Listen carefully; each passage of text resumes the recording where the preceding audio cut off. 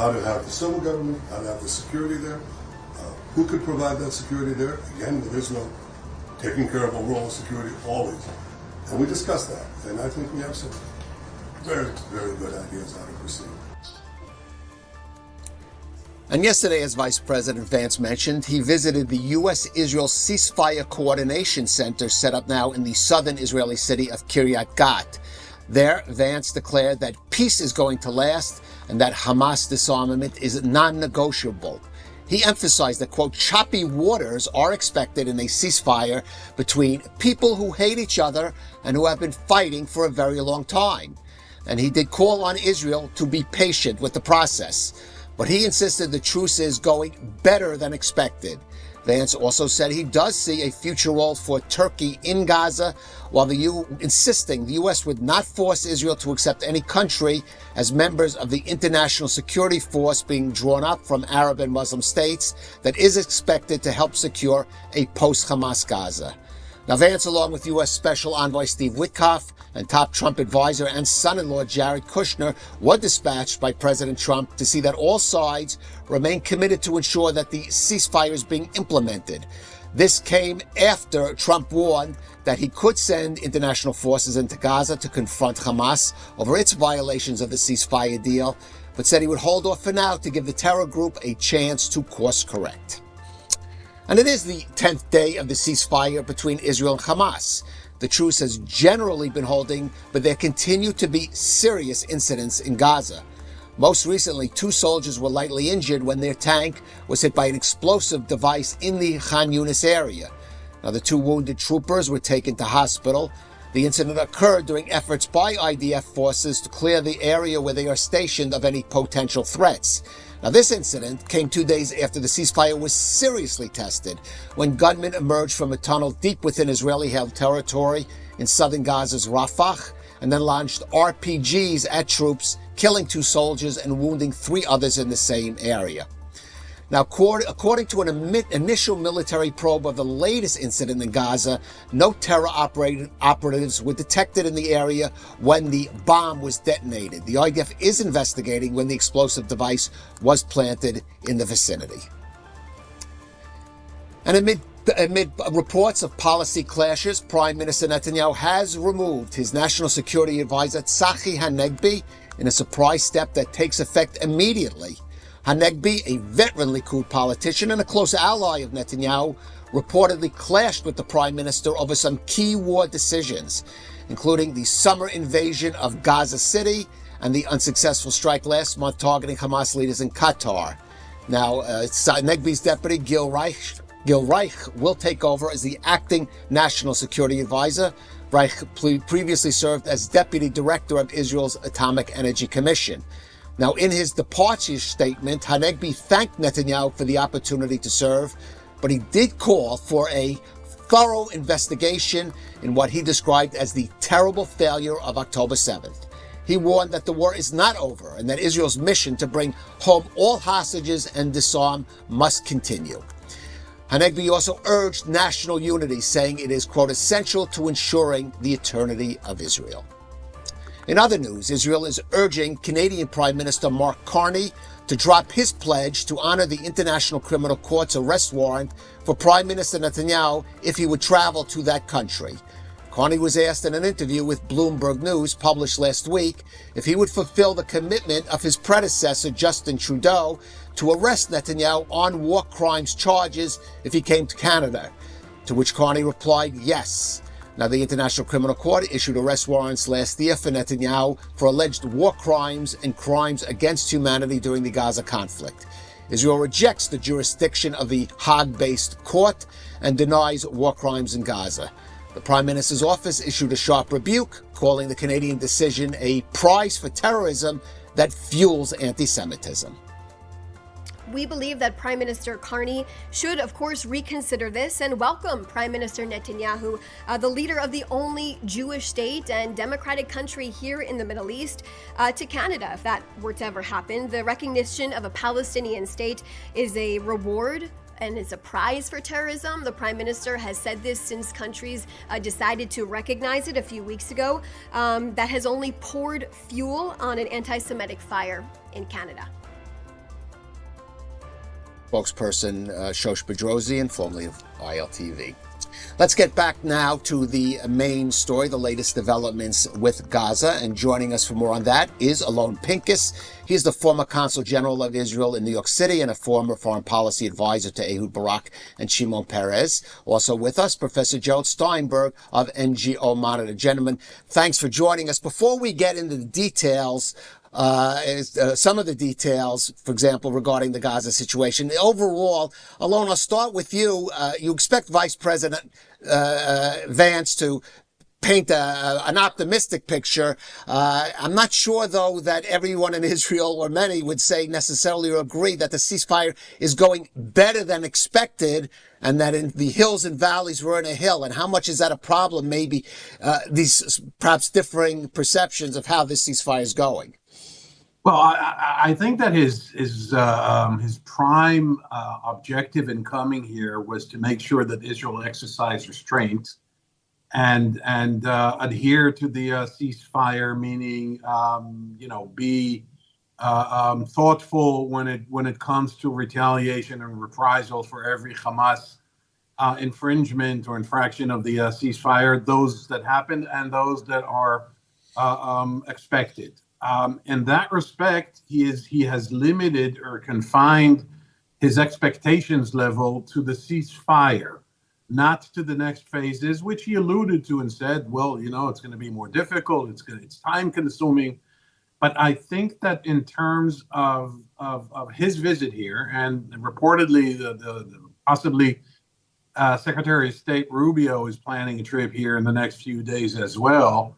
I think the idea here is to protect President Trump's achievement, and that is the ceasefire. As for the next phases, I think, I don't know. I haven't spoken to neither Trump or Vance, but I think they are both skeptical as to the feasibility of the next phases. So now, I think they're concentrating on the ceasefire. Right. We'll get into some of those issues that obviously they're going to be discussing. But I want you to weigh in on this, Gerald, because the ceasefire, of course, we did see the living hostages freed, but still Hamas refusing to hand over bodies. We see them dribbling out after even earlier saying they didn't have any more. We do see incidents, security, some serious ones taking place in the Gaza Strip. Vice President Vance urging Israel to be patient. You wonder how patient Israel can be in this stage. I read the tea leaves somewhat differently than Alon. The statements, the public images that we get, I'm not sure what that means. We have to guess as to what that means behind the scenes. But clearly, now one thing we certainly agree on, that is Trump, Vance, Marco Rubio, if he comes next week. We have, of course, Steve Witkoff and Jared Kushner, who are also here. And this is it's a full court press, to use the American basketball phrase, in order to do everything possible to keep the ceasefire together, keep the momentum going for the process. That's the first stage, and I think basically we agree on that, although I don't agree that it's primarily pressure on Netanyahu. If there are violations by Hamas, like killing the soldiers a couple of days ago, and then the bomb that may or may not have been planted recently that caused the injuries today, that those are Hamas violations. Also, as you mentioned, the very slow process of turning over the bodies. So there's a lot of pressure on Hamas. Now, how that gets translated into action, we don't know. I think it's also important to realize that we had yesterday the visit of the head of Egyptian intelligence. We've had contacts with Turkey, with Qatar. All these things are part of the process to go to the next stage. And I think there is a big emphasis. The 200 American troops that are in Kiryat Gat and that staging center, that's not for maintaining the ceasefire. That's for the day after. That is for reconstructing, first of all, disarming Hamas, and then also starting to reconstruct Gaza. That is really, really difficult. Did the administration know how difficult it was going to be? I'm not sure, but they're certainly learning about it now. Right. I do want to note, Gerald, though, that Israel certainly has been given freedom of action, and alone freedom of action by the administration to respond when these security incidents. Yeah. But in other steps, though, for example, limiting humanitarian aid or closing the Rafah corridor with Egypt, it does seem, according to reports, there was pressure on from the U.S. on Israel not to take steps that would overall endanger the ceasefire. I mean, I would like Alon your response, or Gerald, on that. Well, okay, so let me submit to both of you the following proposition. Some of it you know, but some of it I'm submitting to you. First is, look, Hamas is not going to disarm. They're not going to disarm willingly. I don't expect them to. I have very little expectations as to their credibility or goodwill. So they will not disarm. Since the IDF's withdrawal is in a no man's land, the flexibility and the mobility of the force is such that friction is almost inevitable. Okay, these two are givens. That means that there is a good chance that as a result of miscalculation or misunderstanding, or the so-called strategic corporal, the guy who shoots back and creates an event that immediately assumes strategic proportions. But here's the what I'm submitting to you: that Netanyahu, whether he's right or wrong, I leave to everyone's judgment here. That Netanyahu has been trying to convince the Americans that even if the ceasefire is broken because of Hamas, because of their intransigence, because you can't trust them, et cetera, all true, that even if Israel is required to launch a new offensive, it'll be swift, it'll be decisive. And here's what I'm submitting to you. He's telling the Americans, don't worry about the rest of the agreement. In fact, following in the aftermath of such an Israeli military operation, the likelihood and the viability of the so-called Trump plan, in fact, increases rather than decreases. Since the hostage issue is happily removed, the live hostages at least, is happily removed from the calculus, and Israeli action would facilitate a better later implementation of the next phases. Now, whether he's right, whether he's wrong, and whether the Americans are going to buy into that, or whether you two are going to buy into that, I don't know. But I'm saying this is the thinking, and it's consistent with what Trump said yesterday actually, that if Hamas don't get their act together, their end will be fast and furious. I'm paraphrasing. And so I'm not ruling out that the ceasefire will collapse, but that does not necessarily mean the end of the agreement. Right. I mean, I think we would all agree that down the road, the governance of Gaza, that is, there are many hills and valleys before we reach that point. I'm going to let Gerald respond in a minute, but I do want to point out there is certainly one issue, which is an immediate issue in the sort of phase 2 of the agreement, and that is the composition of the international security force that is expected to enter Gaza, I would say, as soon as possible. And we know that there are already some issues there. Vice President Vance addressing that yesterday, especially the role of Turkey, saying Israel is not going, the U.S. won't force any country on Israel in terms of this ISF, but he does see a role for Turkey in Gaza, or the Trump administration sees a role for Turkey in Gaza. That's got one of the issues they're discussing right now. And now, Gerald, I'll give you a chance to respond. First of all, these are very complex negotiations at that one level, and that is the United States and Israel, and Netanyahu and Trump, and Vance as the vice president, and the others. These are really complex issues. And the level of detail, of course, that Israel has, the experience that we have, is and the failures. This is a long history of failures of all sorts of forces out there in these kinds of situations.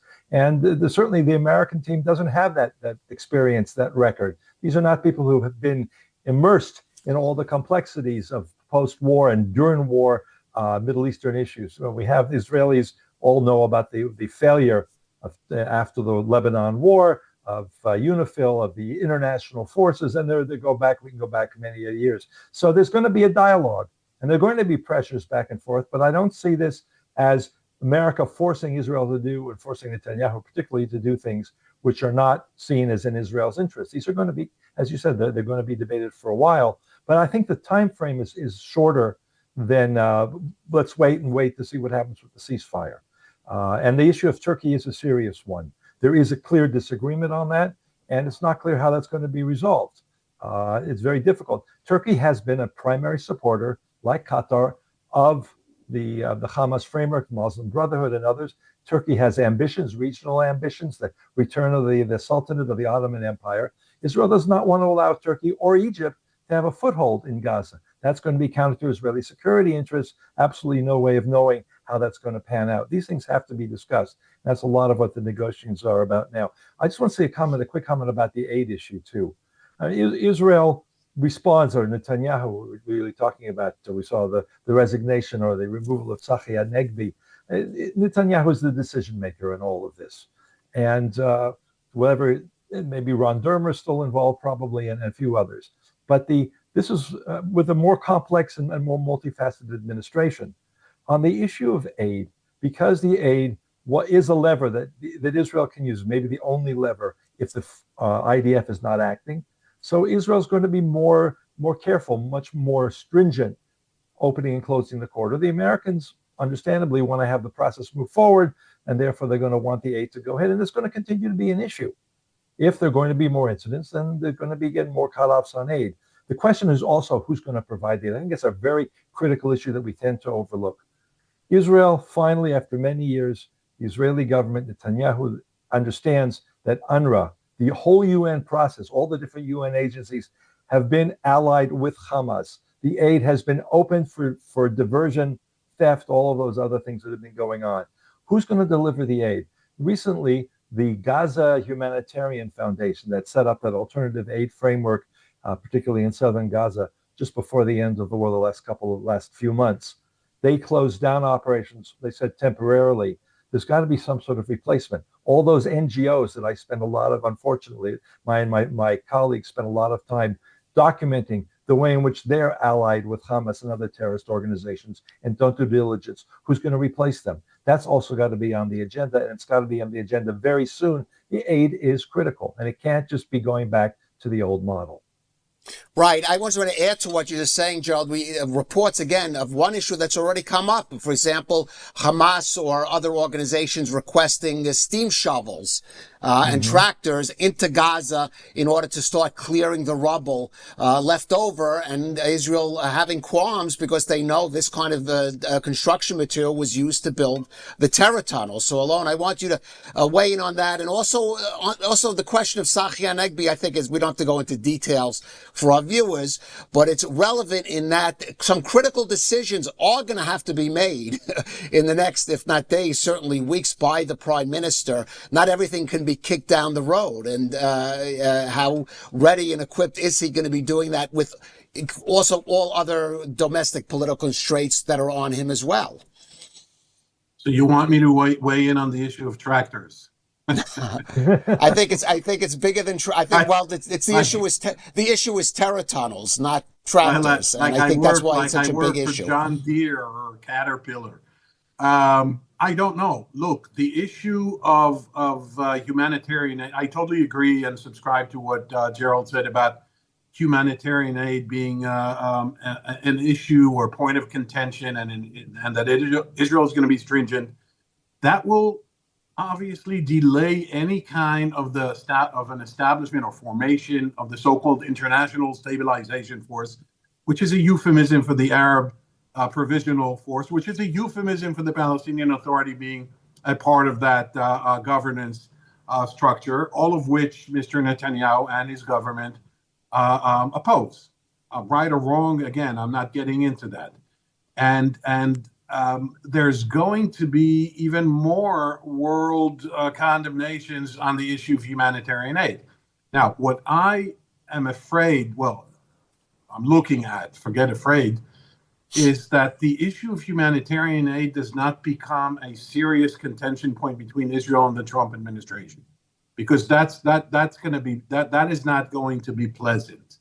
Because on the one hand, you're right, and Gerald was right, the U.S. will not impose on Israel to open the Rafah crossing and to allow 173 more trucks rather than 90 trucks. whatever the numbers are, if Israel deems it insecure and dangerous. However, if it all boils down to how much humanitarian aid goes in, who does it, and this is where Gerald is absolutely right, there needs to be some kind of replacement, or there's going to have to be some kind of a going back to the UN, which Israel is not going to like, but the idea is out there already. And so I see this as a major obstacle in the next few weeks. As for Tzachi Hanegbi, well, look, again, I don't want to get into the details on the, Right. The nuts and the bolts and the fly on the wall imaginary account of what happened there. Look, it was an ugly dismissal, okay? But that's Netanyahu's style. I'm not getting into that. He's entitled to do that. They could have just announced that Tzachi Hanegbi said that he's finished his, he's fulfilled his mission, and he needs time for his family, et cetera, et cetera. Right. Actually, reportedly, there were health issues too that could have been emphasized. Well, there are health issues. I Yeah. didn't want to get into that, Yeah. and I'll leave that to Mr. Hanegbi. But the point of the matter is, and I know I'm saying something which, to our viewers may sound somewhat unpopular or counterintuitive. The National Security Council in Israel, which, in Netanyahu's credit and his former and first aide and first head under Netanyahu, Uzi Arad, was designed as a heavy-duty, serious clearinghouse on these issues, has lost a lot of its power, lost a lot of its aura, lost a lot of its responsibilities and authority. I hear people quoting that Netanyahu, or sources close to Netanyahu, that he relieved Hanegbi or fired Hanegbi, call it what you want, because Hanegbi opposed the attack on Qatar. Come on, since when does what the head of the National Security Council says on Qatar is a cause for dismissal? That's not serious. There's something else behind this. I don't know what. All right. I just know many people feel that Minister Ron Dermer, for example, took over a lot of the responsibilities in a way that had been done in the past by the National Security. So you do raise an interesting issue there, Alon, about the Palestinian Authority. Again, its role in Gaza, supposedly under the agreement, only comes after some kind of period of reform that's not specified. It would seem to be an issue down the road. But Gerald reports today of two senior PA officials going to Egypt specifically to consult with the Egyptians as they are setting up. Certainly the Egyptians will be one of the, if not the key player in this security force being assembled. Again, is this another one of those issues that Israel may have to confront perhaps sooner rather than later? There are a lot of issues that Israel is going to have to confront in the next few weeks. These issues are not going to be, as you said earlier, not be able to be kicked down the road, because something has to happen in Gaza to change the status quo and to prevent Hamas from taking over. Let's remember that when Israel withdrew in August of 2005, it withdrew and handed the keys to the Palestinian Authority. And then there was a very violent coup by Hamas in 2007. Is the PA, the Palestinian Authority, which is really a very corrupt, very archaic type of a system. Abbas in his 20th year of a 5-year term or something like that as president. To be able to repeat that history is something that Israelis are going to be very reluctant to do. But then the question becomes, what's your alternative? And that's the problem. That's been the problem really for the last 2 years at least. If you're not going to agree to the various proposals on the table, some sort of interim government, some sort of Arab-based framework, the role of the PA, so what are you going to put instead of that? And the army certainly does not want to be the IDF. The chief of staff has made it very clear, does not want to be the acting governor of Gaza with whatever it is, 1.7 or something like that, Palestinians. And that's not what the army's for. So what's your alternative? And that's being banged out. I think it's going to be very difficult. And Israel's going to have to, all sides are going to have to make compromises on this. There may be a symbolic or more than symbolic role for the PA. Is Egypt going to be involved? Is Qatar going to be involved? There's been talking about the UAE. Well, the UAE or Indonesia, they can provide some symbolic troops, but they're not going to do the hard security tasks. So all of this got to be developed. And there's another point that's important. When Vice President Vance went to see the command center, I've forgotten what the formal name they put up. Where is it? It's in Kiryat Gat. It's in Israel. It's not in Gaza. They're not going to repeat the catastrophe of the American Marine Force in Lebanon after the 1982 war that was replaced Israeli forces, Israeli troops, and was blown up with hundreds of casualties back in those days by Hezbollah. Boots on the ground are not going to be seen in Gaza. So who others boots are going to be there? The U.S. is going to be operating this remote control. And that's something that's another fact of life that we have to take into account. So there are more questions, more difficulties than we have substantive responses. Right. We just have about a minute left. Alone, a last word. Again, you have to wonder if the U.S. is not going to put boots on the ground in Gaza, certainly not if this thing is going to ultimately hold together. Well, okay. This is why I'm extraordinarily skeptical about the next phases, and I just don't see them being implemented. All sides lack goodwill, trust, and I question. I don't question. Let me put it this way: the key question is how engaged and committed the U.S. will remain beyond the ceasefire. If Hamas does not disarm, if Israel goes in, if war flares up, it then winds down, is the U.S. still committed to the implementation of the same plan that was presented 2 weeks ago in the White House? I doubt that. So right. to repeat Gerald, I know we're out of time. To repeat what Gerald said, the question is always, what's the alternative? Right. Because We'll have to leave it at that. What is the alternative? It's a good question to end with. Alone Pink is Professor Gerald Steinberg. Thank you for joining us on ILTV. And that is a wrap for this edition of ILTV, broadcasting live from Israel in the heart of the Middle East. We're here every hour with the latest breaking developments, reports, and insights. Stay with us.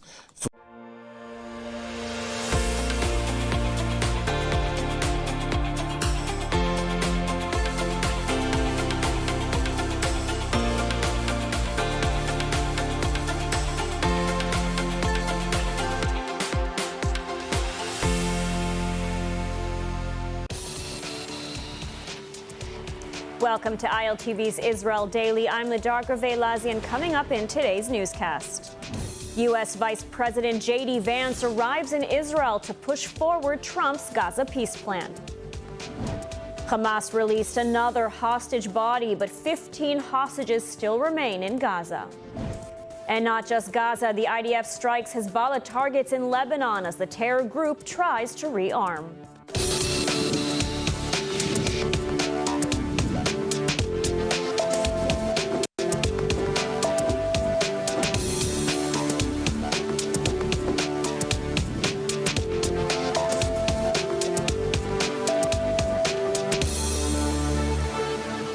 U.S. Vice President J.D. Vance arrived in Israel today at the start of high-level talks aimed at salvaging the fragile ceasefire with Hamas and pushing forward President Donald Trump's Gaza peace plan.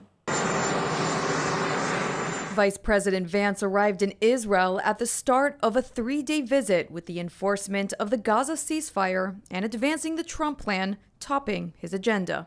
The visit follows Monday's meeting between Netanyahu, Trump envoy Steve Witkoff, and Jared Kushner as the U.S. pushes Israel and Egypt to keep the ceasefire on track after several violations by Hamas. Ahead of the visit, the Hostages and Missing Families Forum sent a letter to the U.S. administration thanking them for their efforts, but urging continued pressure until, quote, every body and every soul is brought home.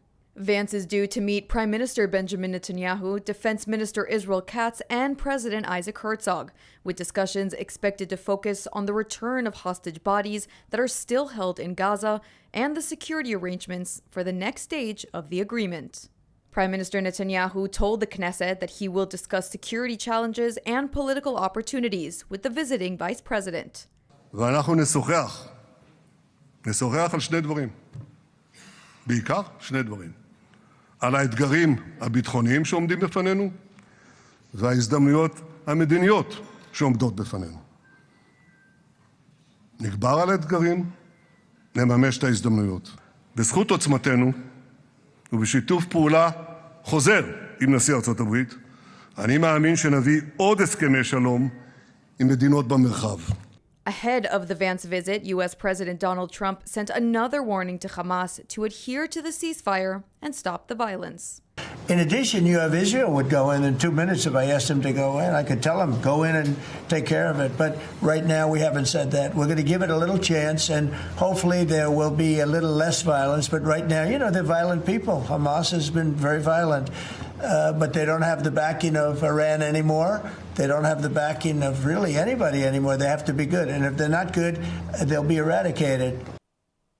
Meanwhile, the fragile Gaza ceasefire is holding for now. The IDF has begun marking the separation line of control by the IDF. Israeli officials are also taking aim at Hamas claims that it does not know the location of the remaining 15 Israeli hostage bodies. More from ILTV's Steve Leibovitz. The IDF has begun installing massive yellow concrete blocks to mark the yellow line, a key boundary in Gaza under the current ceasefire agreement.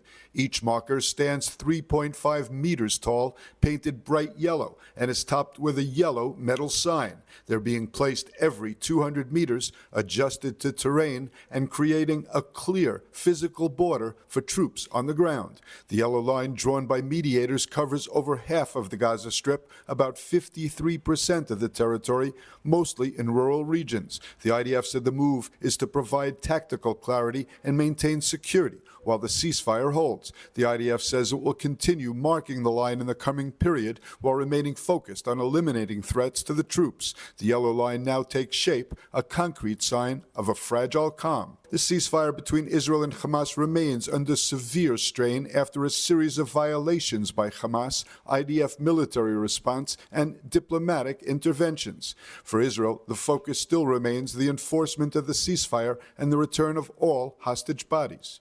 As Hamas continues to make the excuse they cannot locate them, let's make something very clear. Hamas dragged our hostages into Gaza and either murdered them on October 7th or during captivity, with the sole exception of a soldier taken in 2014. No one misplaces people they kidnapped. Any suggestion that Hamas doesn't know where the hostages are is not just an excuse, it's part of their propaganda. The opening of the Rafah crossing with Egypt remains on hold. Israel says it will remain closed until Hamas returns all the remains of the slain Israeli hostages held in Gaza. As of now, 13 bodies have been handed over out of the 28 promised under the deal. The coming days are crucial for whether this truce can transform into something lasting or devolve into a return to war. And meanwhile, Israel woke up earlier today to another development in the hostage return situation.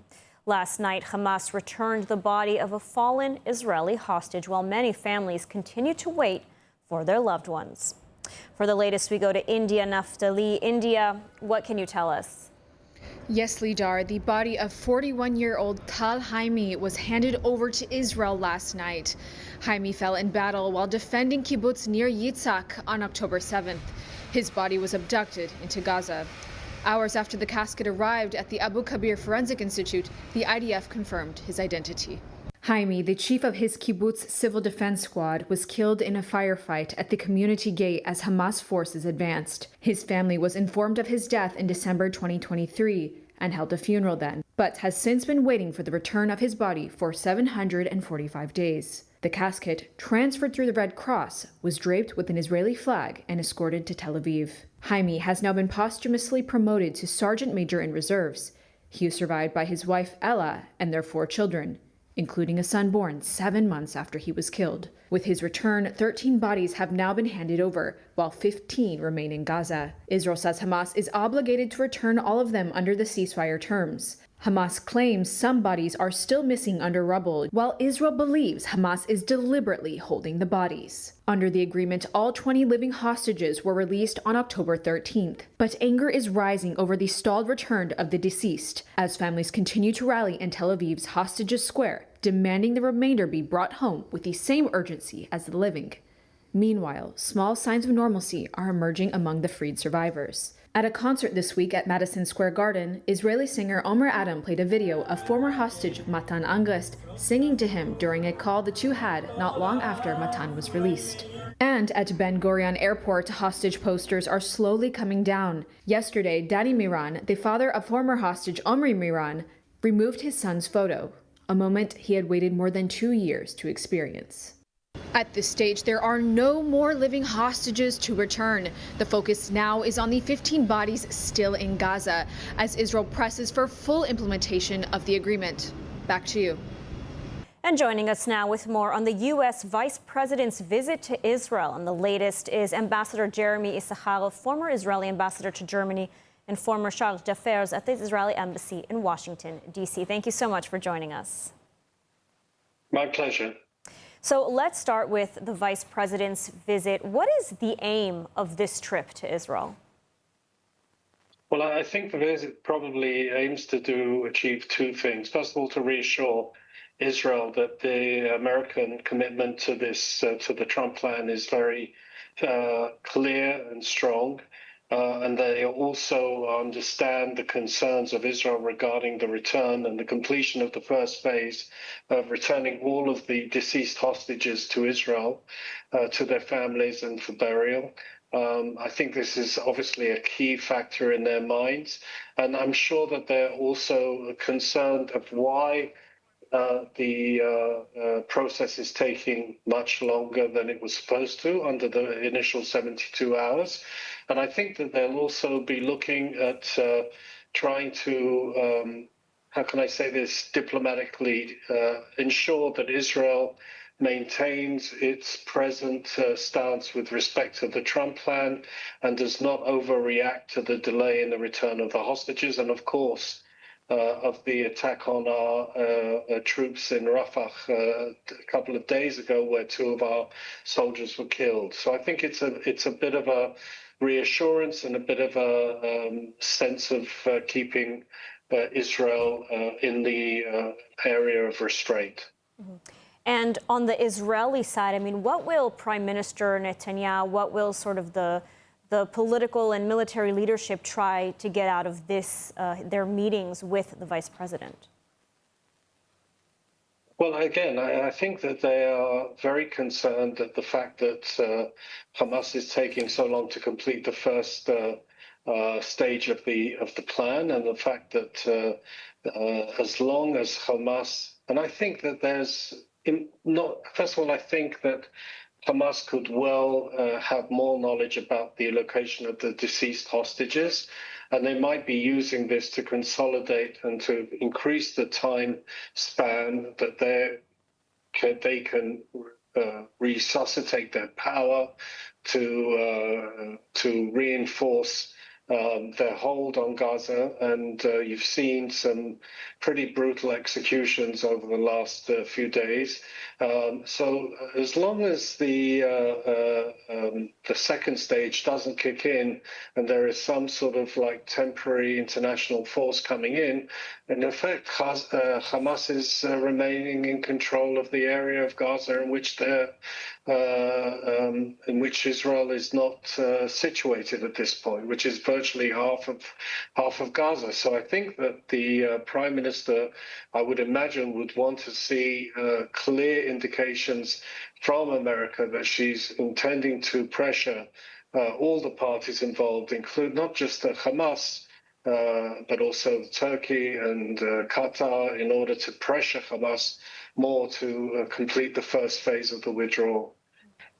So indeed, a lot of challenges lay ahead. Ambassador Jeremy Issacharoff, thank you so much for joining us today. Thank you. Thank you. On October 7, I was here at the Nova Music Festival. I ran for my life, hid for 7 hours. Terrorists shot me twice. Thankfully, I survived. I'm still dealing with trauma, and I'm not alone. 3 million Israelis are in trauma.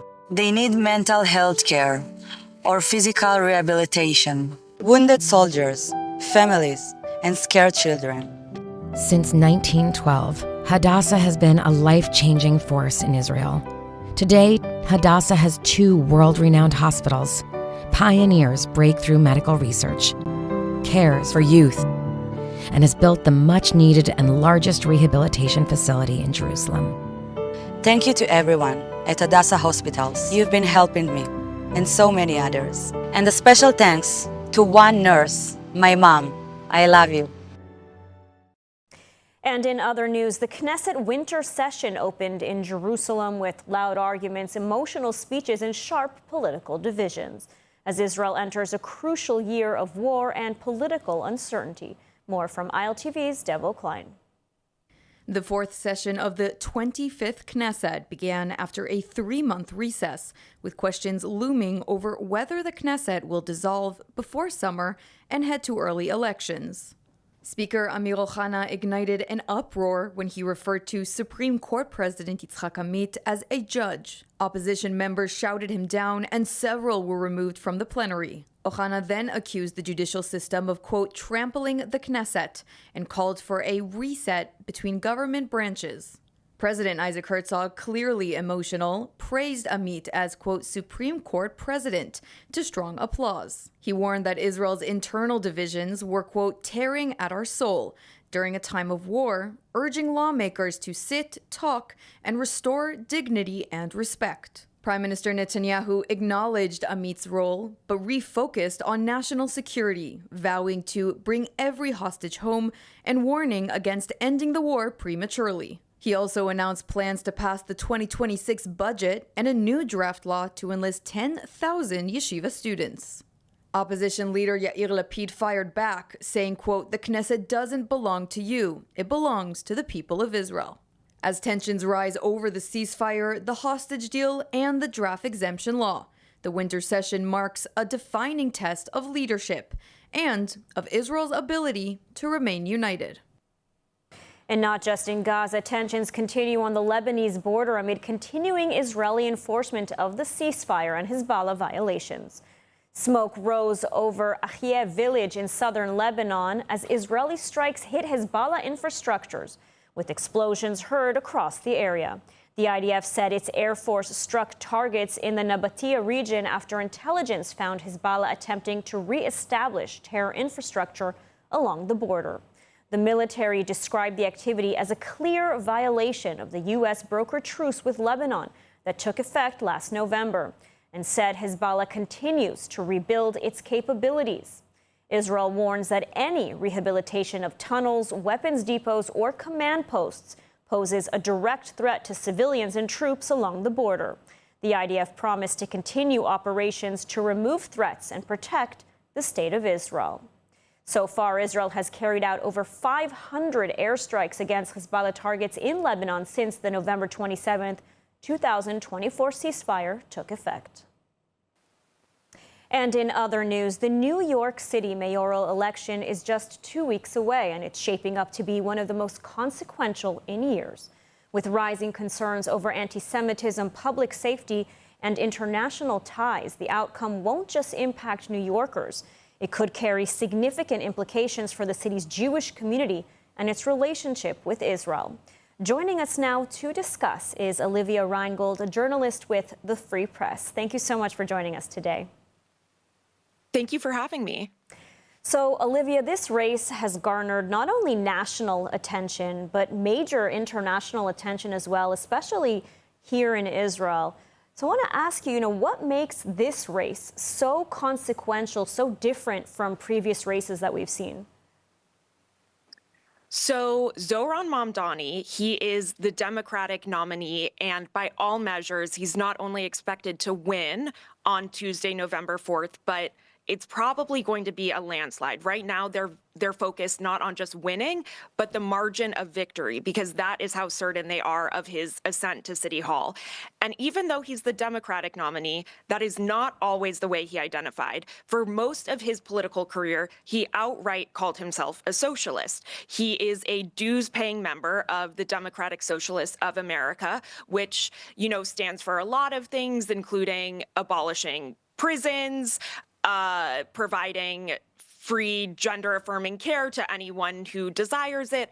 But the glue of this group after October 7th has been radical anti-Israel politics. This is a group with which Zohran Mamdani is a proud member of, that after the recent ceasefire between Israel and Hamas, the Democratic Socialists of America opposed this ceasefire. I think it's fair to say that they are not pro-peace after you read the statement that they released recently. And so this is not business as usual, and it has major implications for the Democratic Party. I mean, as you mentioned, Mamdani, he's a very controversial figure, but he is enjoying tremendous popularity despite his views, or perhaps maybe because of his views. I mean, what is his appeal to Democratic voters? One thing I want to add is that not only is he wildly beloved in New York, but arguably a meaningful portion of his coalition includes Jewish New Yorkers, Jewish New Yorkers who identify as anti-Zionist. And so that has been a major driving force of his coalition and making sure that it disarms the accusation, which at times I think is valid, of anti-Semitism, because this is a candidate who he claims to be very, deeply concerned about anti-Semitism, and yet often doesn't believe that anti-Zionism is anti-Semitism. And so he has said things like he wants to increase hate crime prevention funding by 800%. Well, what good is that if you consider most anti-Zionist actions not, acts of bigotry and hatred, but just political statements against Israel? Absolutely. And we've seen in recent days as well, Mamdani posing for a photo with one of the unindicted co-conspirators in the 1993 World Trade Center bombings. We've seen him refuse to condemn chants like globalize the Intifada, which is basically a call to terrorism. And I have to ask, how can New Yorkers who lived through 9/11, the most horrific terror attack on the United States in history, how can New Yorkers vote for someone like that? I mean, it just doesn't really make sense to many here in Israel and around the world. To be honest, I'm not quite sure it makes sense to me. Right now, I'm in the middle of reporting on, furthering that story. We reported on this over the weekend that he appeared next to this imam from Brooklyn who has these links to terror. He's never been charged with anything, but people who attended his mosque have been involved in terrorist attacks. And so Zohran Mamdani, I think how a lot of his supporters rationalize this is I think they consider the accusations to be racist. That is what I've seen. That is how I've seen his supporters rationalize this, because I don't think they can accept it on face value. And so that is how I've seen them respond to this, is they're brushing off these accusations as racist. And, I want to ask, because just yesterday, there was a poll that was released showing that there's still a chance for Mamdani to lose this election in a one-on-one with Andrew Cuomo if the third candidate, Silva, would drop out of the race. I mean, how likely is that to happen now? Yeah. So, all day I get calls from Cuomo donors. Cuomo is the former governor of New York, who he lost the Democratic primary to Zohran Mamdani, but he still is on the ticket. He's running as an independent on this party Fight and Deliver. But I want to be clear, a lot of this, when you look at the actual ballot, the paper ballot that voters will be presented with on November 4th, and early voting also starts soon here, it becomes really clear how much of an uphill battle this is, if not an impossible battle for Cuomo. Because, first, in the first column, you have the Democratic nominee, Zohran Mamdani. Then you have Curtis Sliwa, the Republican nominee. Well, way over on the other side of the ballot is Cuomo on the Fight and Deliver line. And even if Curtis Sliwa does drop out, he is still going to appear on the ballot. There's no way to take his name off of the ballot. Jim Walden, an independent, is going to appear on the ballot. The current sitting mayor, Eric Adams, even though he's dropped out, is still going to appear on the ballot. And so it's very hard to think that, okay, even if this poll shows, that Cuomo, it does not show Cuomo beating Mamdani. It shows Cuomo within 4 points of Mamdani if Curtis Sliwa were to drop out. Well, if all those things happen, when you look at the ballot and you realize all these names are still going to be on there, it makes it really tough to see how Cuomo could pull ahead. All right, well, we will, of course, continue to follow the New York City mayoral election 2 weeks away. Olivia Reingold from the Free Press, thank you so much for joining us today. Thank you for having me. And turning to sports, we're citing serious security concerns for its fans. Maccabi Tel Aviv's soccer team has announced it will waive its allocation of away tickets for next week's Europa League match against Aston Villa in Birmingham. In a statement, the club said the safety and security of our fans is our top priority. Maccabi added that hateful lies and toxic rhetoric have created an atmosphere too dangerous for supporters to attend. Earlier this week, West Midlands police made the unprecedented decision to ban Maccabi Tel Aviv supporters from attending the match in Birmingham, citing serious public order and security concerns. The decision, which drew criticism from Israeli officials and football fans alike, marks a rare instance of a complete away fan ban in European competition. The club stressed its commitment to diversity and unity, noting that its players and fans include Muslims, Christians, and Jews. It also thanked the British government for reviewing the police decision that led to the fan ban and expressed hope that the team will one day return to play in Birmingham under safer conditions. And now let's take a look at the weather forecast. Clear skies are expected around most of the country tonight, with temperatures reaching lows of 20 degrees Celsius or 67 degrees Fahrenheit. Then tomorrow we'll see clear skies alongside steady temperatures with highs of 31 degrees Celsius or 87 degrees Fahrenheit. And that's a wrap for today's news. For the latest updates from Israel on all your devices, be sure to follow our ILTV channels and our new live channel. And you can also catch us on Screen IL with 24/7 live coverage. Stay informed with the latest news straight from the heart of Israel. I am Ladar Gravelazi. Be well, and thank you so much for watching.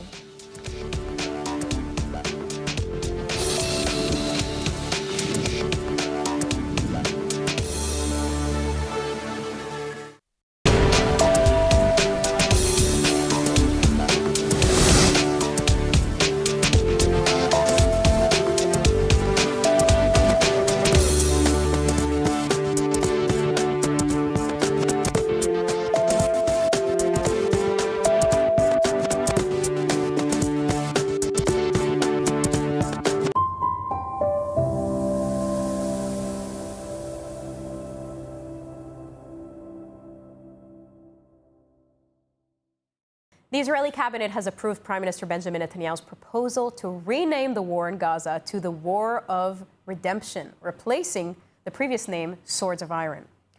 Netanyahu said the name reflects Israel's rise from the October 7th disaster and signals the war's nearing an end.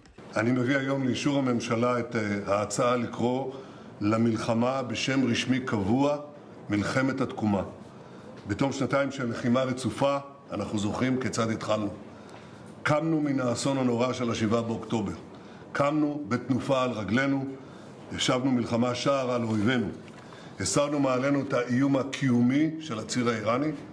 The decision passed overwhelmingly, though Diaspora Affairs Minister Amichai Shikli abstained and Minister Orit Strok voted against, saying it's too early to name the war.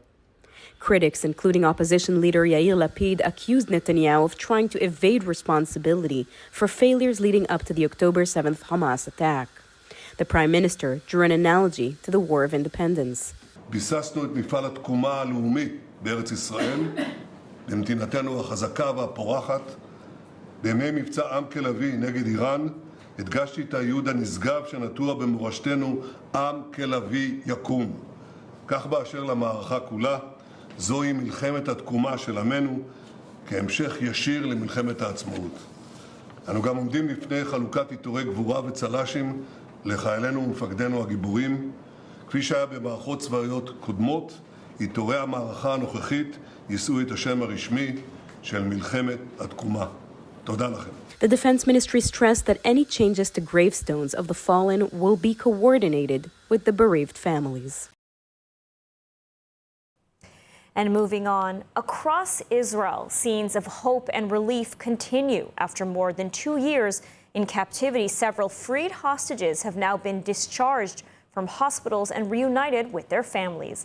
For more on these emotional homecomings and what comes next, we go to India. Naftali in Tel Aviv. India, what's the latest?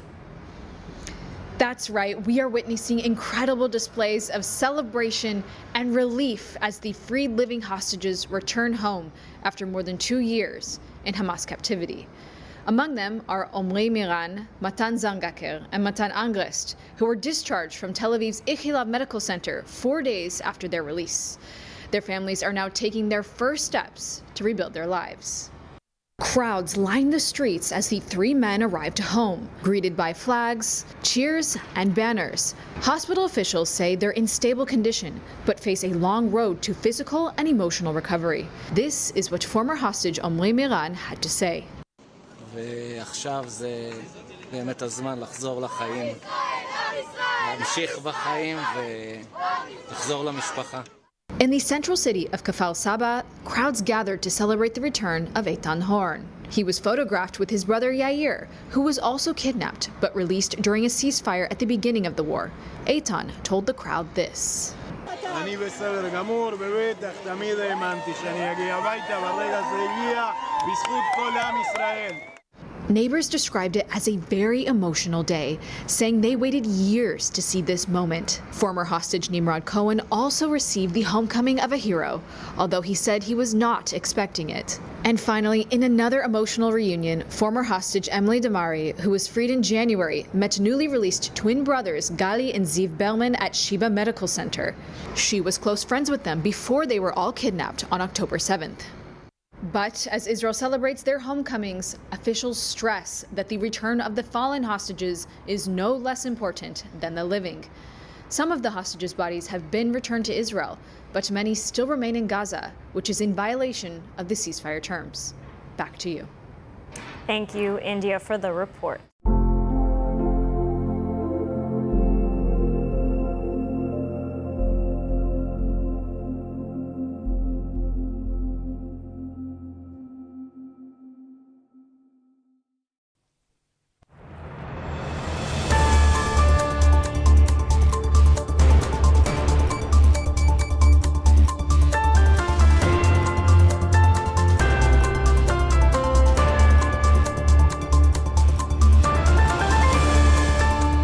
Welcome to ILTV on the Hour. We're live from Israel, bringing you the biggest headlines of the hour.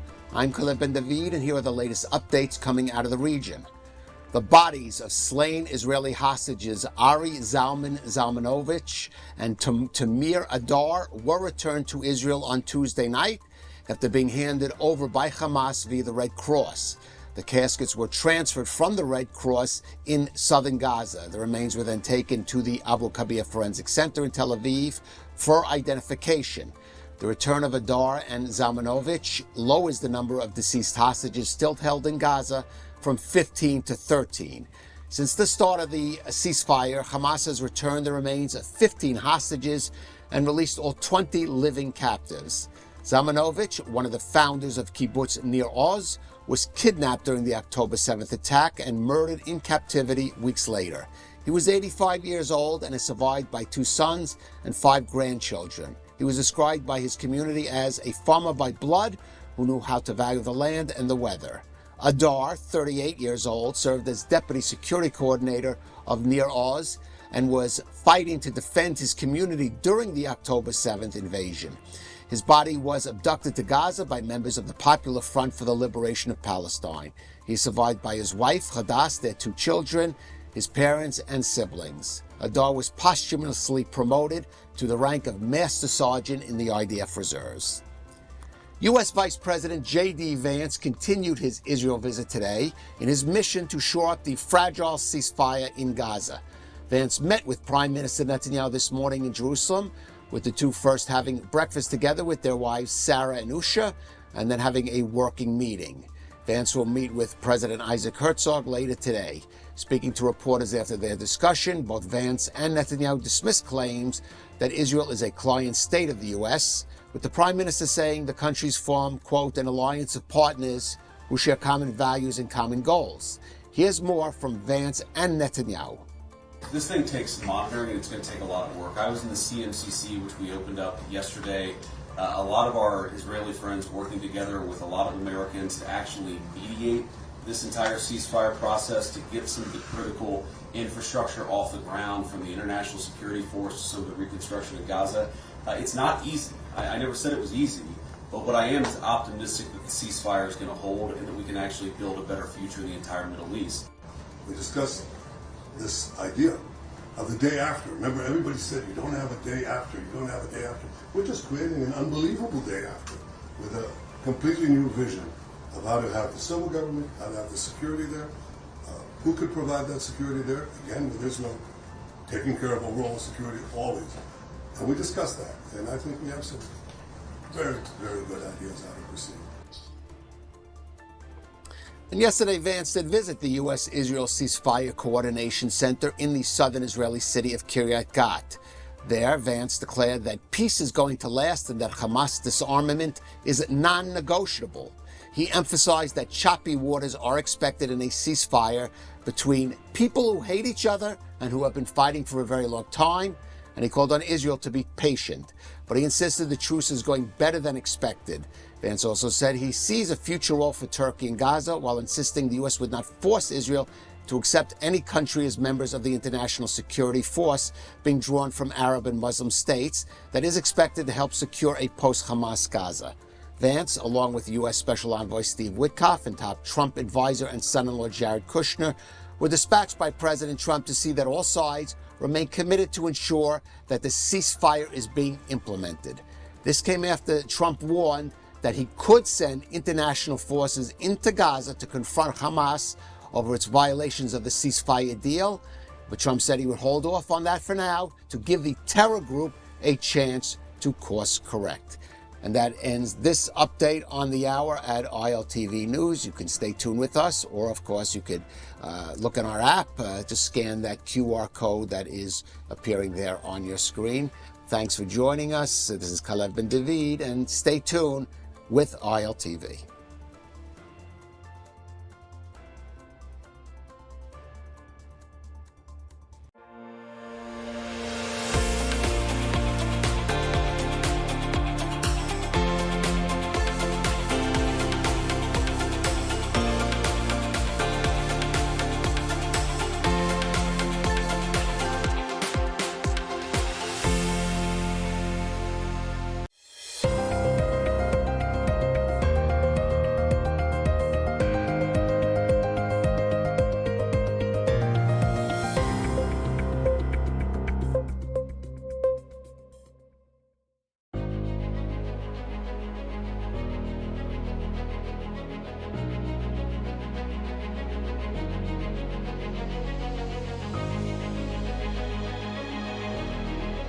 Welcome to ILTV Security Brief. I'm Kalev Ben David.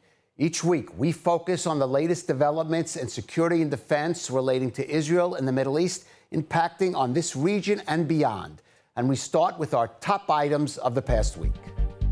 All 20 living hostages are freed as part of the U.S.-mediated ceasefire agreement that saw Israel end its offensive against Hamas, partially withdraw from Gaza, and free 1,950 Palestinian security prisoners.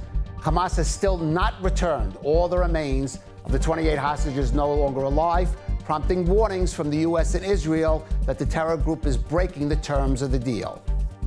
President Trump, speaking at the Knesset podium, tells Israel, "You won the war, it's time for peace."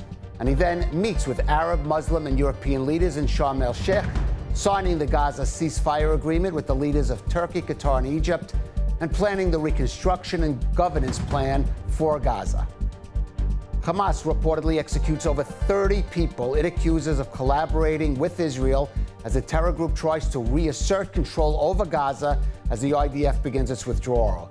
The IDF opens fire on Palestinians it says violated the ceasefire by approaching its troops despite repeated warnings to halt.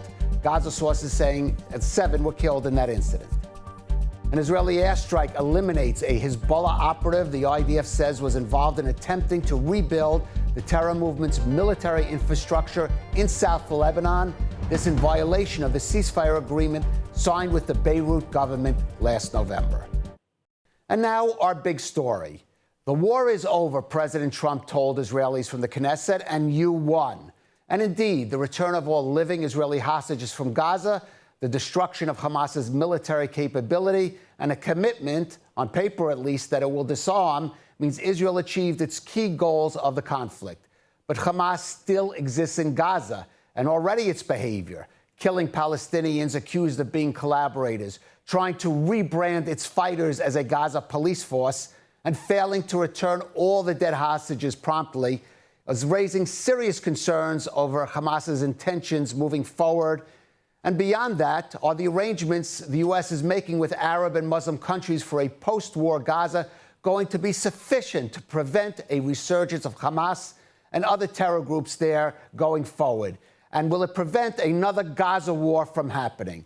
Well, here's President Trump and Prime Minister Netanyahu on the situation in Gaza. But if they don't disarm, we will disarm them.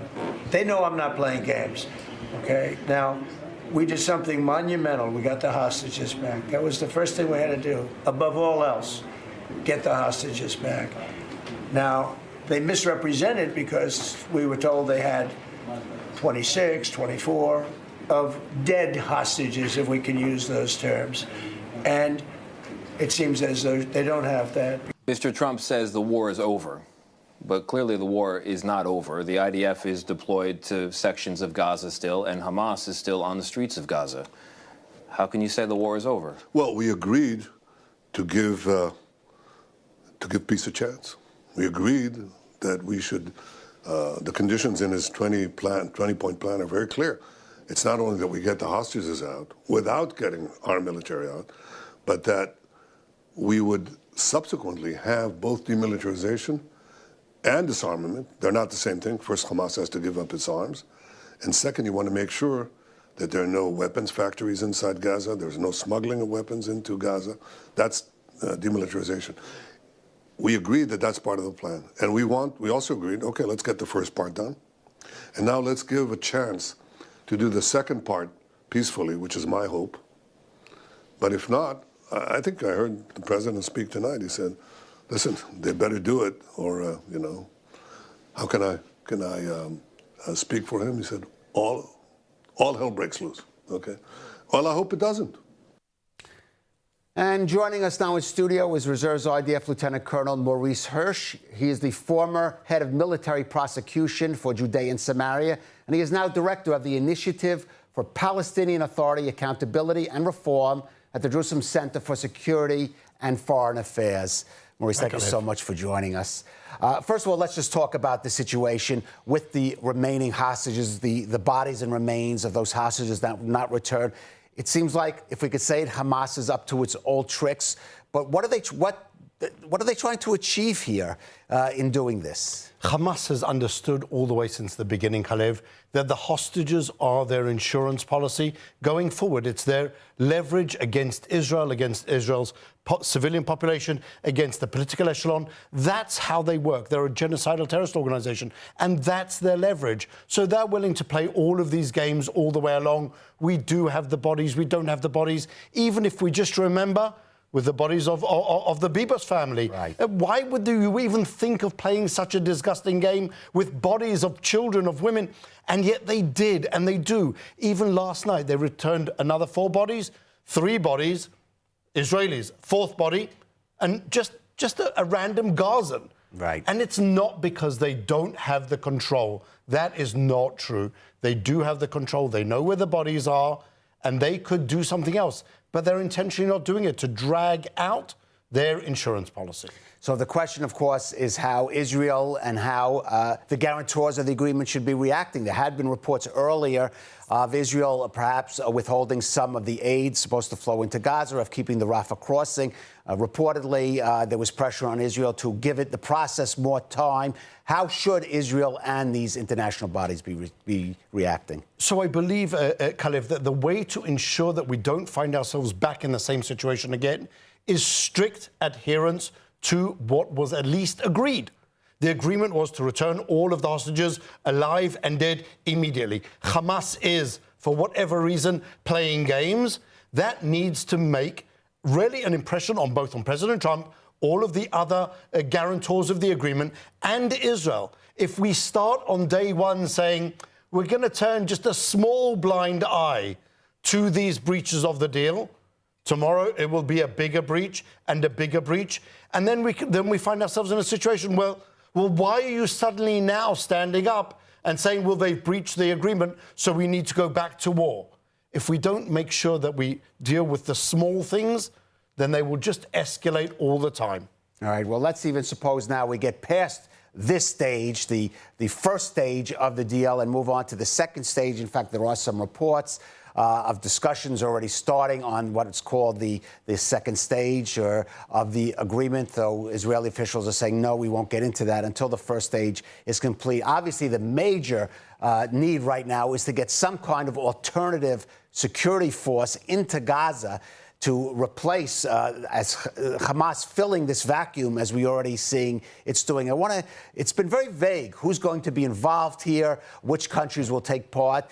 I want to get an idea of how you think that is going to play out and how you think Israel should be trying to influence who's going to be part or how that force is going to operate. So I would like to suggest, Kalev, that the process should be somewhat different. It should first be a focus on disarming Hamas.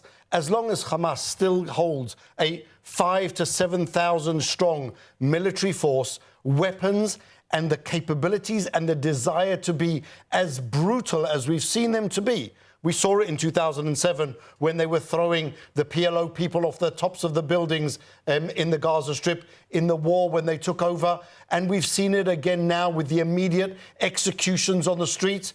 You can't talk about an alternative force until Hamas is disarmed. That is something which has to be first, and then you can discuss who is going to take their place. That has to be also agreed. But that is, I think, the first step. Right. That may be the first step. But then who carries that out? Who checks that it's happening? These are big questions. Certainly we don't expect Hamas to really simply disarm itself. And it may, again, even offer resistance if another force tries to do so. So I think that's really the nature of the agreement that was signed. It was more, let's agree to a general framework and then try and hammer out the small details, which really, it's like Swiss cheese. It had more holes than it did have cheese. And now we have to move forward and say, well, exactly what role are the Qataris going to play? Are they going to be the ones telling Hamas, you know what? You agreed to disarm. We, the Qataris, are going to enforce that by preventing your operations in Qatar, preventing the operations of your leadership, ensuring that you make good on your deal. Let's not forget that I think the strike in Doha, as much as it didn't succeed in taking out the Hamas leadership, it sent a message to the Qataris that also their double game is up. And so now I think the Qataris have an interest in making sure that their proxies, that Hamas are moving forward, are going to meet that agreement, are going to give President Trump, first and foremost, what he has committed to. And that is something which I think we'll see. The opposite force, unfortunately, is a problem. And that's the Turkish force. Yeah. Erdogan is not coming to ensure that Hamas disarms. Erdogan is coming to ensure that Israel, the great aggressor, is not continuing to fight against Hamas. So you have really those two conflicting forces going now into the Gaza Strip, and really it could be a recipe for a disaster. We have to see how that it really is going to be navigated between those different forces without even Israel being party to that. Well, you're saying Israel not being part of it. What kind of security guarantees is Israel going to need if indeed, for example, you discuss the presence of Turkish forces in the Gaza Strip? Should Israel even accept something like that when we know at the same time it's making demands on Syria in those talks to try to avoid having Turkish forces right on its border? So that's exactly it. Trying to navigate for Prime Minister Netanyahu to agree with President Trump who exactly is going to be that force that is going to go in, ensure on the one hand that Hamas disarms and all of that demilitarization that he described, making sure that they don't have weapons factories, that they don't have any type of weapons stocks which they can then pull out and use against us. That's a force which cannot be Turkish and cannot be solely Qatari and cannot be solely United Arab Emirates and cannot solely be American. So putting that force together, I think, is going to be one of the more complicated steps of stage 2/3, depending on which order you put them in. And that is something which I fear is going to be one of the major stumbling blocks going forward now, even before we haven't finished yet stage one, which is persuading Hamas, you agree to release all the hostages, actually meet your agreements before anything else can go forward. Right. But of course, even before that happens, the talks, you can be sure informally that's already being discussed among these nations and parties involved, and perhaps even started at Sharm el-Sheikh. Let's move beyond just even the security control. Then there is issue of the governance of the Gaza Strip, of course, for Hamas. Even if it wouldn't give up its arms, it would try to impact and influence on the civil governance. That was a source of its influence there. There's supposedly already reports, Palestinians, technocrats being chosen for this. For Israel, a worrying sign, perhaps, that Palestinian President Mahmoud Abbas was invited to Sharm el-Sheikh and seems to have been brought into the process already at this stage? I don't think that there's necessarily any fear from Mahmoud Abbas and the Palestinian Authority. They barely control Judea and Samaria. They barely control Ramallah, let alone Jenin and Shechem. And moving on to Gaza, their declarations aside, is, I think, something which is completely unrealistic. And so it's finding that also that governance body, possibly under the auspices of this new Board of Peace, the guidance of ex-UK Prime Minister Tony Blair, potentially setting up this new body that will worry about prosperity for Gaza, developing Gaza, rather than terror and destroying Israel. That's what Hamas did. We now have to try and move forward if we seek a better lifestyle, not only for Israel, but also for the Gazans, for however many there are, whether it's 1 million, 1.5 million, 2 million, over 2 million. If we seek prosperity for them and not another war, then we have to find a way to move that forward. And I think bringing in really an independent group of technocrats run by someone who isn't connected to either of these groups and has a genuine commitment to moving forward is actually the right way to progress. This is something that we at the JCFA wrote already in November 2023. Talking about an alternative for Gaza underneath the guidance of an international guiding board, governance board, that will ensure that we don't go back to where we were on the 6th of October. Right. And yes, I would say the presence of Mahmoud Abbas in Sharm was more of a symbolic gesture. But it does say in the agreement that at some point a reformed Palestinian Authority would have a role in governance. And of course, this is an area where you've been working on for many years. The agreement itself doesn't say what's a reformed Palestinian Authority, who decides whether it's reformed. So let me ask you, as someone who's been involved in this for many years. So I would have my idea of what exactly reforming the Palestinian Authority is, but let's take the American idea. Let's assume that we're building on the Peace for Prosperity, President Trump's peace plan, the deal of the century back in 2020. There was a list of different aspects of governance, civil governance, education, health, welfare, judiciary that needs to be changed within the Palestinian Authority. It was a long list. There were plans for every one of them. And then, if you remember, there was the peace conference in Manama. Right, the Palestinian Authority, that President Trump's idea was to get buy-in of the Arab countries, a $50 billion peace plan for the Palestinian Authority, for the Palestinians, and they refused to go. Why did they refuse to go? Because they understood from the peace plan that the peace plan cuts them out of any financial governance. First and foremost, financial reform. Money isn't going to terrorism. Money isn't going for the pay-for-slay. Billions of dollars being wasted on supporting and rewarding terrorists for murdering Jews. These things have to fundamentally change. And then you ask yourself, which of these Palestinian leaders is actually going to do that? Mahmoud Abbas is the father. That's his legacy for the Palestinian Authority. Pay-for-slay. He hasn't done anything else. He brought pay-for-slay. He developed pay-for-slay. He raised the salaries time after time after time. That's his legacy. And to say now, well, some other leader is going to come in and say, you know what, we're not going to pay salaries anymore. What about the subject of the refugees, right? The return of the refugees. Who now is going to tell the Palestinian people the refugees will never go back to Israel? They will never flood and destroy Israel. You're going to have to live within the confines of this so-called Palestinian state. Who of them is going to be that brave to tell these people, you're always going to return to Israel? That's what they've said. Who's now going to stand up and say, for 75 years we've been lying to you, it's just not going to happen? And these are the critical reforms that need to happen. Taking incitement out of the education process. Is that something that's going to happen? Who's going to do that? It's certainly not going to happen in a period of weeks or months, and potentially may take years and decades. I do want to know, President Trump, of course, saw this Gaza plan not just as bringing peace and prosperity to Gaza, but as part of a vision for a new Middle East, the term we've heard in Israel before, of Israel expanding its relations beyond those existing Arab states. He certainly, as President Trump, you would expect him to be very optimistic. I want to get your sense, though, the reality of how much of this process underway, if it proceeds in Gaza, is actually going to lead to expanding those ties, and with whom. So I think if the countries that are involved really do give precedence to their national interest rather than allowing Mahmoud Abbas or Hamas or any other Palestinian leader to hold them back and to hold them hostage for their rejectionism, then we'll be able to see developments there. Whether MBS is going to allow Saudi Arabia to take advantage of a potential trade corridor that goes through Israel straight to the Middle East, instead of all the shipping around and through the Gulf, where Iran has more of an influence, where the Houthis have more of an influence.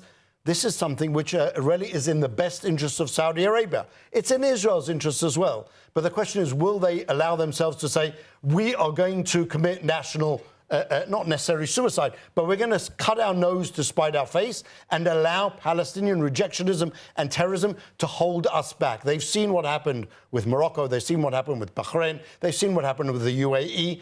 Social development, cultural development, financial development, and they are not oblivious to that. And those ties remained during this conflict. They remained even strong during the conflict. And so they're looking left and right and thinking, well, who do we want our bed partners to be?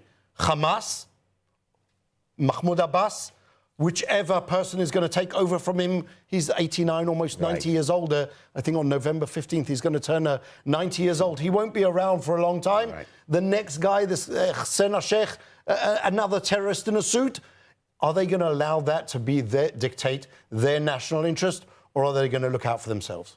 All right. Well, these are certainly interesting, historic, momentous times, and we should just say a word that with all that's happening, we're speculating, getting those living hostages back, of course, has been the key benefit of this agreement so far, and at least Israel has that. I have to admit, Kalev, that I did not believe that we would see the day when we got all of the live hostages back. I believe that Hamas would hold on to them for really forever.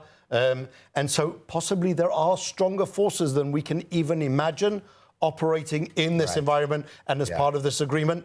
And when President Trump says you will disarm, Hamas will disarm. Well, let's hope those forces keep working. Maurice Hirsch, thank you for joining us on ILTV. Thank you very much. And now a final word. This past week, the IDF ceased its offensive in Gaza. And after 738 days in captivity, all 20 of the living hostages were set free.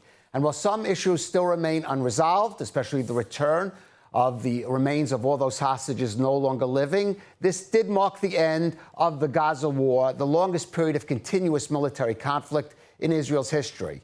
Certainly, President Trump made it clear in his Knesset address that from his viewpoint, the battle that began with the October 7th attack was now over, and Israel has emerged as the winner.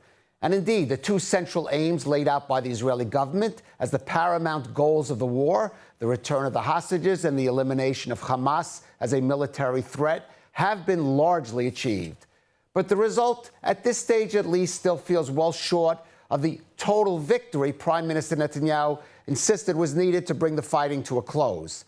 Hamas still rules the streets of Gaza in those areas where the IDF has withdrawn, and its signed commitment to give up its weapons is belied by both its actions and the rhetoric of its leaders.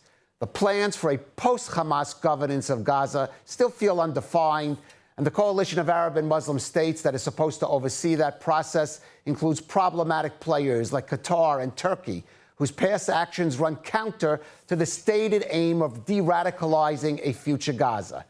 And while the Trump administration proved again and again its staunch support for Israel, its vision of a new Middle East living in peace with the Jewish state remains at this point more aspirational than actual. As always, Israel will have to rely primarily on itself and its defense forces to provide its own security in Gaza and elsewhere. But one thing the Gaza war proved decisively was that success on the battlefield itself is not enough for a relatively small nation in a primarily hostile region and an increasingly hostile world in order to achieve the type of victory that brings lasting peace. That means going forward that this and future Israeli governments must not replicate those mistakes that hindered the Gaza war effort the past 2 years. It must make greater diplomatic efforts to shore up existing alliances and create new ones where possible so that it can maintain international support in the war on terror, besides the expected backing from a stalwart U.S. There must also be a more sophisticated approach taken in making Israel's case to the world through the international media and newer fields of communication. This to counter both the unnatural biases against the Jewish state and the well-funded campaigns mounted against it by antagonistic regimes. And the leaders of Israel must make a priority of communicating its aims, intentions, and sympathies to their own people in a time of war, to prioritize national unity and put aside the promotion of other divisive issues when the people of Israel are being asked to make the ultimate sacrifice of themselves, their sons and daughters, in fulfilling their military duty at a time of conflict. In his sometimes rambling speech to the Knesset, President Trump returned again and again to one key point. Israel has won the war in Gaza, but now it must win the peace. He stressed that winning the peace can only come through a position of strength, and that means both maintaining a military preparedness at the highest level of efficiency and demonstrating a willingness to use that power when a country's security is threatened and other more peaceful means of deterring threats have been exhausted. But Trump also called on Israel's leaders to show openness and flexibility to new possibilities that may arise in the wake of the Gaza war, telling them that only by embracing the opportunities of the moment can we achieve our goals of ensuring that the horrors of recent years will never happen again. Now, only the naive could believe right now that the fight against Hamas was the last of Israel's wars, or perhaps even its final battle in Gaza itself. But at least the choices that Israel makes in the crucial days ahead might set it on the correct path to an eventual, true and lasting peace, rather than down the road to continue a conflict. Thank you for joining us on ILTV Security Brief. Just under 2,000 terrorists, murderers, rapists, and October 7th monsters are now walking free. Some in Israel, some abroad, and not because they escaped, but because we, Israel, released them. Why? To bring our hostages home. And yes, thank God they are finally home. We have waited for this for so long. They're alive and breathing and with their families.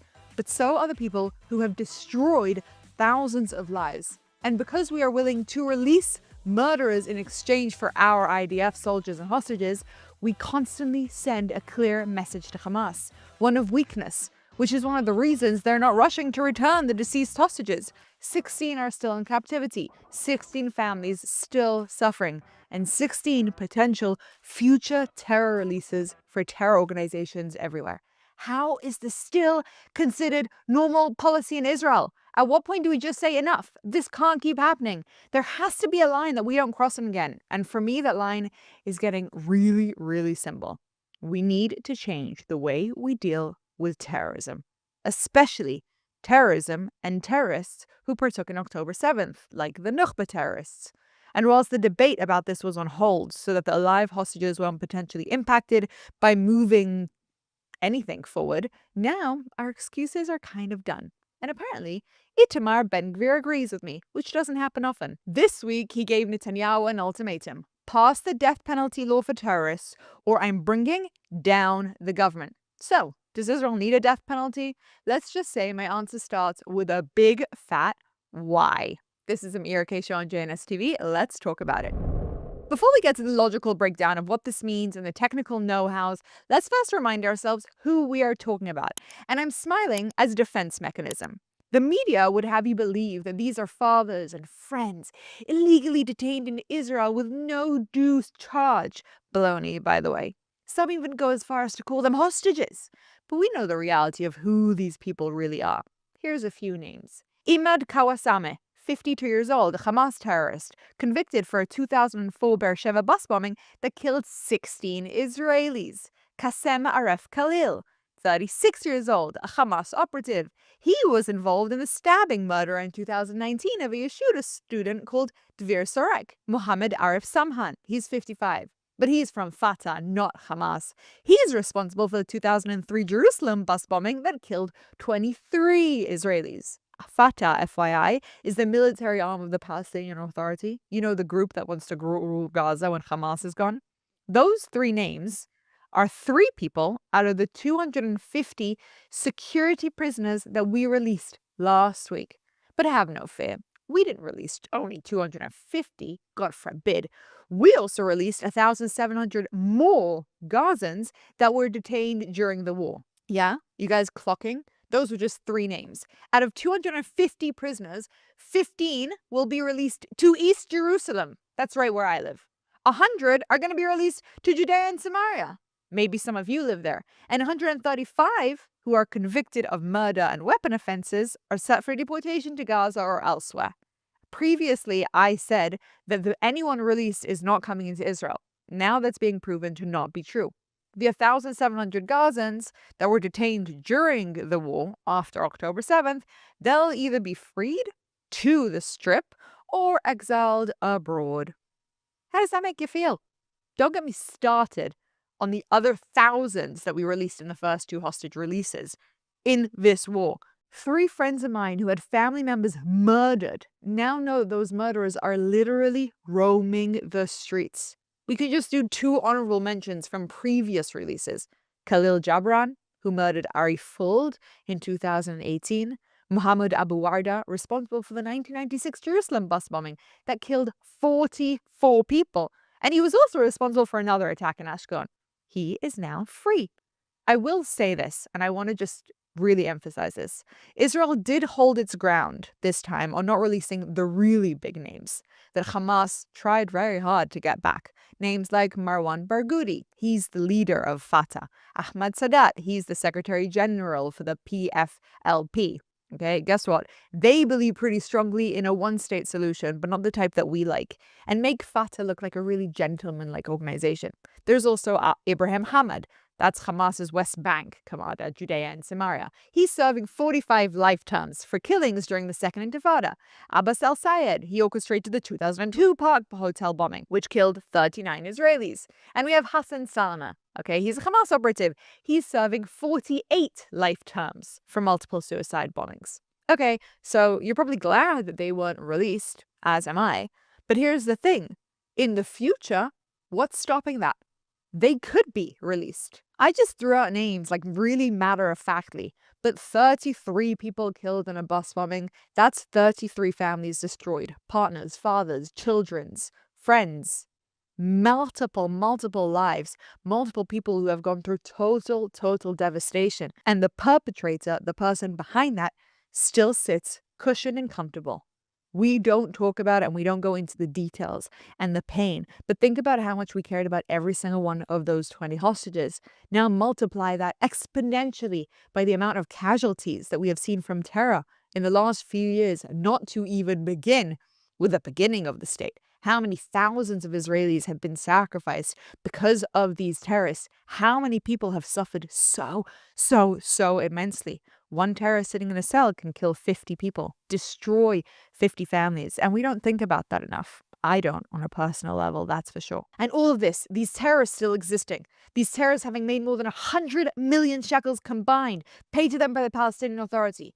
These people now roaming the streets and planning the rebuilding of Hamas and other terrorist organizations could all not be our reality if we had the dignity to actually just say that it is time for the death penalty.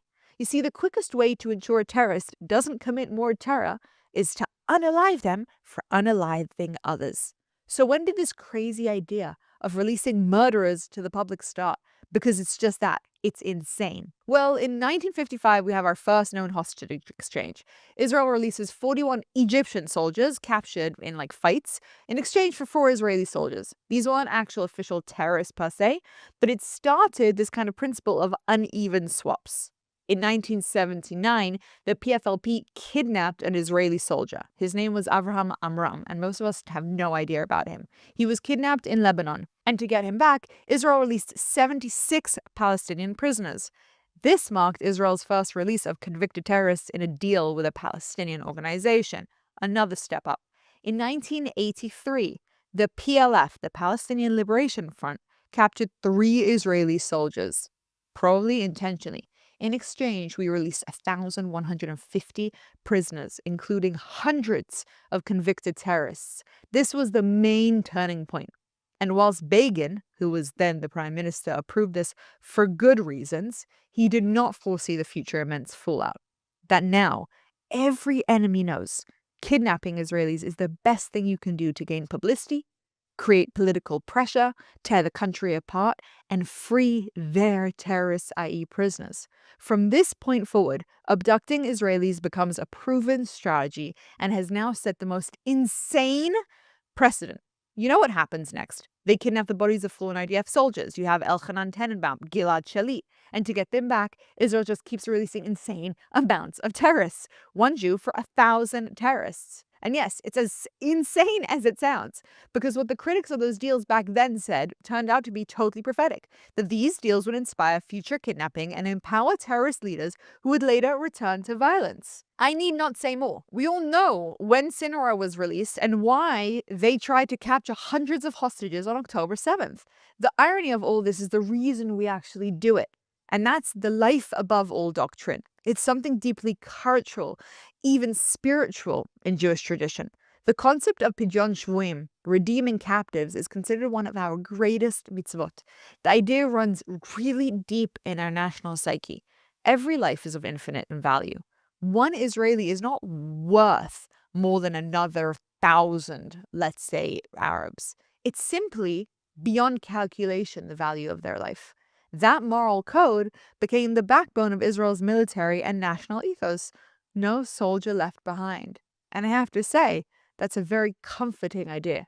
It's a moral ideal. However, it ends up meeting a really, really, really harsh political reality. Israel's a small country. Every kidnapped soldier becomes a national story, and the pressure to get them home is immense. I mean, you all saw the hostage protests. No one wants to become a soldier and think, maybe my country will leave me behind. Governments, even the most security-minded, i.e. right-wing, have found it nearly impossible to withstand that kind of pressure. It's not easy to say, but whether it was Menachem Begin in 1983, Ariel Sharon in 2004, or Benjamin Netanyahu in 2011, and now again, they all faced the same really impossible equation. Do we save one life now, or risk public collapse by saying no? In a democracy like Israel, where trust between soldiers and the state is seriously sacred, refusing a deal can feel like a betrayal of that social contract. But the price of it is immense. Groups like Hezbollah and Hamas have built entire strategies around this logic, knowing that Israel's compassion can be leveraged as a weapon. Dozens of Israelis have been murdered, and I think the number is probably higher than that, in attacks carried out by prisoners released in past swaps. Just October 7th is enough. It's a national paradox. The same humanity that drives Israel to fight for every captive also fuels the cycle that endangers future lives. It's an enormous debate here, but it would all be made so much simpler if we all knew that any successful terrorist wouldn't be alive in prison to be exchanged in the future. And that's, my friends, is why we need to discuss the death penalty. I'll start by saying that the conversation about this has actually been on the table since before October 7th, but now it's specifically pertaining to terrorists known as the Nukhba terrorists, the one that partook in the massacre. There are hundreds of them currently awaiting trial, but every time the death sentence was brought up, it was quickly shut down of fear of what it could potentially do to the alive hostages. Ben Gvir, the main voice behind it, claimed that actually it would show strength, something Hamas needs to see to give us back our hostages. But we won't ever know if that's true. Thankfully, the hostages are in our home with their families. But maybe we can test it now. You see, maybe he's correct regarding the next stages of the war. You know Hamas has zero intention of disarming, and as of this moment, they're playing games with the remainder of the hostages. Yes, it's the bodies, but they are still of utmost importance to us. This is in part due to the fact that they think that we are still soft, that they can get away with it. Peace through strength, this new big slogan that everyone's throwing around, it's not just a phrase anymore. And this might be a very, very strong indicator that they need, that the news is coming for them as well. If Israel can't even take out the Nukhba terrorists, the worst of the worst, then of course we're going to allow for Hamas to survive. And that's the logic that they're running on. That's exactly, FYI, why Ben-Gvir is now not just making public statements about this, about the death penalty like he did at one of the funerals, but he's actually given Bibi an ultimatum. What is it? We end Hamas and legalize the death penalty, and if not, he is going to collapse the government. FYI, it's not actually as bad as it sounds. Elections are coming up here soon anyway, and there's a big chance that they could happen earlier with or without Ben-Gvir interrupting. But on how the elections happen in this country, we'll need to do another episode. Back to our topic. So where exactly does the bill stand, and what does it include? First of all, it's important to note that Israel does have a death penalty law. It's only been used once or twice, depending on who you ask, during the Eichmann trial, where Adolf Eichmann, one of the leading Nazi war criminals, was publicly hung in a very therapeutic moment for thousands of Jews. But for some reason, the law that's in place has never actually been applied against Arab terrorists. Take a second to think how different this country would have been if it had been. The new proposal was submitted by MK Limor Sivan under the initiative of, obviously, Minister Ben-Gvir, and was proposed already a few years ago. It was actually one of the campaign promises made to Ben-Gvir when the current 25th government was put together. Once Limor came into the government, she then went ahead with a practical proposal and brought it to the Knesset. So this has been going on for quite a while, way before October 7th. I think it's important to note that Limor's husband was murdered in a terror attack where she was seriously injured. And only a year and a half later, in the Gilad Shalit exchange, these terrorists were released back into the public. Surprise, surprise, one of them then became a leading commander in Rafah. And he was actually eliminated in the war, so that's good. But Gilad Shalit was released many, many, many years ago. And up until this point, that man has roamed free. It's not a surprise that Sivan wants to push this forward. The proposal is actually pretty simple. It's short, I read it myself.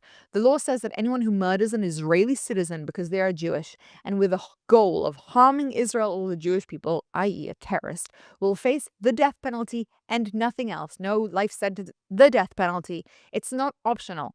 If convicted for this crime, i.e. convicted for terrorism, the death penalty is mandatory. There will be no such thing as terrorists who don't get the death penalty. Right now, terrorists sometimes get actually lighter treatment. They might get better prison conditions, payments from the Palestinian Authority, as we said, hundreds of millions, and even early release in prisoner swaps. How convenient. This law is designed to stop that by making the punishment as severe as possible to deter future attacks.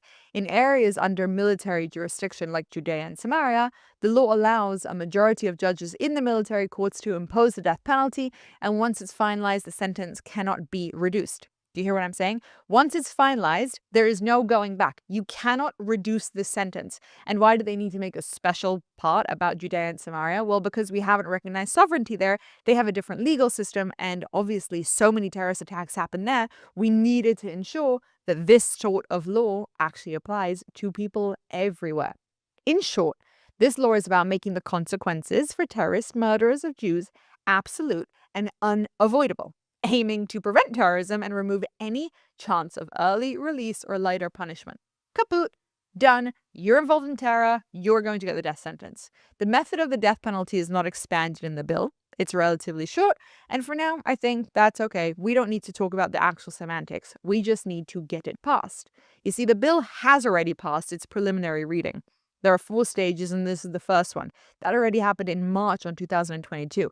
There were 55 votes in favor and 9 against, and that tells you a lot about the sentiment of the country right now. But like all legislation, this law must pass through a multi-stage process which will take a lot of time. In this case, it's widely kind of like acknowledged that the law could have already been completed, all 3 readings, and entered Israel's official book of laws, if not for ongoing political delays. Currently, certain members within the coalition and potentially the Likud party, although supportive in principle, i.e. they want to make their voters happy, are slowing the process. The reasons for this vary, but generally include concerns about international backlash. We will get to that in a second.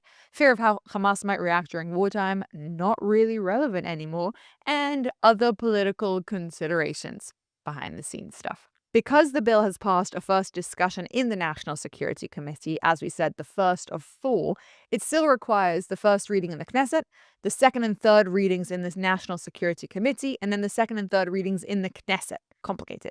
In some cases, it's possible to estimate how long a bill will take to pass, but in this case, it's extremely difficult because the issue with it is actually just political. It's nothing to do with legal jargon.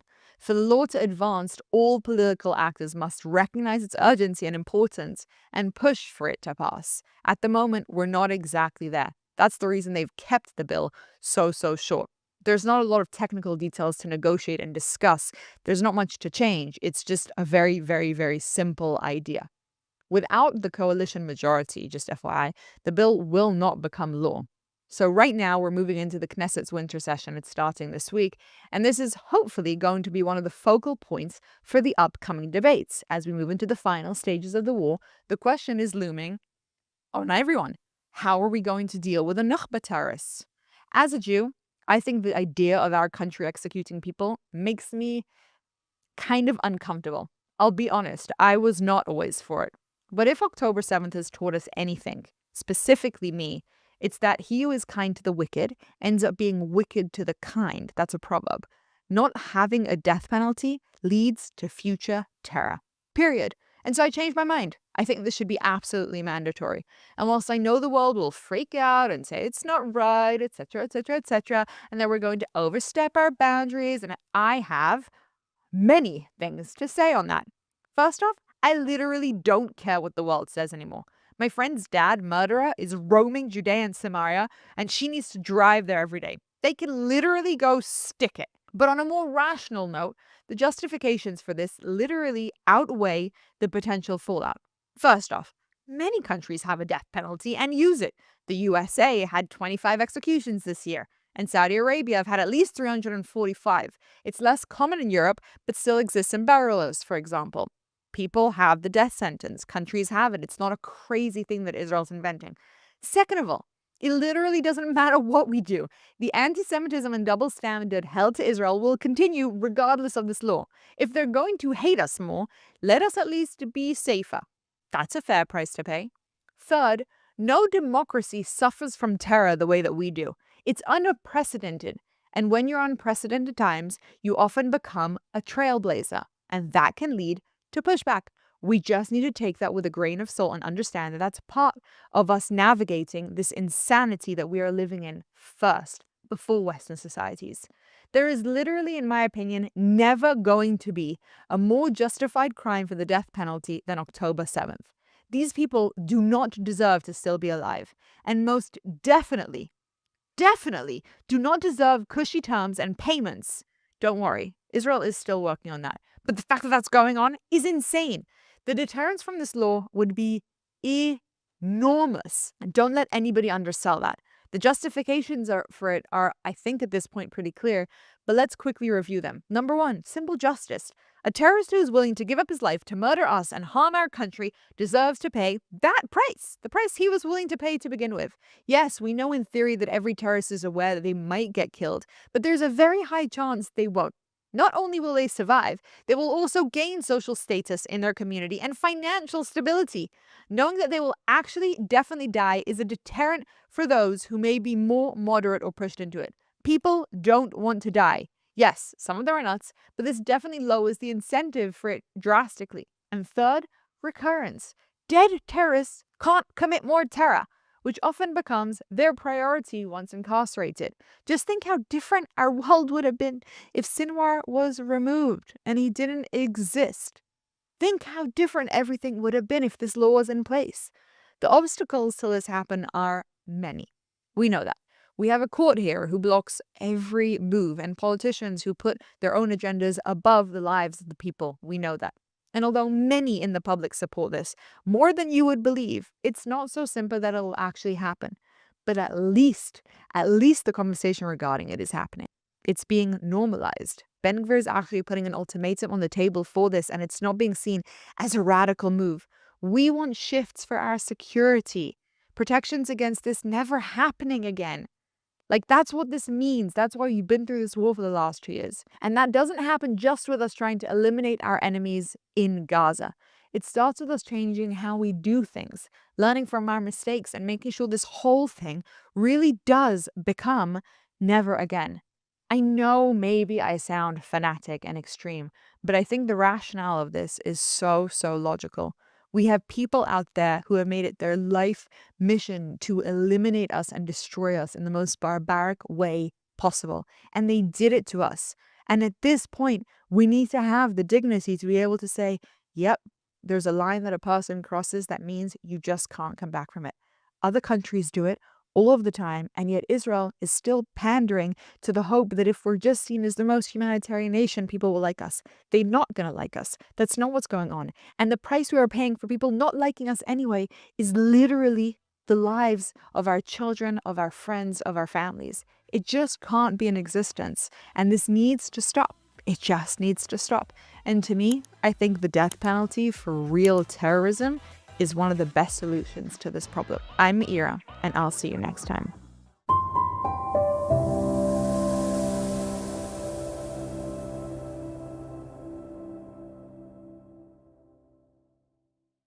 In times of crisis, one Israeli organization is saving lives in a very different way. For decades, Efrat has helped women facing unplanned pregnancies, offering real choices, emotional support, and practical help. Their work has touched tens of thousands of families. Let's take a look. Efrat was founded by a Holocaust survivor who believed the future of the Jewish people rests in new life. Since then, the organization has helped nearly 90,000 women choose motherhood, ensuring that babies are not only born, but raised in loving homes. When the war broke out, we felt we had to do something. We bought 10,000 soft shell jackets and we ran to the posts where these soldiers are and we gave them jackets. What was so amazing is when they saw our car, they said, wait a second, you're Efrat with the abortions? We said, yeah. They said, well, I'm alive because of you. Soldier after soldier, we all of a sudden discovered we met our children out there. The idea that we started meeting our children decades later was overwhelming. Women who call Efrat are often in deep crisis, alone, pressured, and afraid. The first step is listening. Volunteers meet each woman with compassion, practical solutions, and a clear message. She is not alone. The assistance that Efrat gives to the pregnant women who deliberate with us whether or not to continue the pregnancy is very meaningful for the women. First off, when the baby is born, they get a crib and a stroller, a baby bath, a baby kit with bottles, clothing, diapers, and then 2 years of monthly packages with diapers, wipes, formula when needed, food for the family when needed. And then after that, that's not the end of the help. That support extends even further, helping mothers with job training, daycare, and the tools they need to become independent. Many, like Hannah, say Efrat changed their lives. When I reached 26 years old, I got pregnant. It was very difficult for me. I didn't have education. I was living at my mom's house. I didn't know what to do, but the environment was pushing me not to continue the pregnancy. So I called Efrat, and a very nice woman heard my story. And with the help of Efrat, I decided to have my son. Efrat organization helped me when I was in the lowest point in my life. After they helped me, I get back on my feet to become an independent woman. Her son is now grown, and she volunteers with Efrat to support women facing the same fears she once had. With just a small investment, Efrat can provide hope, strength, and a future for mothers and their children. My high vision is that no woman would go into abortion without knowing that she has a choice and that she can stop and think about it, and there are organizations and people who want to help her.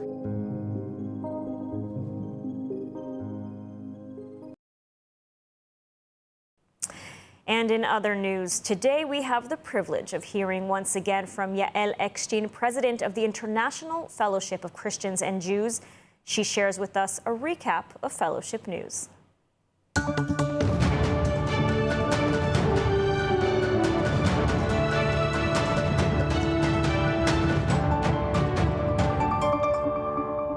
Shalom, my friends from here in Israel, and here are two fellowship projects that you should know about this week. Number one, this week marked the 2-year anniversary since the October 7th attacks. And in Israel, we celebrated the Flags of Fellowship event, where we planted 1,200 Israeli flags outside one of the burned homes at Nir Oz, where 1 in 4 of the people who lived there were either killed or kidnapped. At this ceremony, we heard from the mother of one of the kidnapped, and we even heard from the mayor of the region. Each one of them said very similar things, that within the darkness, we are called to bring light. And that's exactly what our Flags of Fellowship event at the International Fellowship of Christians and Jews does. Number two, in America, we also celebrated Flags of Fellowship as over 1,200 places of worship planted 1,200 flags on each location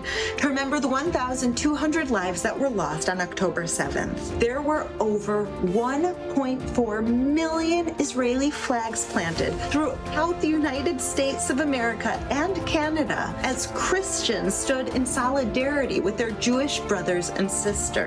They are not scared. They are proud to stand in solidarity, and they will not back down in the face of evil. Well, there you have it, friends. There are two fellowship projects that you now know about at the fellowship. Join me next week, same place, same time, for more updates on what's happening on the ground here in the Holy Land. Shalom.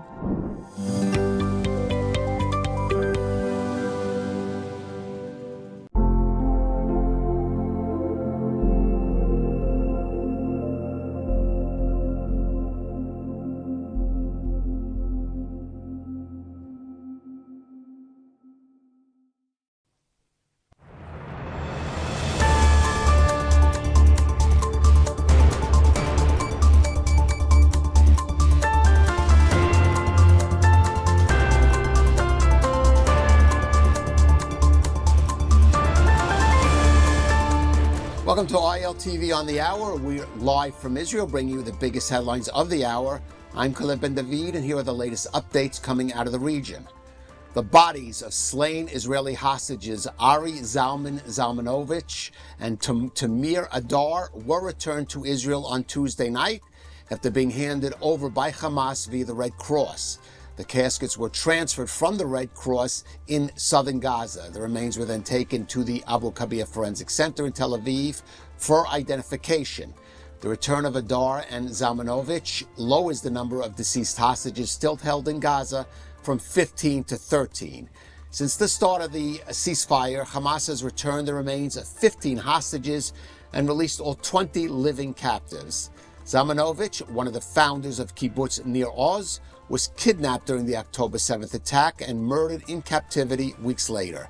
He was 85 years old and is survived by 2 sons and 5 grandchildren. He was described by his community as a farmer by blood who knew how to value the land and the weather. Adar, 38 years old, served as deputy security coordinator of Nir Oz and was fighting to defend his community during the October 7th invasion. His body was abducted to Gaza by members of the Popular Front for the Liberation of Palestine. He is survived by his wife, Hadas, their 2 children, his parents, and siblings. Adar was posthumously promoted to the rank of Master Sergeant in the IDF Reserves. U.S. Vice President J.D. Vance continued his Israel visit today in his mission to shore up the fragile ceasefire in Gaza. Vance met with Prime Minister Netanyahu this morning in Jerusalem, with the two first having breakfast together with their wives Sarah and Usha, and then having a working meeting. Vance will meet with President Isaac Herzog later today. Speaking to reporters after their discussion, both Vance and Netanyahu dismissed claims that Israel is a client state of the U.S., with the Prime Minister saying the countries form, quote, an alliance of partners who share common values and common goals. Here's more from Vance and Netanyahu. This thing takes monitoring, and it's going to take a lot of work. I was in the CMCC, which we opened up yesterday. A lot of our Israeli friends working together with a lot of Americans to actually mediate this entire ceasefire process, to get some of the critical infrastructure off the ground, from the international security force to some of the reconstruction of Gaza. It's not easy. I never said it was easy, but what I am is optimistic that the ceasefire is going to hold and that we can actually build a better future in the entire Middle East.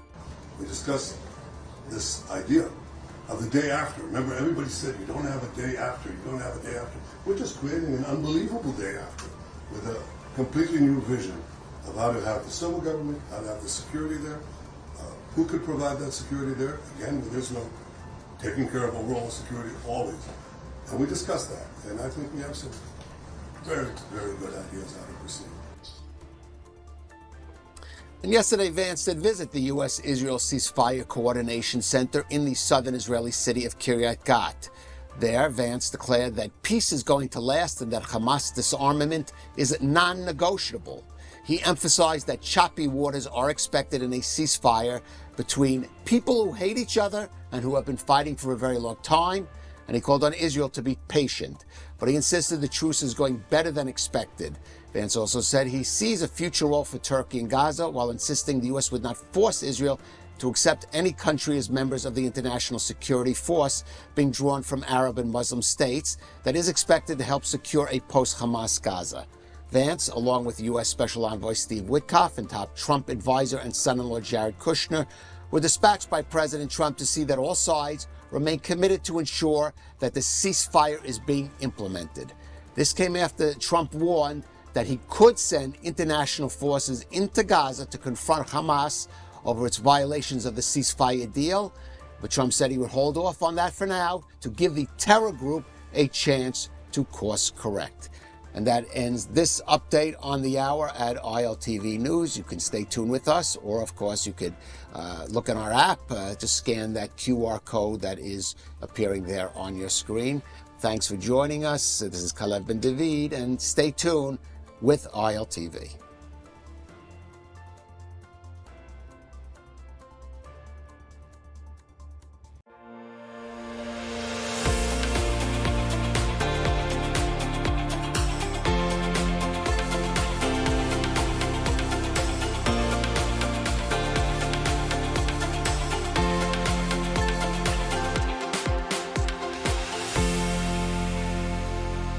From the very first days of fighting, the world said Israel cannot win. Hamas cannot be destroyed. They cannot be destroyed physically. Their ideology cannot be destroyed. And Israel's two goals, to bring home the hostages and destroy Hamas, were completely unrealistic. Throughout all of the static, there was one voice, that of Colonel John Spencer, who joins us today, who's the head of the Urban Warfare Institute, who has an awesome podcast called the Urban Warfare Project podcast. He has been the single voice that has rung out loud and clear that yes, Israel, you can pursue your goals and continue moving forward. John, I'm so glad to have you with us today. Thank you for joining the True East podcast. Well, thank you for having me. It's great to see you again. You too. So I understand you just got back from a trip to Israel where you were on the ground. And I think from our discussions, you didn't have an insight that anyone else didn't have that the war was going to end, did you? No, and I was in Gaza City with the 98th Division deep in Gaza City where there was heavy fighting going on. And I had no clue that that would be the last, possibly the last major day of fighting of this period in the war.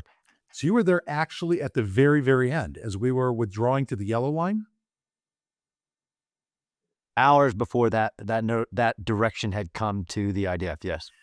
Well, John, I'm going to ask you first. Start out with a big question, which is one that I've been asked, and I've been, relying on you all these months.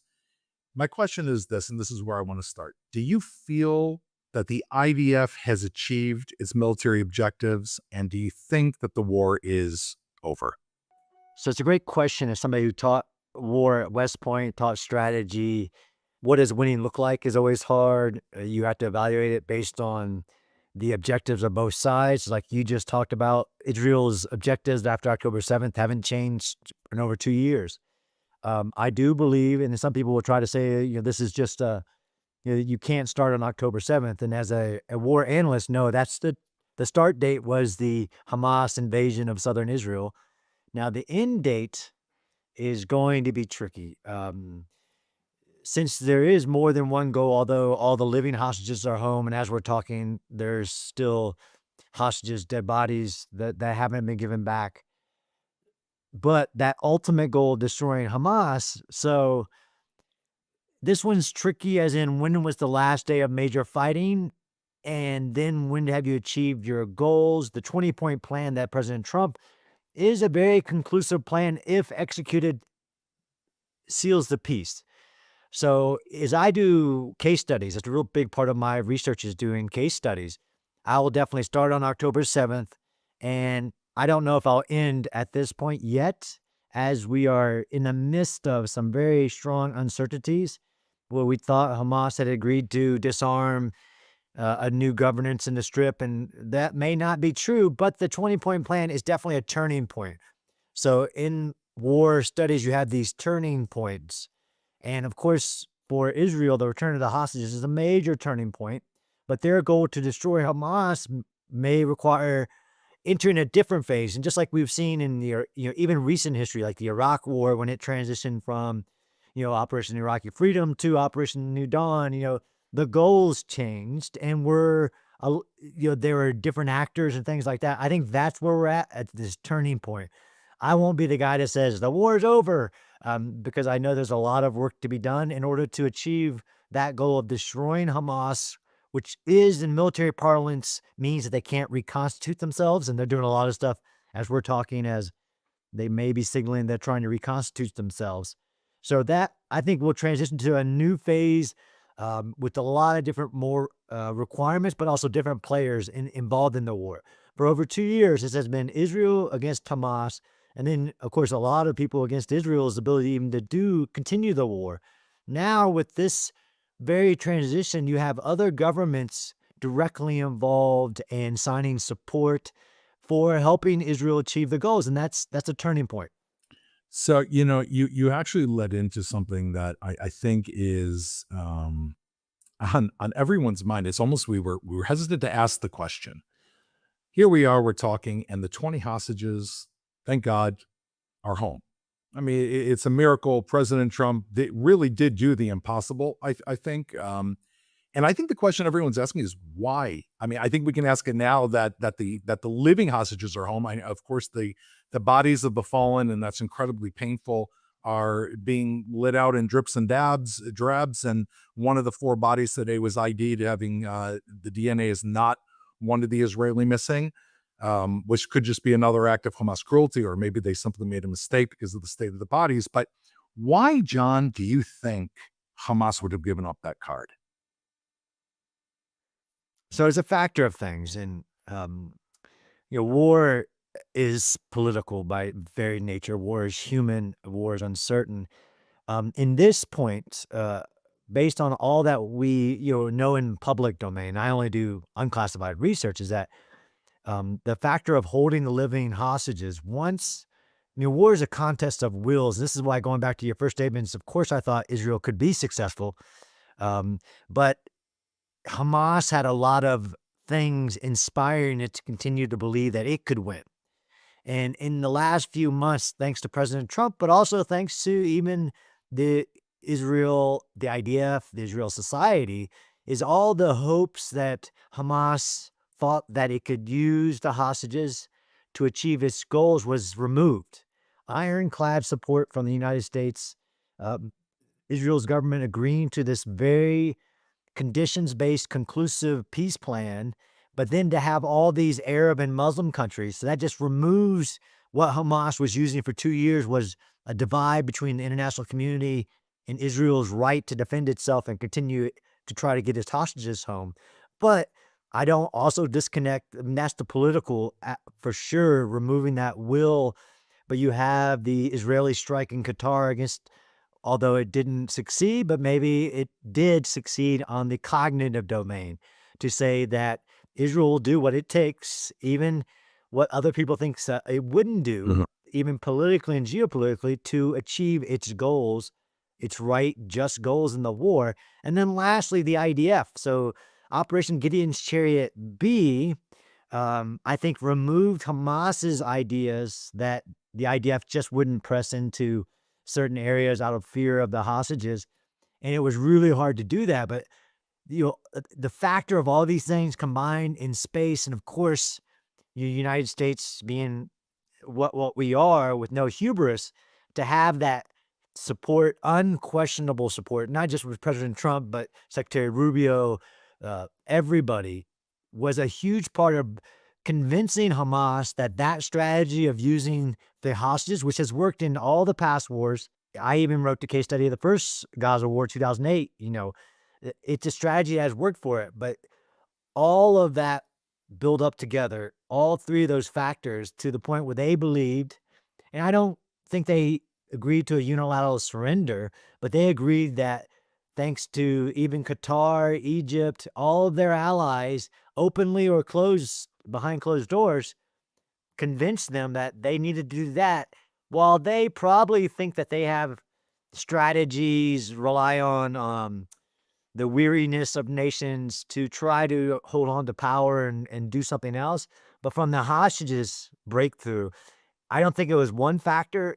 All those factors fell into place.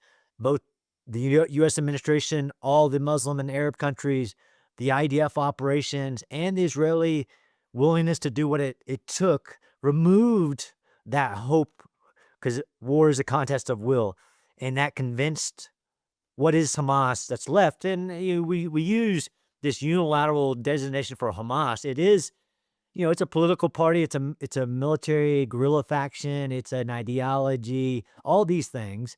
So what is Hamas today, although some of the billionaires in Qatar are the same, is not the same as it was on October 7th. So you're dealing with different, even influence, people that you need to influence, both in Qatar and inside Gaza. Well, let me ask you a question here. We're riding on an agreement that was created by President Trump in Trump fashion, gathering an enormous amount of people, completely disruption based, just like he talks about in The Art of the Deal, gets people around the table, passes the deal, gets all these countries together to sign off, and it puts people in the same room that, are fighting, whether it's, on the Muslim side of the equation, or potentially even when on the Israeli side of the equation with the Abraham Accords, having made peace and potentially future peace between players such as Indonesia and Saudi and many other that are putting forth. One of the things that I'm hearing, and I know, I'm curious what you heard when you were here, is someone said to me today, they said, listen, President Trump did the impossible, he got the hostages back. However, he thinks you can solve the problems in the Middle East with money. And he's missing the idea that Hamas is a irrational actor and is cannot be bought, and therefore his financial plans for the Gaza Strip and so on and so forth will not change Hamas ideology. And I know you've been a real advocate of the idea that we have to first, if I may say, remove Hamas's military power, and then you can change their ideology. But is it realistic with a plan like this to change the Hamas ideology and eradicate it from Gaza? And is that necessary? So the ending is very easy to answer. It's absolutely necessary for any peace for of course Israel, but even for the Palestinian people. Hamas and the radicalization, the continued radicalization of the population has to stop, or this is just a pause in the cycle of violence. And I know there's a lot of people, while the past is prologue, they're like, oh, you just don't understand the Middle East. This was tried in the past, southern Lebanon, other areas, Gaza. It's just the same story in a different time. I don't see it that way. I also don't see the same viewpoint of the Trump doctrine, if we can call it that. That of course he's a businessman. He loves money. That's a big part of the what we call the four forms of national power, and he uses it very heavily. You have, of course, you have diplomatic, you have information, military, and economic, and he loves the economic national power, and it should. But he also truly embodies, and I try to stay out of politics as a military analyst, but we've been sold a lie about war for a very long time, that you can negotiate with irrational actors. Everybody just wants their interest applied to. In war, again, I think we've been sold a lie. And President Trump and his advisors definitely understand the strength, the peace through strength, and that does come with economic, but also military. As we've seen in the 12-day war, as you've seen in even what's going on right now with the drug cartels, President Trump will use military force and not hesitate to, of course, calculated, assesses all the risks, tries all the diplomatic means possible. And this is what I hear when he says he talked to Hamas. And I know he called in during the negotiations multiple times. He said, they told me this, and if they don't like the disarming, President Trump said, they told me they would disarm. Now, if I talk to, and then when I was in Israel, people don't believe that that's possible. Like, oh, they'll never do that. They want the Hezbollah model, which is the technocrat model, right? This is the let some other government come in. They keep their weapons, which is a very, Hezbollah model, even though Hezbollah is involved in the politics, but in Lebanon, that they had their army within a state that technically wasn't the army of the state, but that's a long conversation. I think that that's why I've been so hopeful to this plan, is that it addresses every factor of ending a war. It addresses the fact that I don't care what the interests of Hamas are. I care what the interests of the Palestinian people are. I care what the interests of the leaders in the region are. And that's why this idea, like, well, you have to negotiate with Hamas. You have to no, you don't. They started a war. They lost a war. They don't get any interest in the fallout. Now you have a bunch of countries saying, we will be a part of the solutions. So the fact that the 20-point plan, I think it's point maybe 13 or 17, says if Hamas delays, if Hamas breaks from the plan, this continues, which is so thought through on even the ability to take a small sector, which is very historical in war, start rebuilding it. It's Hamas terror-free. And then you do that systematically, called the ink blot strategy, across the Gaza Strip. You start the re-education, like all of these factors. That's why I think that, people that think that this is only an economic deal between all these, different leaders, that's not what I'm seeing. It's a very thought through, even thinking through the irreconcilable aspects of Hamas and what we're seeing right now. Even President Trump, who sees it, is responding to it like, it's awful. I'm going to give him a short amount of time, and then we're going to continue implementing the plan, to include, in my personal opinion, maybe the necessary aspect of the IDF returning to operations in the Gaza Strip, while some international stabilization force made up of many countries is operating in a different sector. Because as General McMaster said when I interviewed him, which is one of the historians that I greatly respect, as long as Hamas has the guns, there's not going to be stability. You have to take the guns from them. So yes, the hostage was the highest priority, and getting the deceased highest. Next priority is getting the guns, because even what we were seeing, which I didn't talk about, which is another reason that Hamas was losing power in the Gaza Strip. It was losing hope and losing power. So we saw not one clan in southern Gaza. We saw multiple clans, like the clans in Khan Yunis, rising up against Hamas. Hamas was, as an organization, which is, new youth, radicalized, I'm now Hamas, was losing the ability to control anything. They lost control of the humanitarian aid. Now they were losing controls of certain hotbeds in the Gaza Strip. Of course, when the IDF pulled back, now you have this power vacuum, but it's all in this plan. So I'm not saying the plan will work. There's lots of hurdles.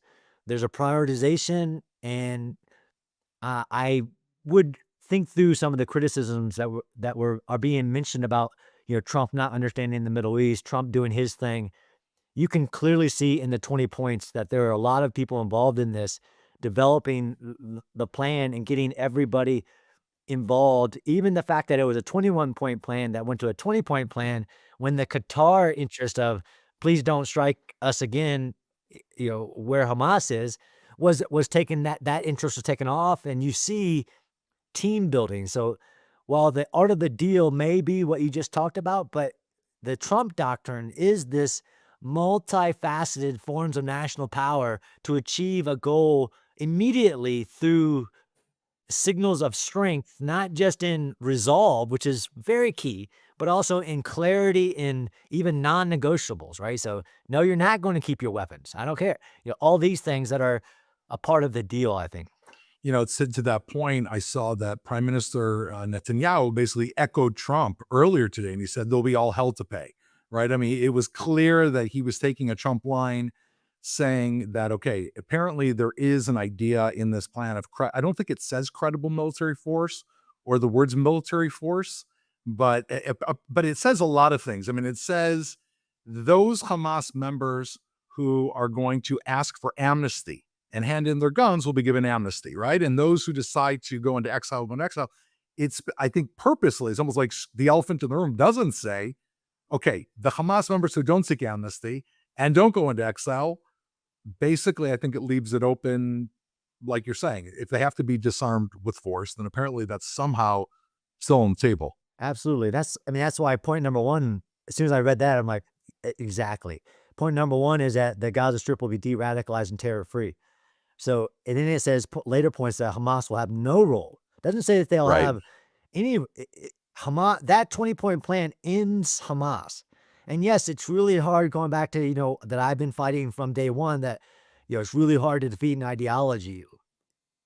It's not impossible. It is very hard, yes, especially in an area that's been radicalized, the youth from birth, Palestinians, Sesame Street, it's awful. All of that has to stop. It's absolutely possible to, step one, take the guns and the power away from the old ideology and start building something new piece by piece. People also discredit the plan because, again, using the past as a prologue in the Middle East and how big of a task this would be to de-radicalize and to begin. But there's other places where it has been done and been successful. So I agree that the plan is very, like, every word is very crafted and not so specific to how things will be done, because I think personally, as again, even within the 2-year war, the way that the Hamas military has been destroyed hasn't been one way. It has been through many ways. And the way that the day after, finally we can start talking about a day after, and I think that's where we're at, didn't mean that all the guns would fall silent because you have an irreconcilable force. But there is lots of history showing that even when you have that, if you have all this consensus and the support, and that's another transition of this war, is that if this restarts and the IDF are now required to go into certain areas again to do that disarmament part and the stabilization part, they have support that they haven't had for 2 years. Not just the United States, but all these other people who signed up saying that we agree with this plan that includes, again, the restarting of the operations if Hamas gets a vote. If they don't do all the things that are part of the plan and try to wiggle their way out of it, in one sector of the Gaza Strip, you'll restart. In another sector, you can start, which has been delayed because it was all on Israel. Like, let's get some stability in certain areas in Gaza Strip, and it is 100% possible. There are, one of the clans wrote an op-ed in the Wall Street Journal saying, Southern Gaza is Hamas free. I control medical aid, everything. I'm not saying he's a good guy, but you could actually create what we call the Disneyland theory. And I've heard people starting to talk about it. Even Amit Segal was talking about this morning on TV. It's called the Disneyland theory. It's like you take a very small portion, you start to build it up in stability. There's no terror organizations, and they get all the services and stuff starts to rebuild. And then not just the insurgents at this, now we can maybe getting close to call Hamas an insurgent force, but not quite. But they see, and all the populations see, that there is hope to rebuilding, and it's called the Disneyland theory. And a little bit of history. Fascinating. Oh, I wanted to, one of the things, by the way, to what you were saying is we saw the Klan stand up, and then the IDF killed, I think, 20 Hamas members, Hamas terrorists a week or two ago while they were fighting with the clans. And then as soon as this deal was on the table, that same clan, as we know, issued a request to Hamas to kind of make a sulha, which is some type of an agreement, a mediation with Hamas. And Hamas's answer, was, well, we're not going to rush to make a sulha with you, I mean, and so we can see like the slightest little fissure in this plan. These people are scared. And I don't know, the executions we saw in central Gaza today, and I know you posted it, I mean, if we're not incredibly clear that this is going to be, ultimately speaking, unconditional surrender, if I was a Klan member in Gaza, a Palestinian clan, a Bedouin clan, I don't know how quick I would be to fight against Hamas. I mean, you have to have some real courage. Absolutely. And support. And that's, again, I wrote that in a Wall Street op-ed when the first news of arming some of the clans started. Like, that's a tried and true military way. If you have a goal of destroying a power, defeating a power, you arm even the other organizations that might not like you in general. I'm not saying these clans are pro-Israel and pro-living in coexistence, anything, but this is why so many other elements of the plan are so important, because you can address, again, the creating stability bite by bite, blot by blot in the Gaza Strip with terror-free zones, even that are, again, the stabilization force. What will it do beyond just security is these aspects. And you start talking about Palestinian organizations or people that are terror-free. The plan addresses not just that security element, which is, there's a famous saying that, if security is just 1% of your problem, it's 90% of your problem. You have to address the security in every aspect, which will be hard in the Gaza Strip, like you said.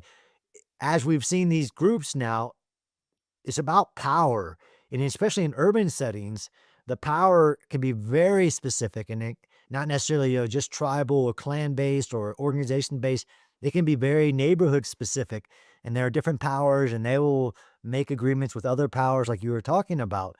But that's why the plan going forward in this stabilization force for me was that's it, because it allows for stability to start happening in some zones while you take every other bit of it piece by piece, and you're not nation building, Doron. And that will be the other kind of social media generals aspect of this, is that they think it's a failed nation building project. That's not what anybody's talking about.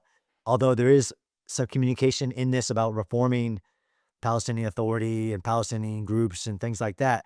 This isn't about nation building. This is about creating stability and starting the de-radicalization, demilitarization of what we call DDR. And you even mentioned the reconciliation process, where there may be individuals who were a part of Hamas, not a part of the October 7th attack, clearly, that say, I see that this group has no future.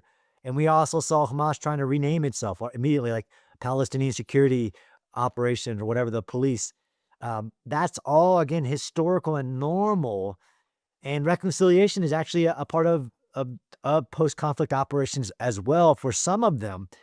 But that's why this plan for me is important. It will face a lot of challenges, to include those who said that they're a part of it, who may, I don't say cold feet, but you have a lot of actors here that have multiple interests, like Egypt, Turkey, Qatar, all these. But the plan with the U.S. support is pretty straightforward, and Israel will have support that it hasn't had for 2 years. Mm-hmm. Yeah, I think that is part of at least in Israel, as we talk to people on the street, that is the one thing, the fact that the president came here and spoke the way he spoke for 70 minutes or however long in the Knesset and rallied, that will go down in history. I think that speech as literally almost on the level of like a biblical historical event, the way that he spoke from that platform, which I think, does give Israelis the feeling that we're not alone, as in particular about the United States, which is its own podcast, why the United States as opposed to so many other countries. I want you to take us back into history for a second, John, because I know that you've done case studies, history. military history better than most people.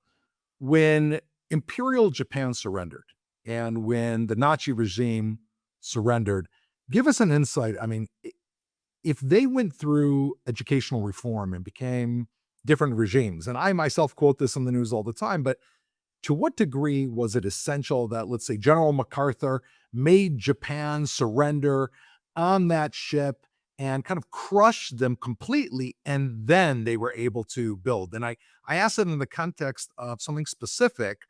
I know it's a long question, but the fact that in the re-education, so to speak, and in this whole kind of this bilateral commission, Israel's role is not clear. It's not. It doesn't seem like Israelis are going to go in and do this.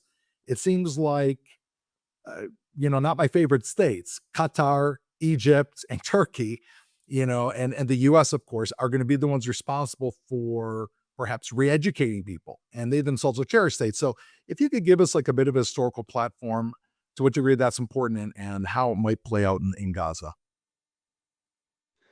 Yeah, it's definitely important and interesting. So, Germany versus Japan, the post-conflict operations, almost night and day.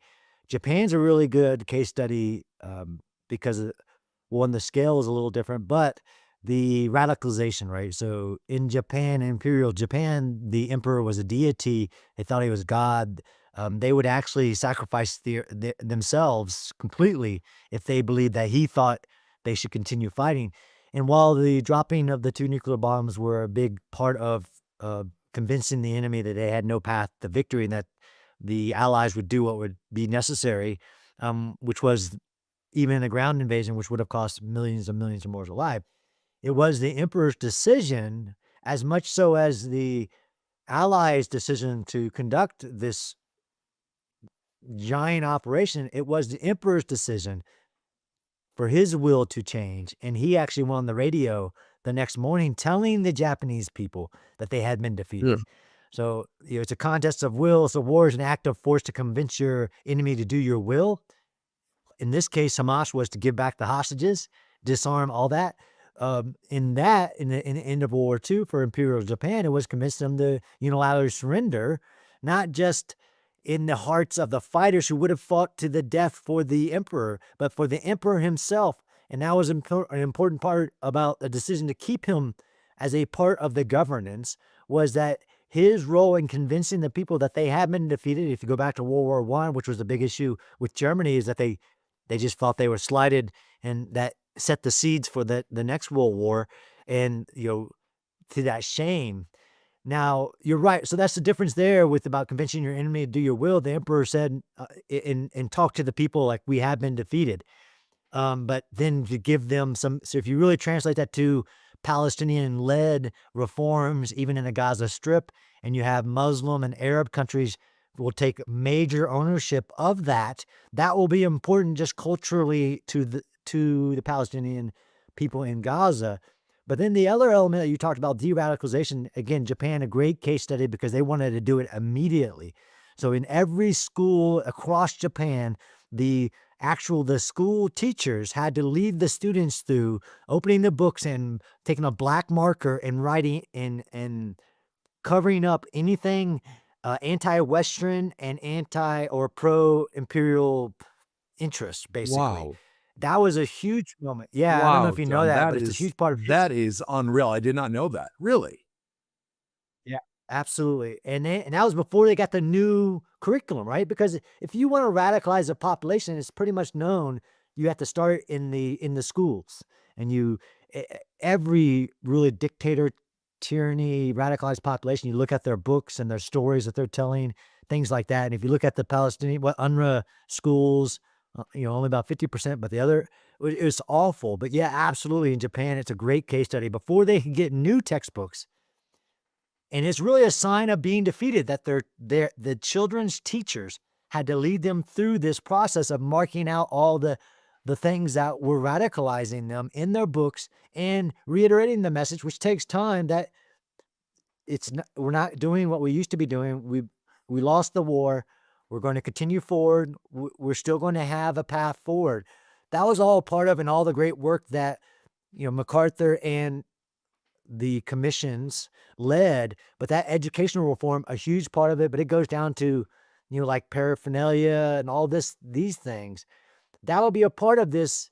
And again, some people think it's too hard because it's so massive to do. Although, Gaza specifically, although we shouldn't leave the reforms of Judea and Samaria or the West Bank off this as well, because that's a part of the 20-point plan is looking at whether it's the pay to slave program, the terrorized education in the books, what they say.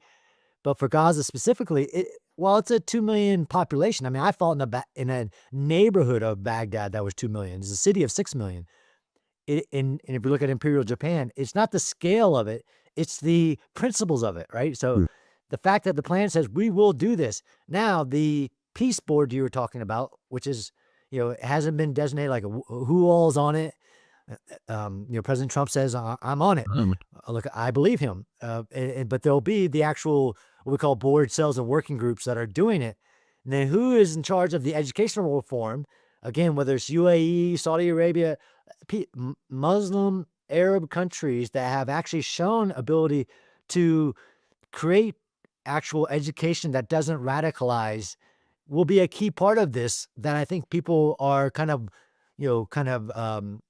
they're right to be hesitant and cautious about it. But there is examples of de-radicalized entire populations, and it's not a scale problem, it's a commitment problem. And I see in the plan and from all the actors, even if you look at the summit in Egypt, like you got to put your money where your mouth is, and you got to take action, not just words. I'm seeing the signs for a path to peace. Lots of things can go off of it. And this isn't the old, though. This isn't what was tried in the past. This is pretty conclusive. Interesting. So this is really almost like a new experiment to some degree. I understand it's based on certain things that have happened, but it looks like putting all these things together, this is to some degree a new experiment. What's happening in Gaza, just putting all these factors in one.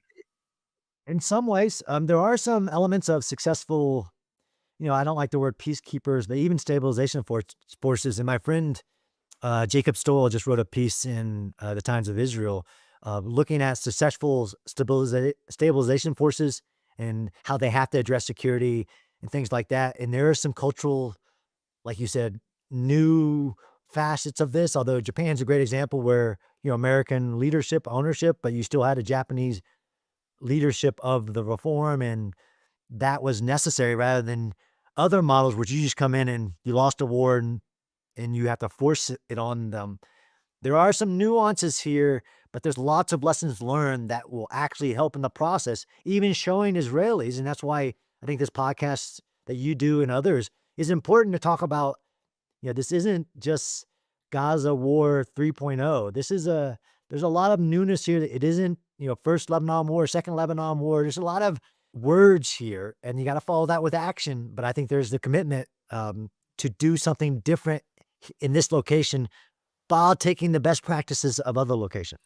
John, something that now kind of dawned on me while speaking with you is that first point. And I think that you really nailed it, and it was kind of the light turned on for me. If you look at the 20, the first point is really what ties all this together. So I guess what I'm thinking, almost rebranding that the 20-point plan is conditional on the first point.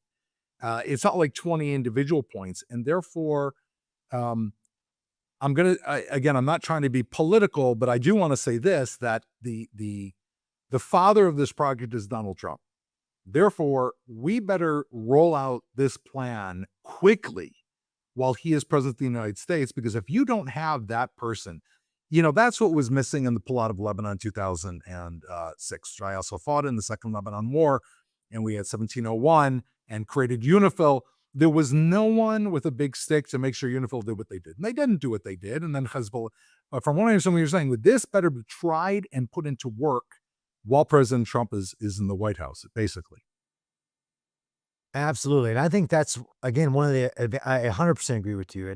And you don't want, which is a thing in the Middle East and in any insurgency, if we get to that phase, is that they always say that while you have the watches, I have the time. And they'll just wait this out, right? They wait a presidency out. They wait like all these things out, and that could be in their minds of we just got to survive this period. So you're right, but in a disadvantage to the bad side of this is that Trump isn't patient. He isn't about uh, even what he's been making comments about, hostage return, disarming, all that stuff.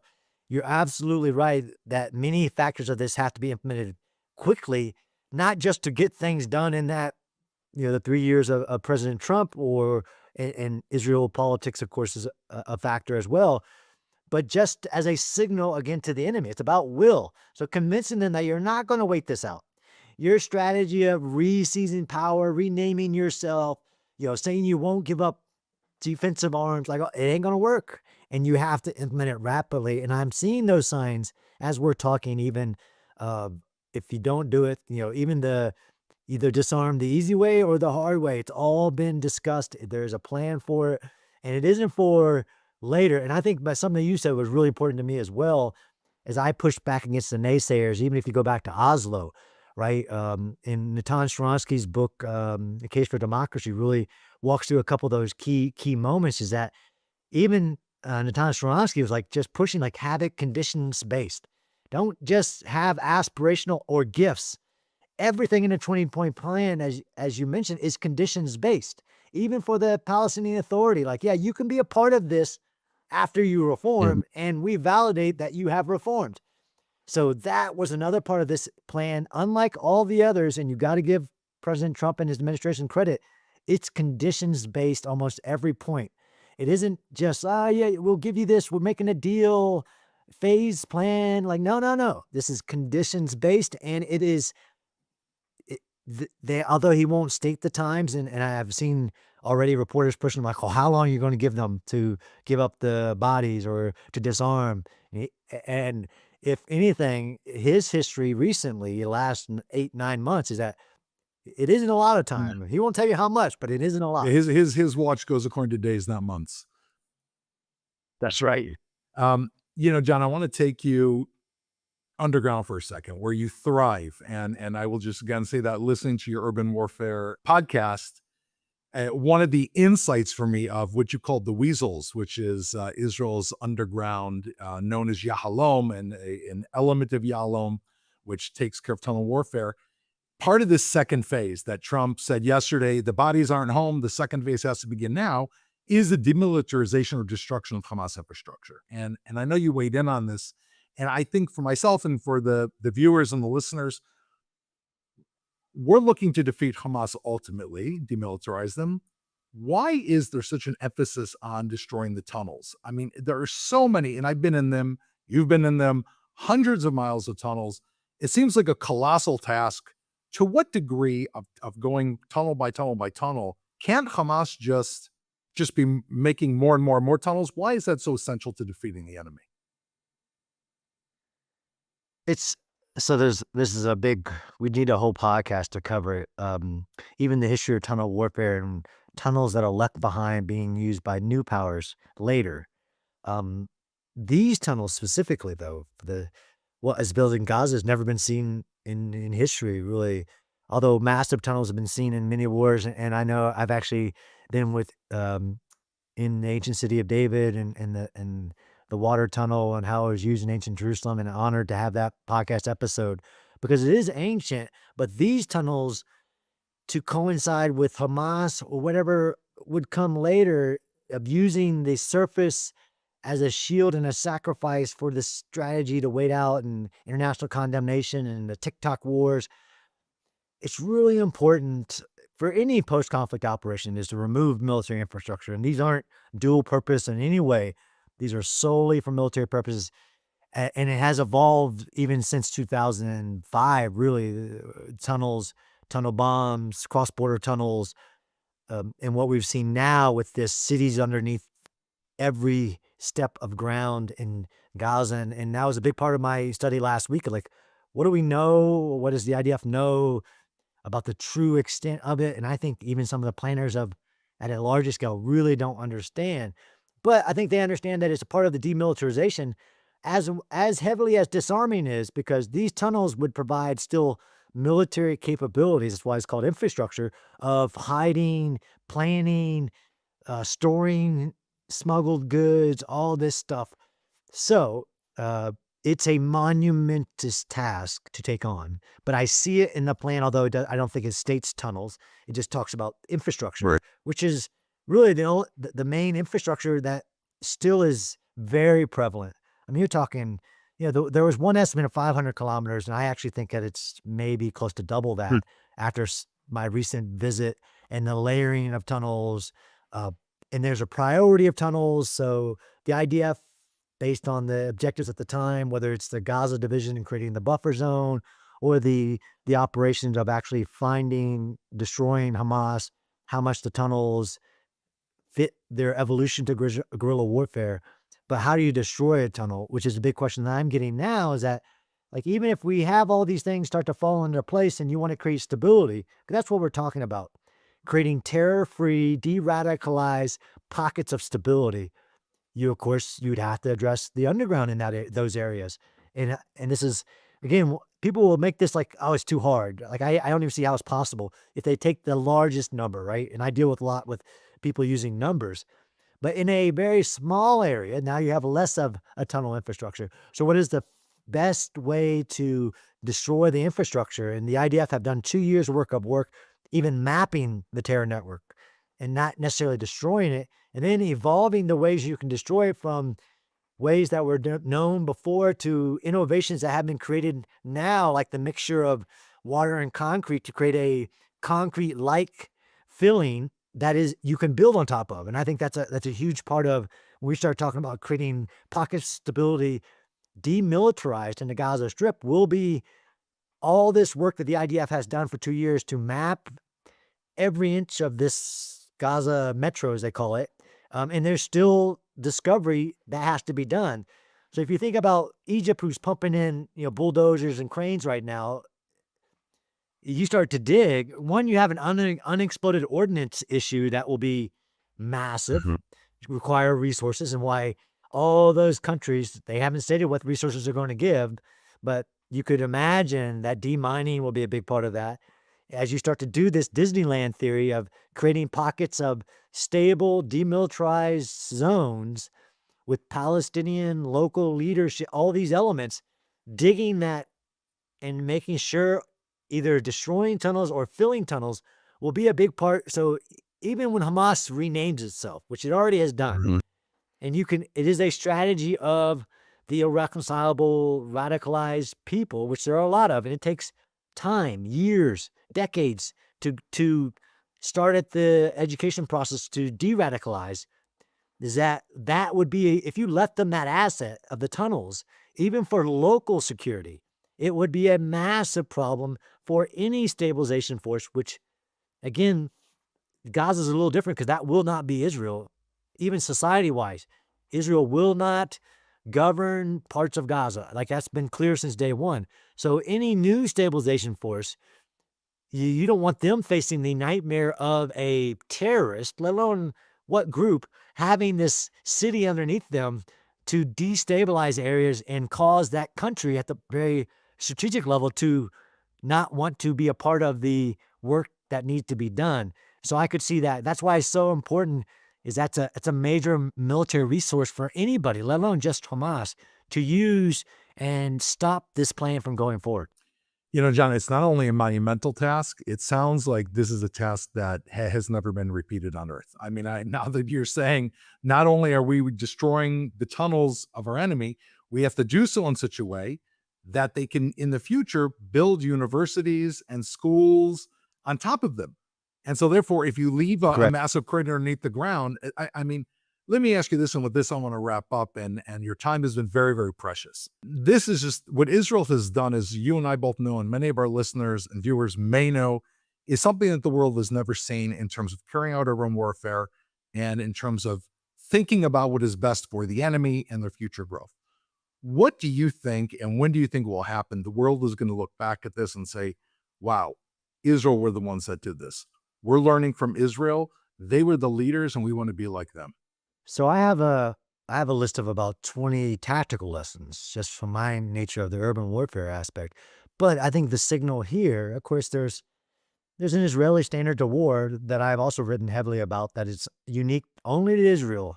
The double standards, delegitimation, demonization.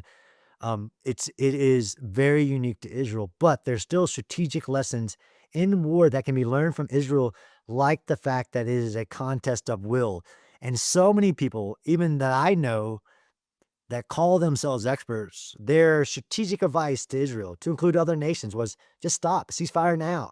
You can't achieve your goal. This will be a testament to that's not how wars are won. That's not how the peace is achieved. If you stop now, kick the can later, that is the cycle of violence. So at that very strategic level, other nations will now look back, as we have wars going on right now in the world, is that we've been told a lie that you hit this point of it's not worth the cost. Freedom is worth a lot of cost, and that's historical. And survival for the nation of Israel, this very small nation in a very tough neighborhood, has done the unthinkable again. And there are some nuances to that and how they defeated a seven-front war. But in the war in general is that it is a contest of wills, and it is worth fighting for. And don't listen to this terrible, even academic institutions that have these ideals about war. There are things worth fighting for, and you can win as long as you maintain the resolve to achieve a very legitimate goal. And we're unfortunately living in a world where you have all these experts saying that you can't win. It's a numbers game. For Israel, your political stature in the international community you're viewed as a pariah state. Like, while those things are factors, survival of your nation, the role of a nation state to protect their population are of greater factors. And yes, when attacked, you can win a war. And it is a contest of wills. Israel will show that Israel's society and Israel's leadership about knowing how to manage even a current geopolitical setting. The worst thing of fighting with allies is fighting without them, as Churchill famously said. And I think Israel has reiterated that lesson. Some allies are more important than others. There's some very strategic lessons, but for me, it's a lesson of there are some tried and true common principles about war for survival, and this was a war for survival in Israel. Other nations should take a lot from this experience of Israel because they try to negate, well, it's not that big of a problem. This ideals of appeasement, the idea of containment, there's so many lessons here that I hope the world takes. Colonel John Spencer, I have to say that the memory of the Jewish people and ancient Israel is very, very long. We can look back. At times we've stood alone. We stood alone against Assyria and Babylon and Rome, as we've seen in the city of David, and the Holocaust and so many other things where we've stood alone, but not alone, because there's been righteous people that saw the truth, and they've been carried into history with us and into the future in terms of our national memory. And I want to say, John, we're at an important turning point in this war. And I really do take this, not only your insights, but your courage and your faith in Israel and your ability to see the truth and not be swayed by the defeatism of the world is truly precious. And I think I speak on behalf of all of our viewers and listeners. Thank you for helping being a guiding light for us. I really do believe that. And we'll see how this unfolds. And I would love to, in the future, one day, we'll get your great feedback on how this has already reached the final phase and how we're having regional peace in the Middle East. And then Israel will have to get used to being a regional power. Absolutely. Thank you, Doron, and thank you for what you do. And it's been an honor speaking with you. You too. Thanks, Sean.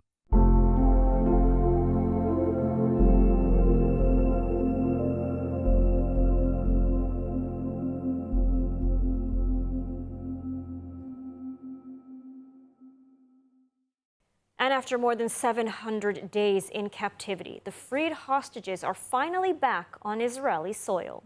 Surrounded by family, doctors, and hope, their return followed one of the most emotional weeks Israel has seen since the October 7th attacks. And now the 20 former hostages who were returned on Monday are beginning the long process of rehabilitation. Our correspondent India Naftali shows us where they are now and how they're rebuilding their lives. India?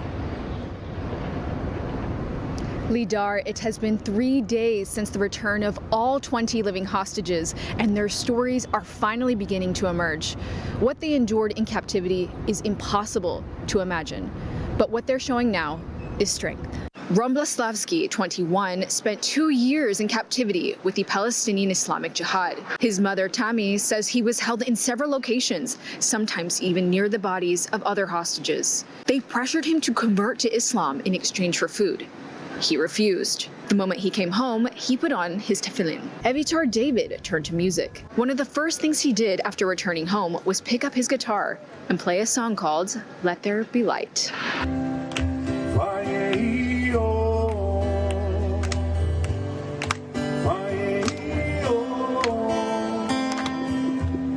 Yosef Chaim Ohana told his father that once the release deal was signed, he and 6 others were taken down a staircase into a pit so small they could barely stand. There was so little oxygen, he said.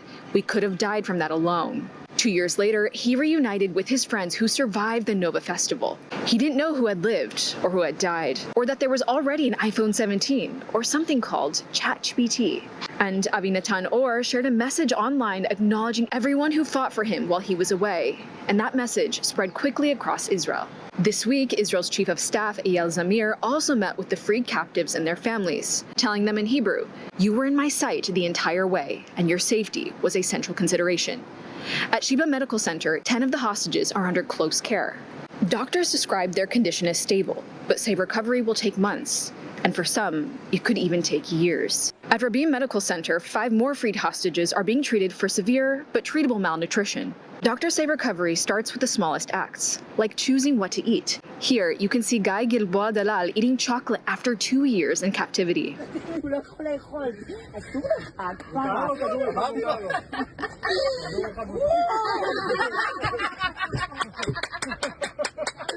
Those people that over 700 days couldn't choose what to eat and weren't able to eat all those things are standing for the first time in front of a table full of good food, and they can choose from it many things and decide what they want to eat. Whether it's a prayer wrapped in tefillin, a song on a guitar, or a bite of chocolate after 2 years, these moments now define what freedom looks like. For Israel and for the former hostages, life is finally starting to return. Lida? Thank you, India. The video of Guy eating cookies for the first time in 2 years just puts a smile on your face.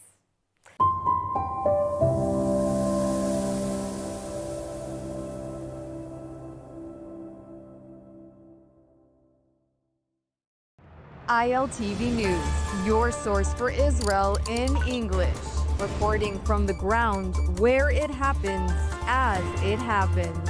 An authentic, trusted voice in daily Israel news. Airing on 11 international TV channels and now launching a 24/7 Israeli news channel. Reaching millions every month across all social platforms. Independent, real, powered by truth. We don't just report, we connect. Thanks to a worldwide community that stands for truth. This is ILTV, your source for Israel in English.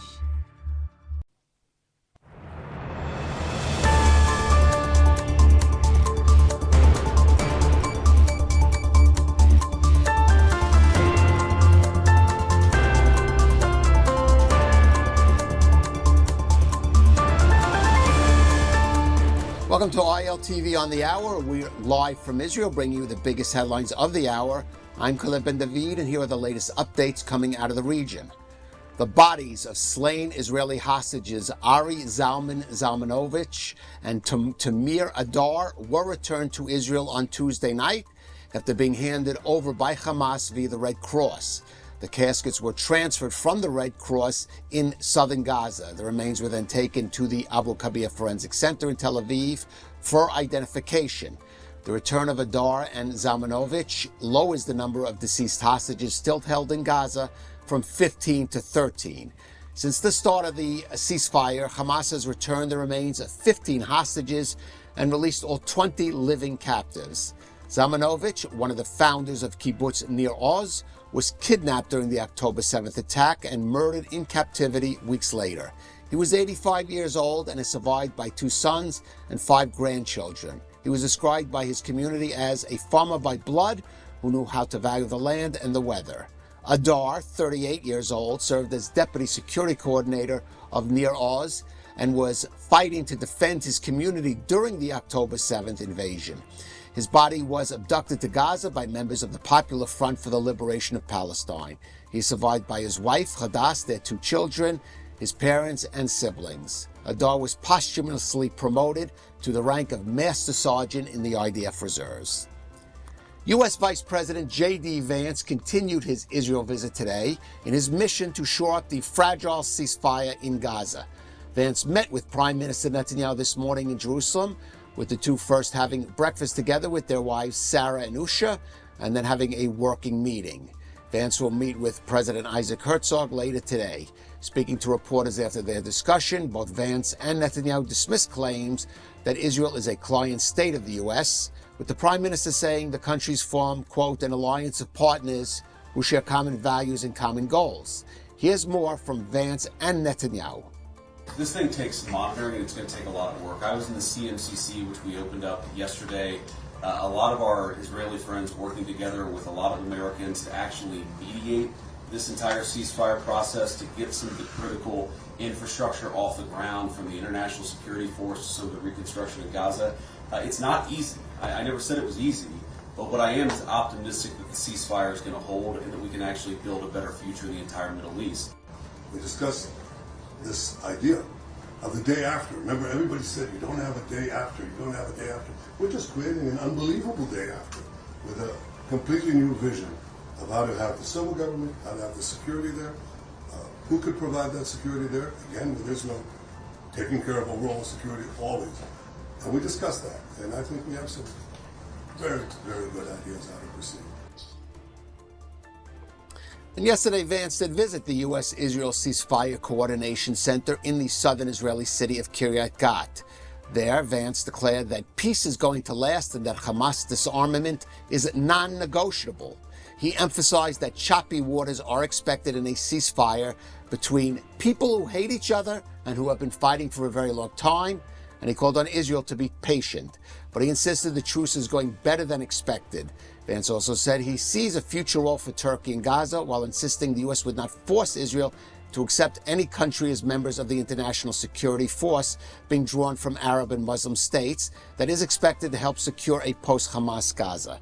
Vance, along with U.S. Special Envoy Steve Witkoff and top Trump advisor and son-in-law Jared Kushner, were dispatched by President Trump to see that all sides remain committed to ensure that the ceasefire is being implemented. This came after Trump warned that he could send international forces into Gaza to confront Hamas over its violations of the ceasefire deal. But Trump said he would hold off on that for now to give the terror group a chance to course correct. And that ends this update on the hour at ILTV News. You can stay tuned with us, or of course you could look in our app, just scan that QR code that is appearing there on your screen. Thanks for joining us. This is Kalev Ben David, and stay tuned with ILTV.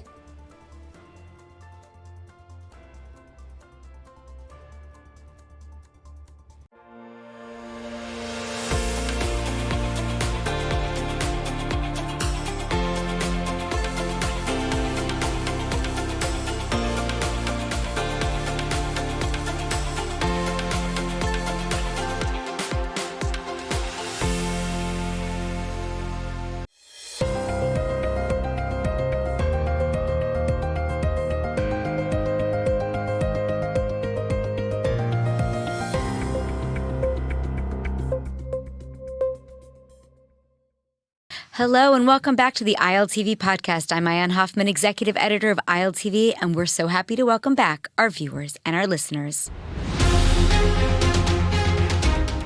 I have with me today a very interesting guest all the way from the United States. We have Gabe Groisman, who works in government affairs and is the former mayor of Belle Harbor in Florida. He also hosts the Standpoint podcast.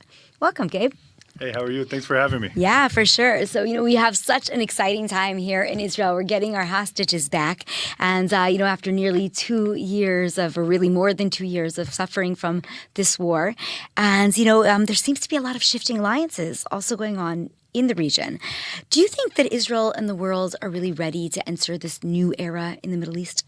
Well, first of all, we're entering it whether we're ready or not. There's definitely a new era in the Middle East. If you look at this war as it winds down, it's definitely not going to be the end of the war, but at least it's winding down. We're entering into a phase where suddenly Hamas isn't the threat that it was 2 years ago. Hezbollah is not the threat it was 2 years ago. Iran's not the threat it was 2 years ago.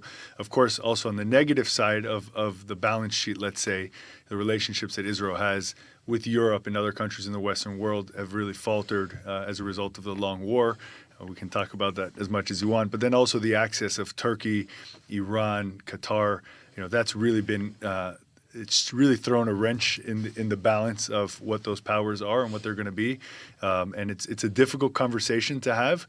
It turns out that all the pieces around Israel are complicated pieces. So if we need to move the pieces around to create peace in the region or quiet in the region or stability in the region, it means we have to play with those pieces of these foreign powers that are not clean, right? They're all parts of the Muslim Brotherhood. They have different ideologies, etc. But we kind of have to play with those because those are the pieces that are on the board.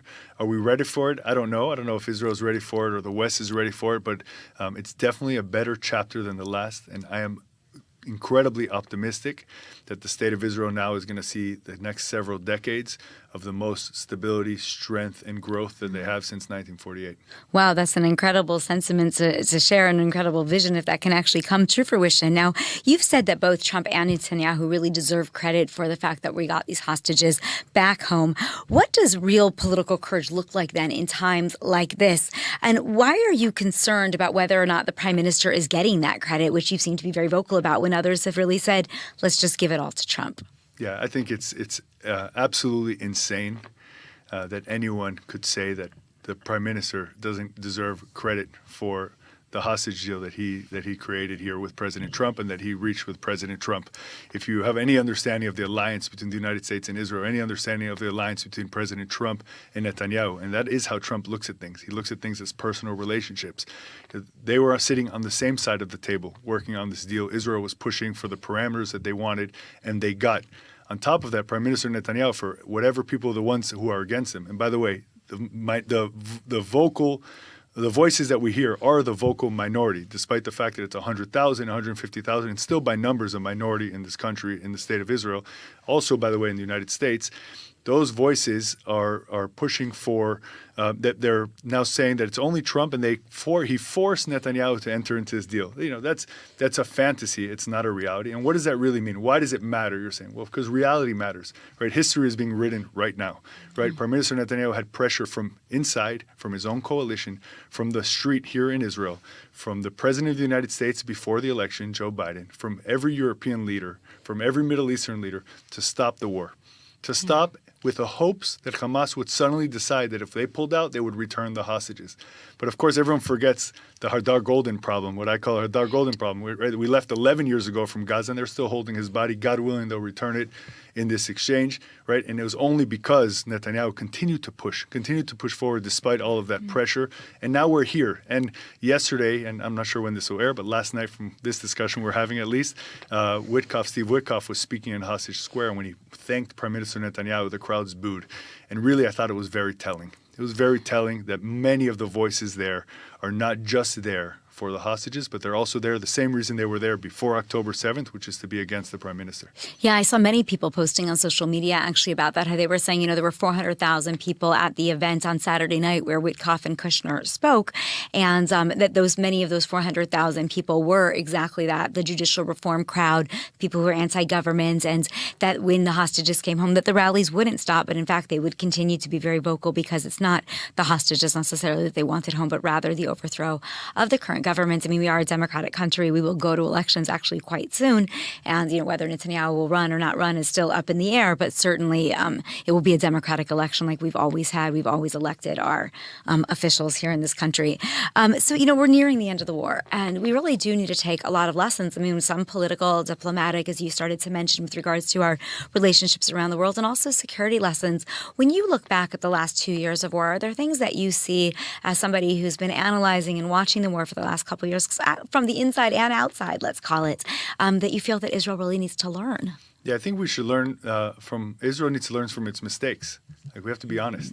On October 8th, I think Prime Minister Netanyahu said nothing can ever go back to what things were like before October 7th, but we're seeing so many things go back to the same place. First of all, within Israeli society, within the Jewish world and the diaspora. But if we're talking about just politically or from a security standpoint, the policy of containment within Gaza was a failure. Right? That was the policy of the state of Israel. Let's contain them there. Let money flow through there. They're just going to bark just like they do in Egypt and in Jordan and in other places, but they're not actually going to attack us. That's a policy of containment. That failed. That's going to fail again in Gaza if we go back to that, if the state of Israel goes back to that, and it'll fail in Judea and Samaria if the state of Israel goes back to that. And that's the biggest lesson. And we're seeing, people even in Israel don't understand that Hamas is not just in Gaza.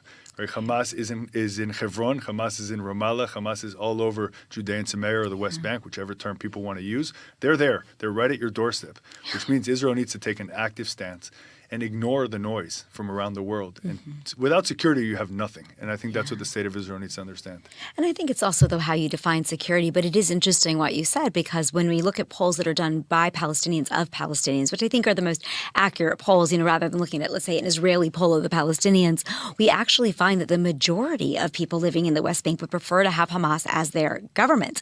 So it's not just that Hamas is in Judea and Samaria, it's that Hamas is supported and active in Judea and Samaria, that the people want Hamas to be in charge, which is a very scary thought when you think about how close many of these places that you just named are actually to Israel's border. I mean, Gaza also, of course, was very close to certain communities, but we're talking close to Tel Aviv and close to Jerusalem and areas where there are huge populations in Israel. I think, just to interject for a second, I think the Israeli public is coming to terms with the fact of the necessity of having Jewish life in Judea and Samaria. Yeah.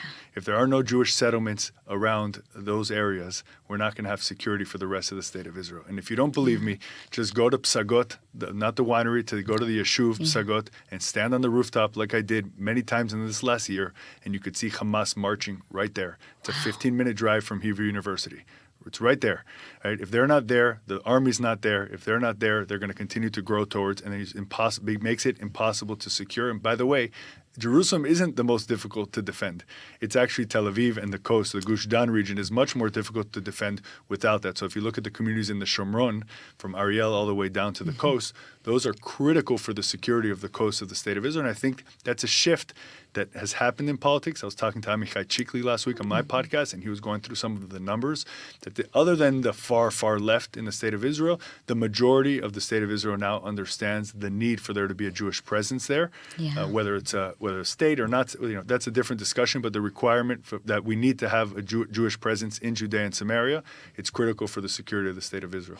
Yeah, I think the polls are showing that. And of course, we saw, because the disengagement in 2005 is what we know led to October 7th, 2023. 18 years later, had we been there, of course, there was a lot of loss of life. I mean, I remember living here during that time, and the number of soldiers that were killed on the roads, Gush Katif was extensive. It was not a quiet period for the people living in that area. At the other hand, if you didn't have the security, if you had kept security there and not ignored, quote unquote, what was going on in Gaza, you never would have gotten to an October 7th. Yeah, absolutely. Yeah, without question.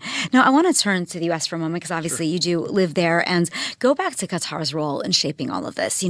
Israel attacks in September Hamas inside Qatar in Doha, targeting some of the leaders. It wasn't entirely successful, as we know, in the sense that the people that we were targeting were not necessarily killed. On the other hand, it did send a strong statement.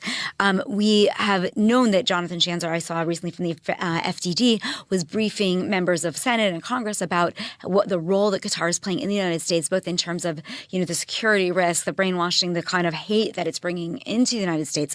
Why are we allowing Qatar to sit around the table? It seems like so disconnected. So the United States is full of Qatar apologists. Everywhere you look. Why? I'm not one of them. Okay. You have to look at them with clear eyes. You can say they still had a role or have a role to play when it comes to for it to be a tool that the United States uses for negotiations with terror groups. We did use Qatar for the Taliban. That's when that relationship was set up, as far as I understand. I also spoke to Jonathan on my podcast about this and other issues a few months ago. He's one of the top experts on this. By the way, Senator Rick Scott is the one from Florida who hosted that group. He's also not a Qatar apologist. But it's really complicated and it's upsetting because it was announced this week, along with this plan, that the United States is going to open some sort of Qatar Air Force facility in Utah in the United States, which is Qatar is the Muslim Brotherhood. Qatar Al Jazeera is controlled by them. They host terrorists. They host Hamas. They've funded Hamas for many years. They have all the answers to any question you ask. I've had conversations with them before, of course. Well, the United States asks us, there's all these answers. At the end of the day, they play both sides. And the United States and Israel and the West, in my opinion, just like with Turkey, needs to say, you're either here or you're there. You're either with us or you're against us. You can't have one foot on each side of the fence. Unfortunately, it's not the case. And when you dig a little bit, if you look at the hearings on the brainwashing at universities around the United States, Qatar is one of the top 3 funders of U.S. universities. It's Qatar, it's Iran, who else? Yeah, it's Qatar, Saudi Arabia, and China. And China, wow. So the influence that they have, they don't just give money. So they'll say, well, Jewish donors give money. First of all, it's orders of magnitude less. Second of all, Jewish donors give money to put their name on a building. When foreign governments give money, whether they do it directly or through other entities, what they do is they sponsor chairs. And when they sponsor chairs, they put what they're teaching, the syllabus that they're teaching. They started at Middle East Studies departments, but they've expanded because it wasn't so hard to take over Middle East Studies department. So you talk to college students today in the United States, and when they go to an English class, they'll be asked, please describe the apartheid in the state of Israel, right? Like, there will do their brainwashing in other courses and other coursework. It must be stopped. Unfortunately, that's somewhere where there's a lot of work to be done because things are actually going in the wrong direction. And, it's influence, I think, not just in college campuses, but even outside. I mean, you look at what's happening even in the U.S. government. I mean, I remember the day, I'm sure you do, when Israel was like a bipartisan issue. We all, the Democrats, the Republicans equally supported the state of Israel. And today you have things like Stop the Bombs Act, that had gone through, started getting pushed. And these other, this other legislation and the rhetoric that's coming out of our legislators in the United States. Do you think that we've lost the ability to have Israel be a bipartisan issue? Can we get it back? And why is this happening? Yeah, so it's a tough discussion to have, but I think we have to be honest about it. Right, first of all, I'd like to say, even though in fact I'm a Republican, I work in Republican politics, from an American Jewish perspective, I wish this were a non-issue, right? Yeah. Everybody supports Israel. I'm a Republican because I'm more conservative on other issues. I want strong military, lower taxes, less government, those kind of things. But now it turns out that's not the case. The Democratic Party as a whole, there are exceptions, of course, but as a whole today is not supportive of Israel. And it's going in that direction. That is the tide of the Democratic Party. You could look at almost any election around the country, not just the New York mayor's race, where you'll see people with similar points of view being pushed and very well funded, actually challenging moderate Democrats from the left. And we're seeing it in Congress, we're seeing it in the Senate, we're seeing it in local government, we're seeing it in state government. It's everywhere, and that's where the party's going to. If you look at the DNC and the discussions they're having at the Democratic National Committee, those are the discussions they're having. They would make anyone that is a proud Jew and proud and connected and supportive of the state of Israel uncomfortable. The Republican Party today, as it sits, is incredibly supportive of Israel. That's where the Republican Party is as a party. That's where the vast majority of House congressmen are. There's maybe 3 or 4 that are not, which is very discomforting, and I'm working very hard on that issue, so I'm not dismissive of that at all.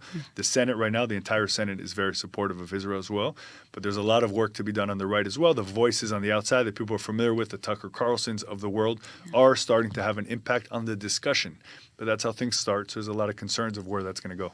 Yeah, I mean, and if the Republican Party would follow suit with the Democratic Party, we'd be in real trouble in terms of U.S. support of Israel. I mean, why do Jews then keep voting so largely Democratic?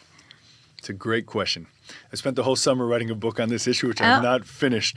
But really, you have to first zoom out and understand the Jewish community in the United States. Okay. You have, by most Pew Research polls, 40 to 50% of Jews that don't care at all about being Jewish. There's no connection to their Jewish culture at all, Jewish religion at all, right? We're an ethno-religion. We're an ethnicity and a religion. They're not connected in the least. At most, they eat bagels and cream cheese, and they think that's part of being Jewish. You know, the cultural Judaism, what they'll call cultural Judaism today, or the as a Jew, Jews. You know, there's lots of all these terms, right? Those people, most of them are not voting Republican. They don't care about the issue. So now you're already working with one hand tied behind your back, and you think, okay, what is the delta? What do the remaining Jews think? Historically, the Democrats were more supportive of Jews and of the state of Israel. So it's very hard to disassociate from that. Republicans historically were not. Right. Right. But tides have changed. And it's important to, you know, for when I speak to Jewish groups, I'm okay, you got to vote with your eyes open. Vote for your own survival, for your own security here in the United States, because it's the same. When a candidate or an elected official is anti-Israel, he's also not protecting the Jewish community 100%. In the United States, in their district.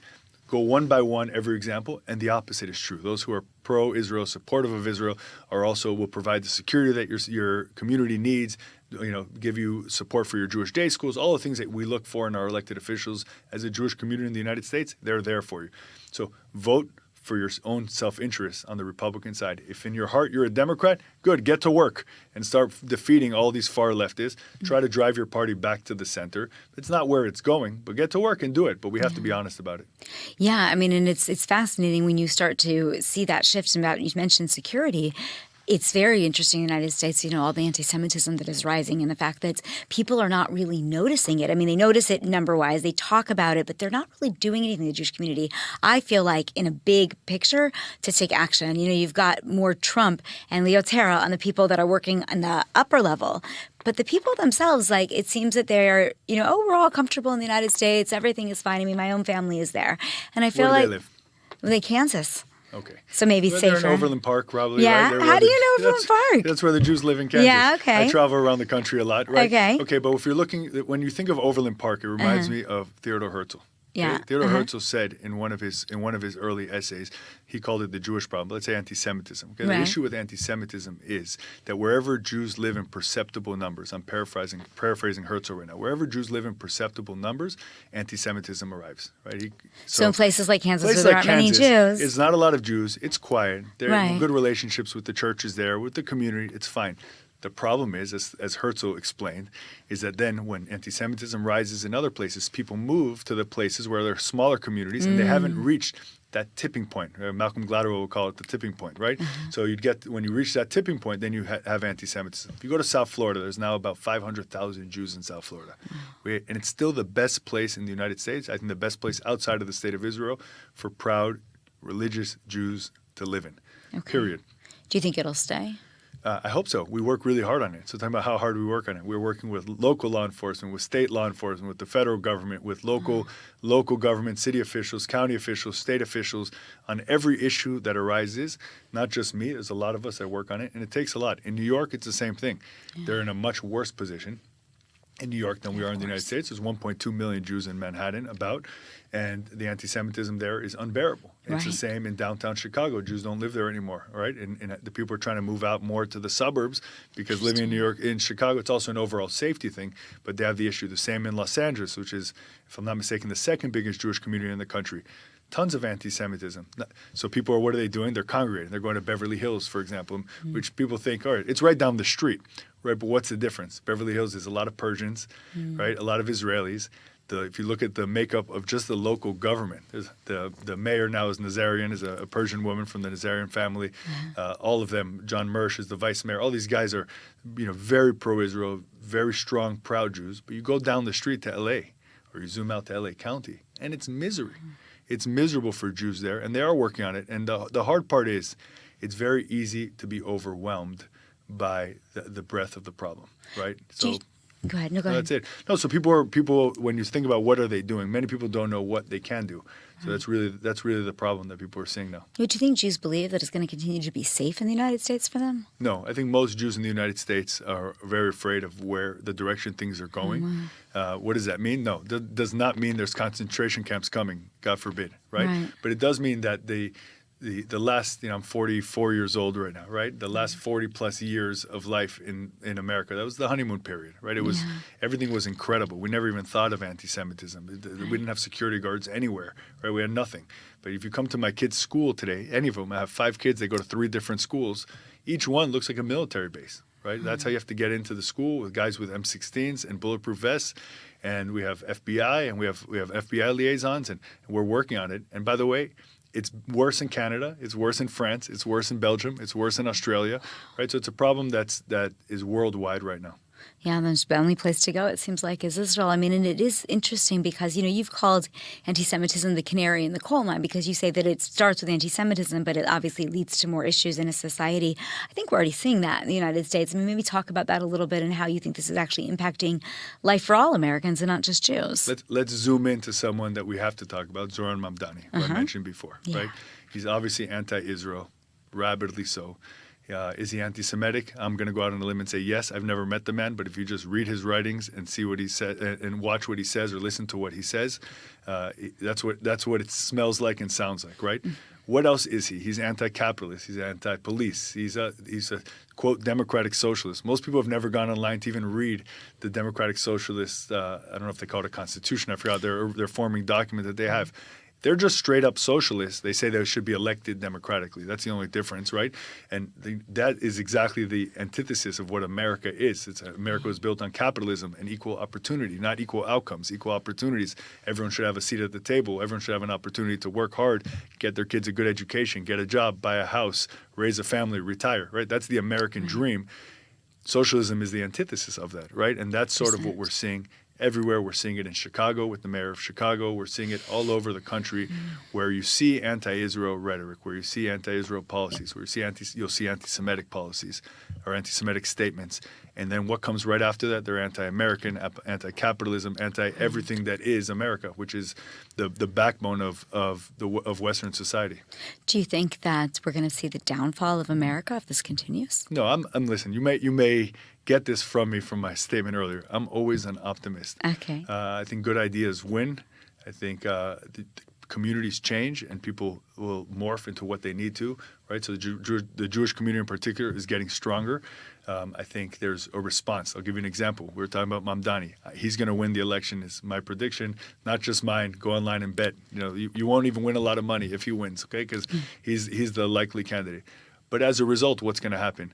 Elise Stefanik will likely win as governor. We will have a Republican governor for the first time in a long time in New York State, which will then be the balance, right, between Mamdani and that. Maybe you may have Jack Ciattarelli, who's running for governor in New Jersey, who's a Republican. He may win because of Mamdani in New York City, because people don't want New Jersey to become where New York City is going. So you kind of have these balances.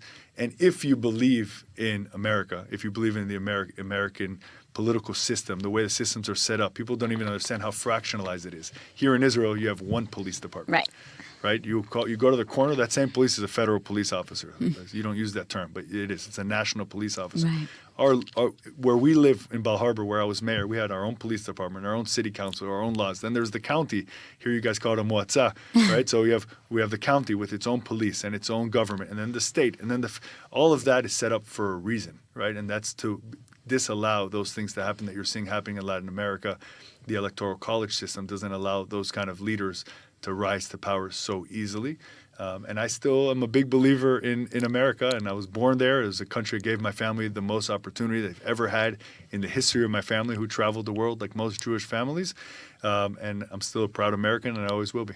Amazing. Wow. Well, that is definitely very positive. And you've also highlighted the importance of peace through strength, both military and morally. So what does that principle then mean for the U.S. leadership today? How can you apply that to what you just said? Yeah, we cannot live in a place we can't, let me retract that. We can't have a policy in the United States that we retract from the rest of the world.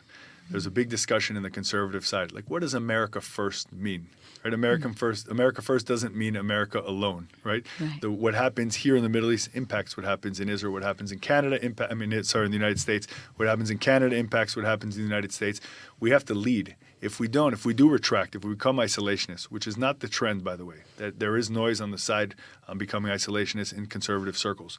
If we were to go there, we'd also have to be okay with not leading the world in economically, militarily, and morally, on all these different issues that are so critical to what it is to be an American. So it's very important. I think deterrence is critical. Military deterrence is critical. We saw the opposite of that under President Trump, who moved around assets that should have made, for example, Hezbollah shake in their boots and go back under the rocks they were hiding under. But it didn't, because they didn't believe he can use them, right? Even though he said don't, and he tried to make these threats. When you don't have the ability to deter bad actors through military strength, then you don't have peace. You invite, it's an incentive for war. So you need strength to disincentivize war from all the world's bad actors. Do you think that that means Iran is shaking in its boots now after those bombers and that we're not going to see a resurgence of Iran, or do you think that it'll take a lot more time?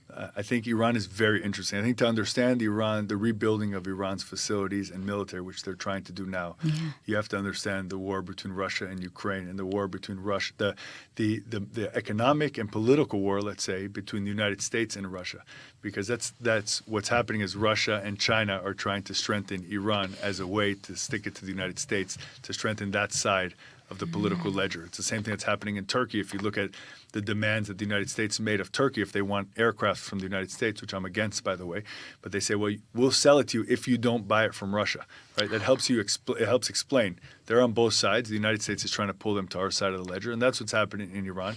Are they shaking their boots? I don't know. I think they're embarrassed by what happened, but they control their own narrative there, right? It's not that there's free press there or free discussions. I'm sure in Iran, the narrative is that the attacks failed and Iran is doing amazing and everybody's doing great, right? But people are smarter than that and they understand that. I think without support, I know that without Chinese and Russian support, Iran falls. But unfortunately, that's not the world we're living in. Yeah, wow, it's so fascinating. So let's talk a little bit about the role of social media and media. So social media has really gotten out of control. I mean, do you think that the train sort of left the station and all of this anti-Semitism and all of the things that we're seeing are partially a result of what has happened there and we can't really pull back? And I think I would ask, if you don't mind, the same question with Western media, which is, you look, Trump was very interesting when the peace agreement was announced, and he said, we're even happy with how the media covered it, the mainstream media. This time they did a good job, because he's been saying about the fake news over and over again. But the truth of the matter is it's very hard to know what truth is anymore, and that social media and that mainstream media have really overlapped in a lot of ways, and you're starting to see commentary that's portrayed as news, and, people that aren't in the news acting like news people on social media, and it's a whole vicious cycle. So what do we do about this? So just from a Jewish perspective, since we're sitting here in Israel, I could tell you that immediately when you ask this question, start thinking of how the Nazis controlled the media before the Holocaust. And if you go to the Jewish Museum in Warsaw, they do a great job kind of going through the narrative, how they started shifting the narrative to start brainwashing their people. Why? There were only a few media stations, newspapers at the time, right? So they can feed and dictate to the people what it is they are going to hear and what they're going to listen to. It was like that in the U.S., not obviously for purposes of genocide, but it was like that in the U.S. where there were only a few stations for many years, and everyone said, "Oh, it was a great time." Walter Cronkite and these guys would get on the news every night and tell you what was happening, and the world was great. We all knew the negative part of that, which is they told you what they wanted to tell you and didn't tell you what they didn't want to tell you. Right? We all live very happy lives. Maybe. I think we have, as humans, we have a tendency of always looking back at the history, with this with glowy eyes. Right. But we thought most of us thought when social media came around and when it developed to what it was developing into, we said, "Oh my God, this is incredible! This is a free exchange of ideas. The best ideas are going to win. This is a town square amplified, and a town square is like study any sort of philosophy of culture of town square is like necessary. Where you're going to stand in the town square on a soapbox and share, and the best ideas win. This social media is that on steroids. Unfortunately, the algorithms that are attached to it, right, that incentivize crazy talk, right, and conspiracies is one big problem. The second problem is if you were sitting alone in your bedroom and you said, "I hate Jews," right, but you had no one to talk to about that. Yeah. Okay, most of the time, I was going to say 9 times out of 10, but many times less than that, or more than that, the vast majority of times, that's it. You're going to go home and say, "Okay, I guess I have this feeling. Nobody else has this feeling." These days, you can go online and find peers that think the same things. Go on and look for flat Earth discussion topics or threads on Reddit. You're going to find them. You're going to find help, and you're going to find people that are going to keep instigating you to go out and act. So I think that's the danger of social media. I don't think it exacerbated anti-Semitism, but I do think it helped set it on a course of action, sort of to take them out of their dark bedrooms, out into reality. We see that time after time with people who go out and commit acts of terror, or the lone wolves in particular. They were home. They had some desperate theories, and they had a fan club for those theories, and they kept encouraging them to go out and do something. So that's a real problem with social media. Is the cat out of the bag? I think it's going to continue to evolve. Free speech is still going to win in the United States, at least. In Europe is another story. But I think there is going to be a continued evolution. We're seeing traditional media finally understand how to use social media to get their messages out. We saw Barry Weiss now is going to take over CBS News. It's huge. Right, those are big changes, and she's not going to be the last. Right, there's going to be a lot of those coming. So we're going to see a lot on the traditional media. I think it's very interesting. And traditional media, which ties to what I just said with Barry Weiss, it has realized that the position that they've taken in the United States now, which has been really to be a voice for the Democratic Party, for the left, is not working. Even CNN, you have Abby Phillips' show now where she's having discussions all the time with Republicans. Imagine that, having discussions, and that show's doing tremendously well, right? So people are seeing, at the end of the day, it's business for those folks. If they can make money having a balanced show, they'll do it. I think we're going to start seeing a shift, but I think media is always going to be a problem. I'm not as optimistic with media. Traditional media is going in the wrong direction. Can it be saved? Who knows? Well, what about faith? I want to jump to that, kind of tying this in, because you're a religious person. You're very faithful. And the religion's really gone through, kind of everything that you do in different capacities. And you've sort of painted a picture in this last half hour that's really looked at very optimistic on the one hand, but a lot of problems that are going on in the world. So when you look at the faith that you have and your belief that, in the higher power, how do you feel that factors into all of this? Do you believe that there's some plan that maybe we just don't quite understand yet? Where do we go from here? Yeah, so it's a difficult question as far as whether there's a plan or not. Of course, everyone who believes in God believes God has some sort of plan, and we don't have a good understanding of it, and we just have to believe and pray and do all the right things. That's true, and I believe all of those things. That's not really what drives me, because if that were what drives me, to say there's a plan, then I'm not going to. It doesn't. You wouldn't have to do incentivize anything, you for I action. guess, right? Exactly. So first of all, being Jewish is just who I am. I get asked often, usually by younger audiences, like, what was it like to speak about anti-Semitism as a mayor or in this place or in that place? I'm like, it's just who I am. I'm just standing up for my people. You wouldn't ask that of a black man speaking about racism Well, you in might. his community. Yeah, I don't. You've never heard a black activist being asked, why are you standing up for the black community? Okay. Right? Yeah. But you get asked that as a Jewish activist all the time. I don't consider myself an activist, but I'm someone who's active in these things, always pushing on different items. It's just who I am as a person. What does it mean? I think that let's tie it back to your first questions about October 7th. Yeah. Okay? I've been someone that's always been very connected to Israel and to Judaism, to my community, to our religion. It's very important to me on all aspects and everything I do, from being a parent to just being a person, being a husband. But I think after October 7th in particular, all Jews, not just on the left, but everywhere, have realized that those who are going to protect us, the only ones we can rely on is ourselves. Yeah. We also realize that there's not a lot of us out there, and the divide that we have makes us even smaller. So we really have, it's really, if you really break it apart, you can maybe be at 2 million, 3 million worldwide of really people who support the state of Israel and the Jewish community, maybe a little bit higher, okay? But they're in pockets. We are in pockets everywhere. So it makes it all the more important to dig our heels in, to make sure. It's a post I made the other day. I was in Hebron the other day for Sukkot. Okay, nice. Which is an incredible experience. I don't know why there's not drones flying up there and they're being, for the whole state of Israel and Jewish world to see what that looks like, right? To shake the lulav and etrog during Chol Hamoed and Sukkot right outside of the cave of the patriarchs. And the first thing I thought is the only way to make a tree go stronger is to dig its roots deeper, right? And that's what I think of all the time when we're facing all of these challenges as a people, that we have to dig our roots deeper. When you look at the problems of anti-Semitism and anti-Israel sentiment, unfortunately, you'll always see Jews in the mix there as well. And why is it? It's because they're lost. They've never tasted real Judaism. They've never understood really what it means to be a Jew. No one showed them before, right? It's a failure of a previous generation. So you can take one of two paths. One, you can write them off. I refuse to do that. I refuse to write off anyone from our own community ever, right? They can have the worst opinions. I'm going to engage with them. Not just engage with them, I'll then invite them to my house for dinner, right? I want them to understand what it is. Because what you have with those people that are out there, not just committing terror acts, but also protesting and working against their own people, right? Are people that are lost and they're looking for purpose, and they don't realize that they didn't just fall as a flower from the sky, right? They come from a tree with 3,000-year deep old roots, and that's who they are as a people, and that's something that drives me. And I believe that that's a message that will resonate. It resonates, by the way, in the Christian community in the United States today as well. And the Jewish community needs to be a part of that, so we can bring back these people, we can strengthen our numbers, continue to ride now these next 20 to 30 years of success and be a part of it.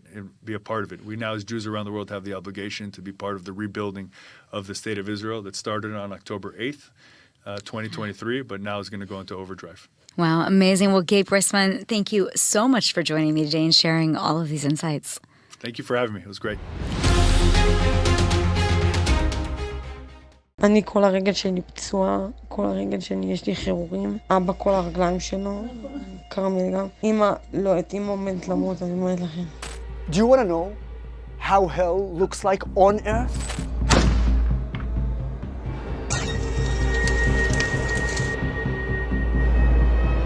Welcome to Kibbutz Be'eri. 2 years ago exactly, on the 7th of October, the Bachar family was in hell. A 3-meter on a 3-meter hell. Come with me and find out this unbelievable story of the Bachar family.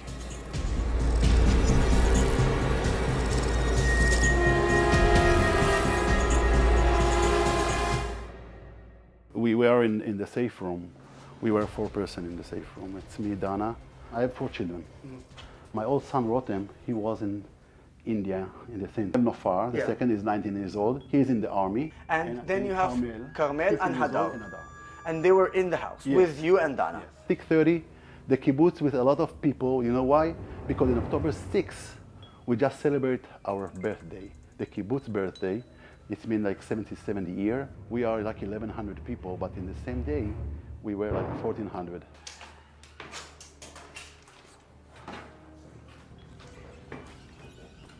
This is the master bedroom. We were here, and we start hearing the shooting. It's not the shooting, it's the thunder, like the missiles goes above us. That whistle of the missile? Yeah, a lot of them. So me and Dana here, and we are hear the rockets, and we know something happened. And It's usual, right? Yeah, it's usual. But in usual, there are 2 helicopters up, 1 drone, and after 5 minutes, a few missiles to Gaza, and that's it, it's done. This is the usual. But in the same day, it's not like that. If I tell you in the world that the usual thing is that you hear rockets flying all over your head and then lands in your backyard, you can't say it's usual. This is missiles, rockets, literally sent from Gaza to Israel, to Kibbutz Be'eri. But the people here in Israel has gotten used to it. I promise you, you have no idea what we're talking about. So year after year, year after year after year, Hamas, the terrorist organization who ruled Gaza, kept sending missiles, launching missiles to Israel.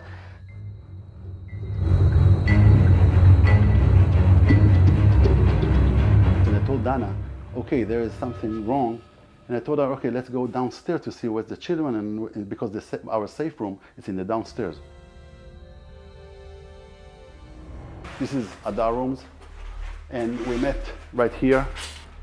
And this room is Carmel's room. Carmel's room. Hadar, Carmel is here.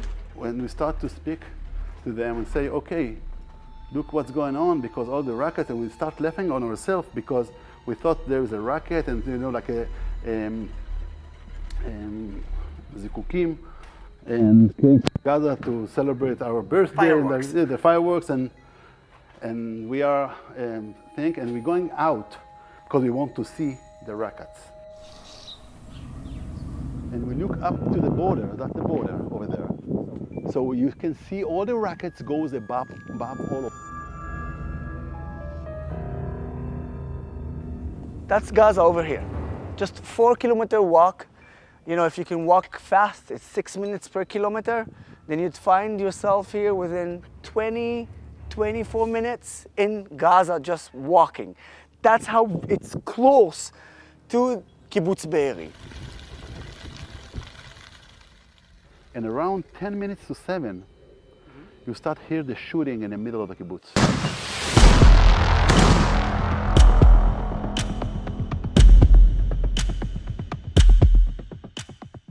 And they came in and they start shooting all over. They running through our place and where we live, and they start shooting everyone. And the chat start talking about everything. Also, they shoot these people, they burn this house, they kill this one, and everything in the chat. Wow. And, So while you're standing here, you're looking at the WhatsApp group and you're literally seeing them just saying, this was killed, this was killed, this was killed, this was killed. Absolutely. In the WhatsApp group, you're getting a message, go to the safe room. Yeah, go to the safe room because there's a terrorist in the kibbutz. Okay. You have to go to the safe room. And that was 7:10. We got into the house, we shield the house, and we locked the door. I told Dana and Carmel and Adar, okay, let's go to the safe room. And Carmel told me, wait, Dad. He went to the kitchen. He brought a few hardcore steel knife. He played with them like that. He told me, Dad, don't worry, we're gonna fight with them. What's a safe room? A safe room, it is a bomb shelter. So in terms of when rockets are being launched from Gaza to here, you go to this safe room and plus minus you are protected even if a rocket falls very near the building that you are in, but only in a safe room. And that's why the Israelis on the 7th of October immediately ran to the bomb shelter, but then you told me that the bomb shelter became a trap. A bomb shelter, you have to fight on the hand door because you can't lock the bomb shelters. Because if somebody wants to help you, you just open the door.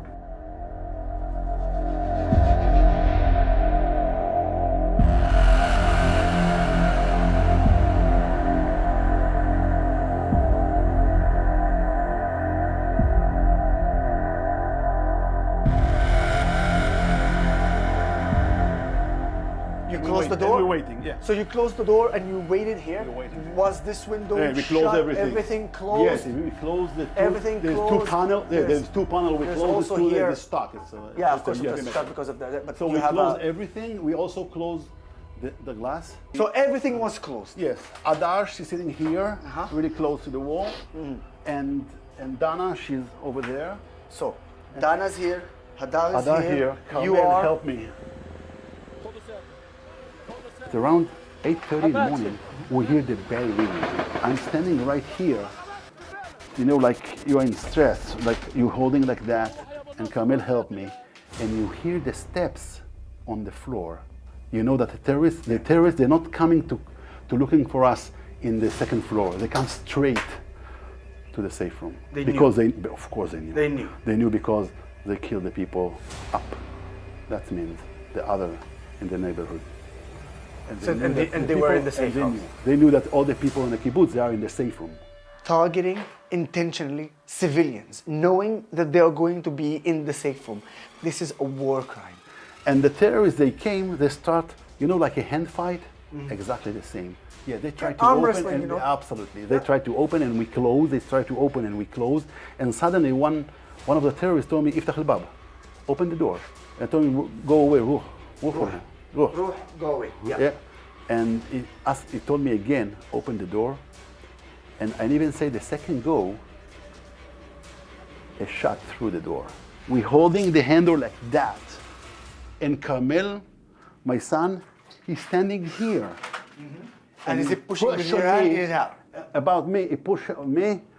So this one, it's Carmel blood from his arm because this bullet took his arm, both arms.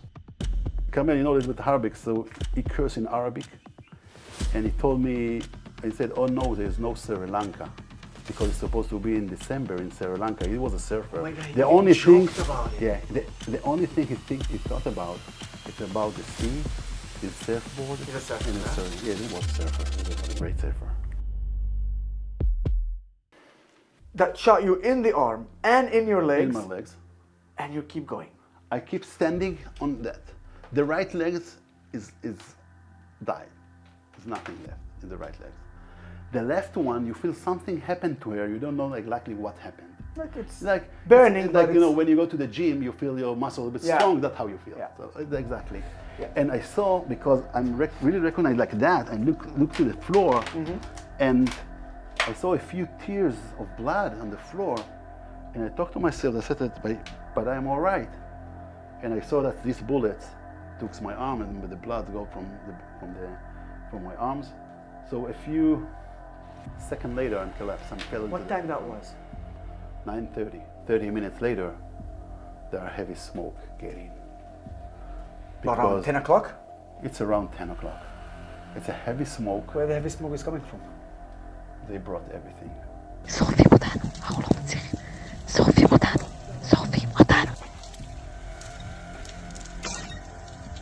In Israeli, it was a system. First of all, they shot. Second, they burn. And later, when you jump out from the window, they kill you outside in the backyard. It's a system. There's 150 houses like that, or more than that. אני לא יודעת איפה היא ממליצה, אבל היא היחידה שכמעט מאבדת את הכרה, היא וכרמלה. אני והבעוד קצת בסדר, אני הכי בסדר. Hamas terrorists, the Nukhba unit, which is the elite unit of Hamas, they came first, they did what they did, they left to another house. So now you're telling me that the civilians... Yes, they gave the mission to other people, burn them. And they're not like part of the Nukhba, they're literally I don't know Gazans. who are they, but maybe it's not the Nukhba, because the Nukhba, they got a weapon and they go to kill the other people. But they know that, okay, if there's a heavy smoke in the safe room, you have to jump out from the window. And the Nukhba, they're waiting for you here. Why they're not waiting here? Gotcha. And when you jump out, they kill you there.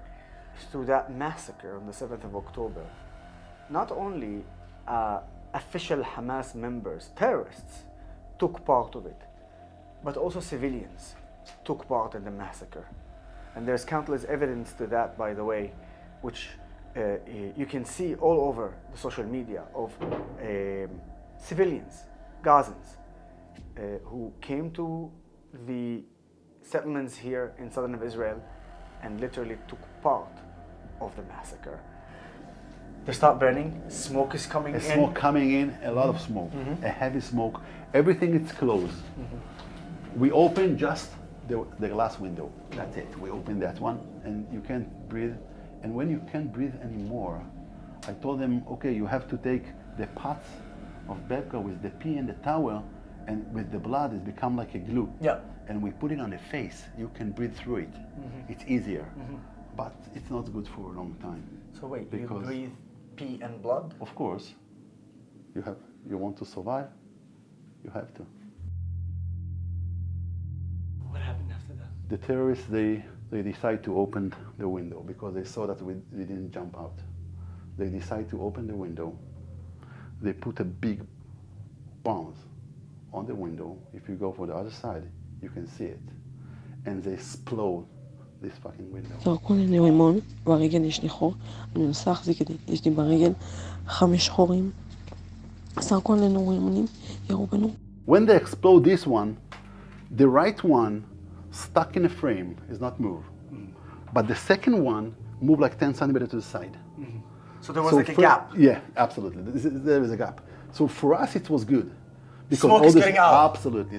The hair comes from the door, and the smoke get in, go up, and go down. That's how it's going. So I'm looking around, so we are still alive. We are all right. But that's the good things. The worst things, we got 3 grenades inside.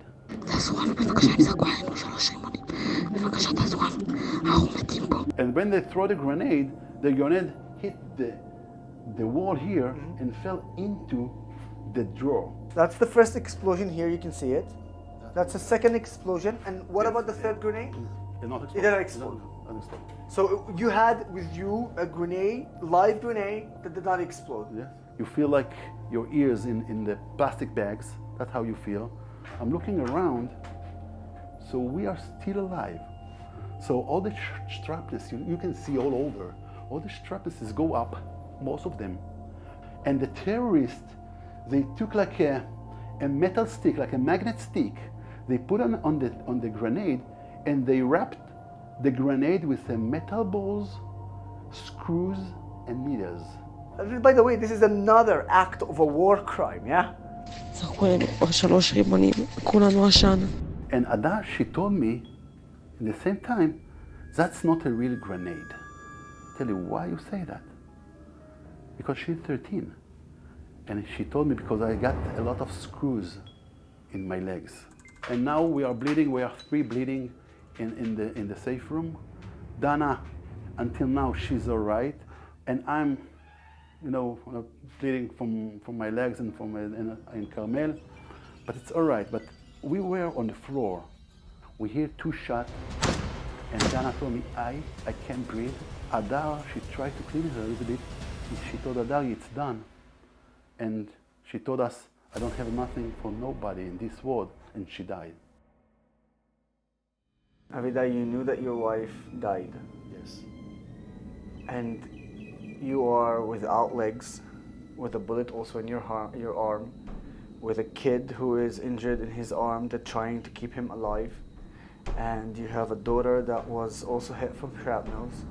And at this time, you realize that you lost your wife as well.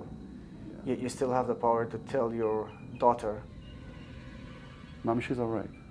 She's not suffering anymore. She died. We have to keep him alive.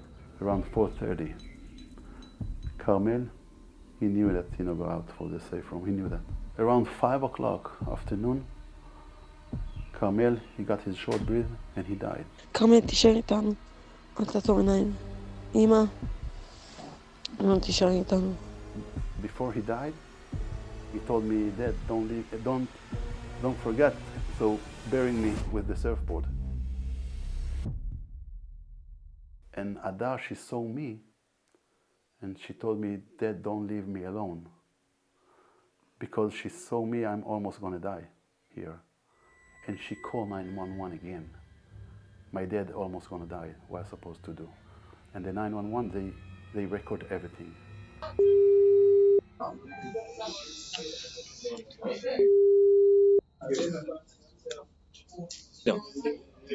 בסדר. איפה היריות? הן מתחילות מהאגן עצמו או מהרגליים למטה? Around 7:30, 7:15, the commander of Yalom, he came to this window. He took his flashlight, looked into the safe room, and told the other guy, there is a massacre here in the safe room. So if you want to live next to them, you can't. I think we gave them any money, any opportunities. They don't want to kill us. I think they want to live like us, but they don't. They don't want to live like us. They don't want me here. They want to take my land. It's not about something about religious. It's nothing. It's about territory and land. That's it.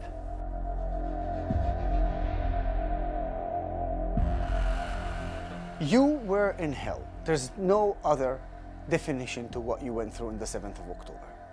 There's a lot of people around the world that either they deny what happened here, and clearly we can see the evidence is countless.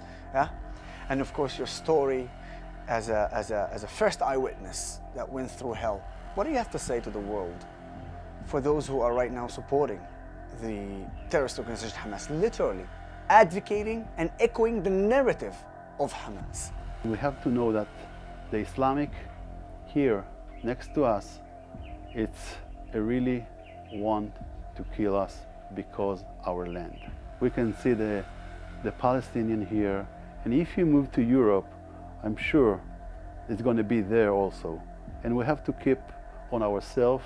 And for the Jewish nation, I think we have to be in Israel. This is the only state that we got, and we have to keep on it for many generations forward. That for them, there's no such thing as, let's have a dialogue. They don't think about, maybe let's hear the other side. There's no freedom of speech. There's also no freedom of religion. That's a different topic. But the bottom line is, you do not have dialogue with them because they don't believe in dialogue. They have their own way. You're either with them or against them. If you're with them, your life might be saved, might be saved. But if you're against it, for sure, you're dead.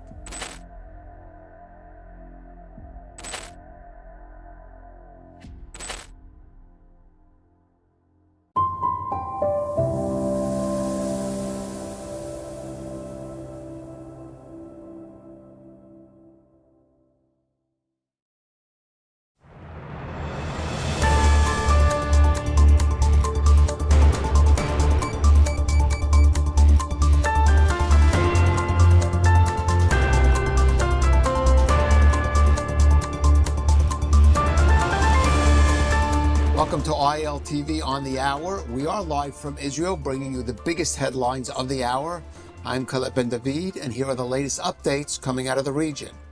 U.S. Vice President J.D. Vance continued his Israel visit today in his mission to shore up the fragile ceasefire in Gaza. Vance met with Prime Minister Netanyahu this morning in Jerusalem, with the two first having breakfast together with their wives, Sarah and Usha, and then having a working meeting. Vance will meet with President Isaac Herzog also today. Speaking to reporters after their discussion, both Vance and Netanyahu dismissed claims that Israel is, quote, a client state of the U.S., with the Prime Minister saying the countries form an alliance of partners who share common values and common goals. Here's more from Vance and Netanyahu.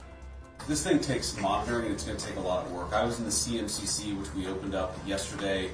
A lot of our Israeli friends working together with a lot of Americans to actually mediate this entire ceasefire process, to get some of the critical infrastructure off the ground, from the international security force to some of the reconstruction of Gaza. It's not easy. I never said it was easy, but what I am is optimistic that the ceasefire is going to hold and that we can actually build a better future in the entire Middle East. We discussed this idea of the day after. Remember, everybody said you don't have a day after, you don't have a day after. We're just creating an unbelievable day after with a completely new vision of how to have the civil government, how to have the security there, who could provide that security there. Again, there is no taking care of overall security always. And we discussed that, and I think we have some very, very good ideas how to proceed. Yesterday, Vance did visit the U.S.-Israel Ceasefire Coordination Center in the southern Israeli city of Kiryat Gat.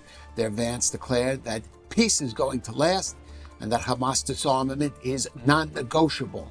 He emphasized that choppy waters are expected in a ceasefire between people who hate each other and who have been fighting for a very long time. And he called on Israel to be patient. But he insisted the truce is going better than expected. Vance also said he does see a future role for Turkey in Gaza, while insisting the U.S. would not force Israel to accept any country as members of the international security force drawn from Arab and Muslim states that is expected to help secure a post-Hamas Gaza. Vance, along with U.S. Special Envoy Steve Witkoff and Trump advisor and son-in-law Jared Kushner, were dispatched by President Trump to see that all sides remain committed to ensure that the ceasefire is implemented. This came after Trump warned that he could send international forces into Gaza to confront Hamas over its violations of the ceasefire, but said he would hold off for now to give the terror group a chance to correct course. Meanwhile, the bodies of slain Israeli hostages Ari Zalmanovich and Tamir Adar were returned to Israel Tuesday night after being handed over by Hamas via the Red Cross. The caskets were transferred from Hamas to the Red Cross in southern Gaza and then to the IDF. The remains were then taken to the Abu Kabir Forensic Center in Tel Aviv for identification.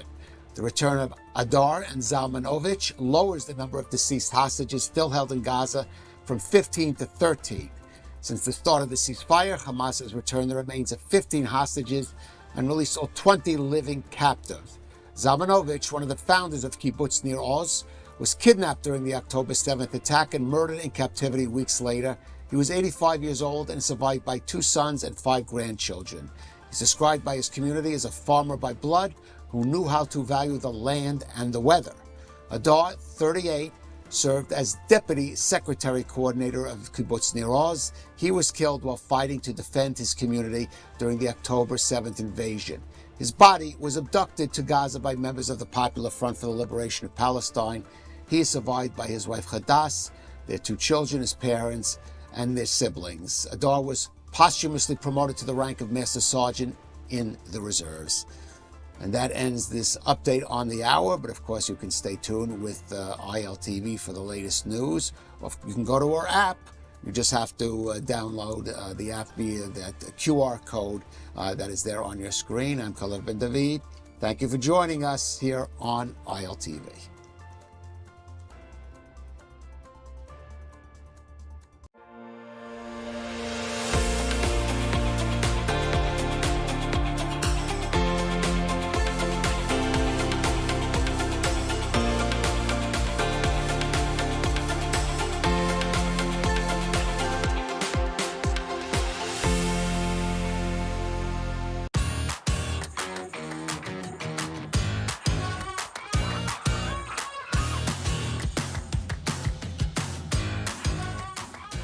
Good evening and welcome to ILTV Insider. I'm Maayan Hoffman.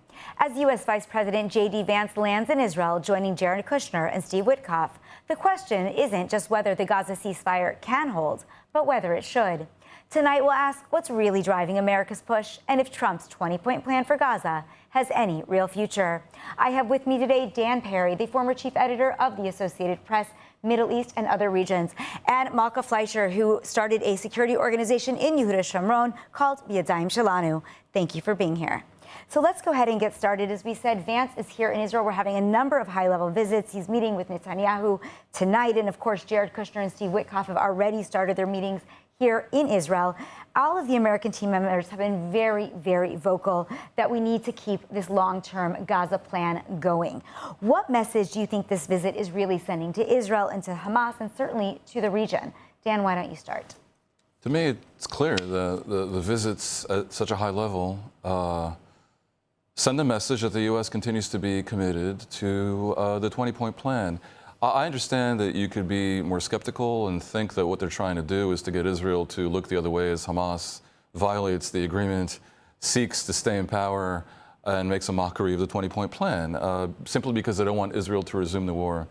And I don't rule out that something in that direction is conceivable, but if some sort of knee-jerk Trumpian support for Netanyahu, but because, without a shadow of a doubt, the terms envisioned in the 20-point plan represent a global consensus that is aligned with the Israeli idea of what should be happening moving forward. And this is a very interesting sort of cognitive dissonance, because you would think that the world is unhappy with Israel, and certainly the vilification of Israel would suggest that because of the brutality of the campaign, at least as we believe it went. But the reality is that the world, including people who many Israelis don't understand, are actually aligned with them, like, for example, Starmer and Macron, actually support the goals of disarming Hamas, removing Hamas, establishing a situation in Gaza that will be moderate and peaceable vis-a-vis Israel. But I don't think anybody questions whether or not we want to have the 20-point plan go through. I think the question is whether or not it can succeed, and is the plan built in a way that it will be able to succeed without, as you said, leaving Hamas in power? I think that that's an open question, and much depends on whether Hamas thinks there's any wiggle room to get away with anything. And a lot of the onus is on Qatar to make sure that they understand that there is not. Some people believe that Qatar actually is aligned with Hamas trying to create a fudge. I'm a little bit more sanguine about Qatar than most. They obviously have played a double game for many, many years. And I want us to get back to Qatar, but before we jump into Qatar and Turkey and so all Hamas needs to be made to understand that no reconstruction aid will go into Gaza unless they fulfill that aspect of the 20-point plan that is disarmament and essentially disbanding in Gaza. The potential fudge I can see for them is for them to say, okay, it's only in Gaza. We remain an armed organization elsewhere, which means the West Bank, which is a whole different problem, as Malka will confirm. But at least in Gaza, for the purposes of pacifying that strip of territory, they must go. And I do believe that the Americans are serious about this. And we heard it in statements by Trump, who basically said, if they don't disarm, we'll do it for them. I don't think U.S. soldiers are coming, but they would I think, allow Israel to resume the war. Well, and it's interesting you say that, because, Mark, I want to turn to you. You probably know from what's happening in the news that we've had already this week some attacks by Hamas, maybe not Hamas, maybe some rebels against Israeli soldiers. 2 of them died, 3 were injured. And still, Israel voted to go ahead and move forward with the ceasefire agreements. And at the same time, we've still got 15 hostage bodies that were committed to begin coming out. They started coming out within 72 hours of the deal. Why do you believe that it is okay that we continue with the ceasefire when all those bodies haven't come home? Look, you have some of the most senior, some of the most trusted advisors to the current U.S. administration, all in Israel right now, all landing on one spot, which is at the desk of Prime Minister Benjamin Netanyahu. It's not like a friendly visit of tourism. It's to hold Israel's feet to the fire. All of Israel can feel the pressure that the United States is applying on Israel right now. And it is, I feel like we're getting a lot of Gush Katif flashbacks. We're getting a lot of 2005 flashbacks in which we leave a piece of territory. We say now is the opportunity for peace, and it blows up in our face, literally. We had Hamas killing 2 of our boys in the field after the ceasefire has begun. We have them issuing a statement to the populace just a day or 2 ago that we are going to clear the field of all the unexploded ordnance to protect people, right? Because we care about you, Hamas says to the people after they have totally obliterated their society over the course of 2 years. We're going to clear the ordnance. What does that mean? We've seen this before. This is what they do every time we go into battle with them and then withdraw from territory, which is they come back into the territory, they take all the things that we left there, and then they use them against us again.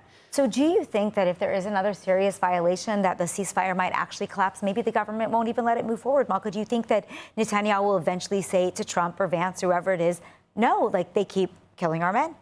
I definitely think that the United States has a certain agenda when it comes to this ceasefire, and that the #1 top priority is not Israel's security in that agenda.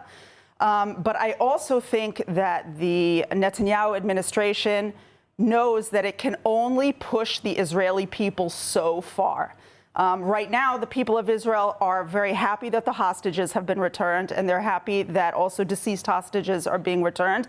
But there is huge, widespread skepticism about how this will affect Israel's long-term security. There is no one in this country who thinks that it's a good idea for our children to be fighting another October 7th again. And there is a lot of anger at the possibility that that's exactly what's happening. One of what was supposed to be our major war goal, which was the destruction of Hamas, looks like it's actually getting farther and farther from us. There are reports coming out that Hamas is part of picking the technocratic government. It's like, you can't make this stuff up. It's like, how much blundering can we do? We cannot afford it. And therefore, I think that the Israeli people are going to give a very limited window to the possibility of this ceasefire. And I don't think most Israelis believe that it's really going to do any good. And Stan, do you believe that too? Do you agree with Malka that Hamas is clearly taking a role that it shouldn't be taking, and maybe even possibly being empowered by Qatar, Turkey, Egypt, others who are quote unquote Muslim Brotherhood? Or, what is the reason, and what is the reason that you think that the U.S. is pushing so hard for this to go through, other than world peace, Nobel Peace Prizes, etc.? I mean, I would be a little bit cynical about the Nobel Peace Prize issue, but I wouldn't be so skeptical about the general desire to end the war, which has been ruinous for all sides, including for Israel, and which has created much disruption in the world, politically speaking. Probably helped Trump get elected, certainly helped the Democrats lose. I think it's more complex than how Malka portrays. The Israeli people are not agitating for a return to the war. Every single poll, without exception, overwhelmingly showed that over 70% of the people, in some polls 80%, were prepared to accept the deal that returns the live hostages, all the hostages. But those people were ready to accept a plan in which the hostages come back and Israel remains secure. They are not ready to accept a plan in which the hostages come back and then security is totally out the window. Malka, you may be like chief of staff level strategist, but most Israeli people are not. And the people answering these polls, the public at large in Israel, were prepared to accept a plan that returns the hostages and ends the war. Without further caveats, they were prepared to do this with the understanding that if the implication is that Hamas more or less stays in power in Gaza, which was a deal on the table for over a year now, probably for almost 2 years, that probably means they'll have to fight Hamas again. And they were prepared to do that. I don't know what you're talking about. The people of Israel every poll I've seen fought like lions to destroy this Hamas. They sent the best of their sons and daughters out to destroy Hamas. So when you say that the people of Israel were ready for future Hamas, that is fantasy land. The people of Israel are not ready for more Hamas, and we put all of our hopes and all of our effort into destroying Hamas. That was the war goal. That was the war goal. And if we don't meet this goal, then we failed. Okay, Israel did fail. If the goal was to eradicate Hamas, Israel failed because from the beginning it was not possible to do so while Hamas held Israeli hostages. That limited the idea's freedom of movement and made from the beginning the twin goals of eradicating Hamas and saving the hostages be in conflict. So the idea is, and it's not a fantasy, the vast majority of Israelis were prepared to end the war, get back the hostages, and fight another day, which they assumed would happen because of a future Hamas provocation. Now, Hamas will... The vast majority of Israelis were ready to continue a war that would lead to total victory. And whoever wants to Google, are the Israelis ready to end the war in exchange for the hostages, will discover I'm right. So the implication, though, is that if Hamas stays in power in Gaza, there's going to be another war at some point. That's not a great outcome. However, it possibly was the only possible outcome, given that they held these hostages. The only good thing that one can say is that if, in the end, a version of the war resumes, because anything else is inevitable with Hamas remaining in Gaza, it will be under different circumstances, because Israel is no longer limited by Hamas holding hostages. Well, let's talk about those circumstances for a moment, because right now the circumstances are that Qatar, Turkey, countries that were at enemy status with the state of Israel until this 20-point plan was revealed, are now essentially governing. In fact, we've seen Turkish equipment working in Gaza to rebuild, sitting on the border. Turkey was one of the strongest enemies of Israel at different points, allies, but in the recent years, wars. Strong enemy. Strong enemy. Well, it's I mean, different very points. Problematic semi-neighbor. Very problematic ally and enemy at all of its points, but it's certainly throughout this war, it has been one of our strongest enemies. It has been one of the loudest and most vocal enemies against Israel in the public square, and it has been very dangerous for Israel in the way that it supports Hamas, and now it is kind of helping to eradicate Hamas for Israel. How is that possible? How do we trust Qatar and Turkey? Well, Israel more than trusts Turkey. Israel's had a subterranean military alliance with Turkey, even while Erdogan fulminates against the war in Gaza and really Israel in general. Israel has a massive trade relationship with Turkey. Israel probably doesn't want Turkey to be a full-blown enemy, and it hasn't been. What it has had is a hothead president who courts Islamist opinion by anti-Semitic and anti-Zionist statements. Now, Dan, in the last 2 years, trade has dropped tremendously with Turkey, or it's had to go through third parties. It hasn't been coming in. It almost also, the military alliance isn't what it was. The military alliance and also the flag. So here's how to view this. One way is to say, well, Turkey and Qatar, Muslim Brotherhood, and anything they have to do with anything is toxic and poisonous. Another way to view it is we have to bring them into the fold. Take the case of Qatar. Qatar hosts the largest American airbase in the region in a radius of thousands of miles. And hosts Hamas at the same time. Qatar's skies are basically protected by the U.S., which is why I remain skeptical that Israel dared attack it without organizing with the U.S., no matter what they say in public. Qatar has over $1 trillion in investments in the U.S. allowed by the U.S. And of course they do their skullduggeries also. It is a strategic goal of the West to bring Qatar over on side. And the same applies with Turkey. The U.S. is going to provide Turkey with F-35s. If Israel were an enemy of Turkey, that would be a big problem. But Turkey's a NATO member, and Qatar just got NATO-level guarantees from the U.S. So the story is more complex. If you take certainly your critic, and some would be your enemy, and let them be part of the Gaza reconstruction, you could argue that's a good thing along the level of a unity government. The UAE, because you Saudi defend your Arabia. opposition. That's going to be interesting. You notice that the UAE and Saudi Arabia were not in Sharm at the ridiculous festival. Why not? They're skeptical because, look, don't forget, about a decade ago, Saudi Arabia and Egypt led a whole group of moderate Sunni dictatorships that hated Qatar for supporting the Muslim Brotherhood. And they were made to reconcile partly by Western pressure. So right now there's a quite strategic move to make Qatar and Turkey be part of the Western alliance and part of a future strategic umbrella in the Middle East that might include Israel and the moderate Sunni states. It is delicate. And this is the American dream. So I would view the presence of Kushner and others in Israel as a perhaps naive, but ultimately laudable effort to bring everyone together, with the ultimate goal being the disarming of Hamas. I think it's so critical that all of us together make clear to all the meddlers and the mediators that this is a be-all and end-all. This has to be, and there's no way to let it go. Little fudges. Can Hamas say we appointed a particular technocrat? Maybe. But their military operation has to be crushed. Okay, so I want to ask you more about this. Let's turn to you for a moment. With Jared Kushner and Witkoff, you mentioned they're here, laudable efforts, okay? They gave their first big interview just the other day, 60 Minutes. And one of the things that Jared Kushner said was actually very interesting, right? He said that Israel must start helping the Palestinians and improving their quality of life if it wants full regional integration. So what does that actually mean, Malka? You know, you live in Yehuda and Shomron. You know what it looks like in practice. What would this mean? And is it realistic for Israel to be helping the Palestinians right now while we're still burying our dead and rebuilding what's been broken in the last 2 years in this country? It's the kind of thing that you say.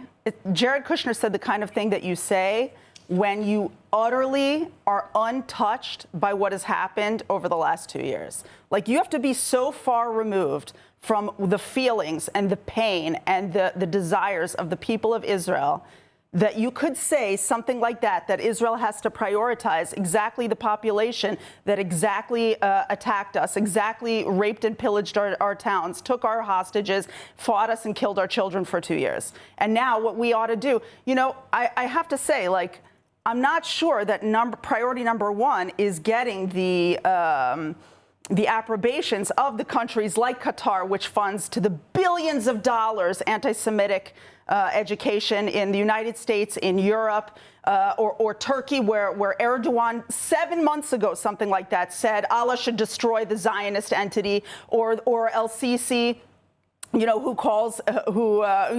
is always decrying us. It is trying, there is some kind of force that is trying to yank us back to October 6th. And the people of Israel are just much too awake for this today. We are prioritizing ourselves. We are prioritizing our security. We are prioritizing our survival. All that has to come first.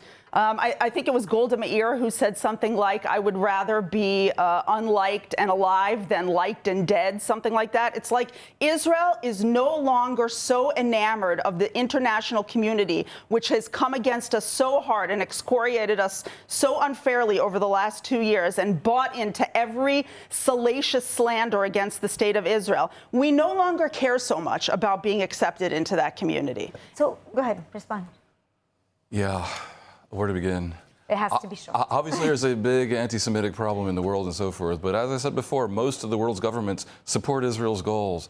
Israel has survived in a hostile region on the strength of its resilience, yes, you're right, but also on the strength of its prosperity. Its prosperity and its relations with the world have been part of the qualitative advantage that enabled Israel to defeat Arab armies and Arab societies that were much larger. Israel's an export-oriented economy. It needs to have good relations with the world. And a security economy. Israel and a security economy. Cannot we have survived despite the horrible policies. Israel not cannot continue the war for more than a week without American approval, and that's a fact. Now look, I'm less eager than Malka to be at war with the entire planet. And the Israelis... I have no desire to be at war with the planet, seems that you're okay but I have a little bit of dignity. The Israelis...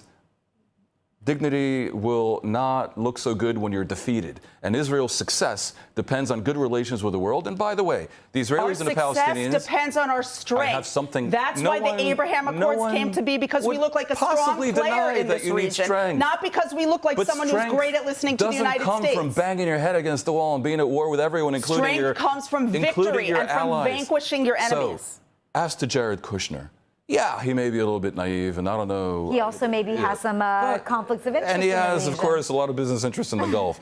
But Israel and the Palestinians are fated to be living in close proximity, even if, God willing, some sort of separation is eventually enacted, despite what I believe to be Malka's opposition to any partition plan, despite the fact that that leaves Israel half Arab.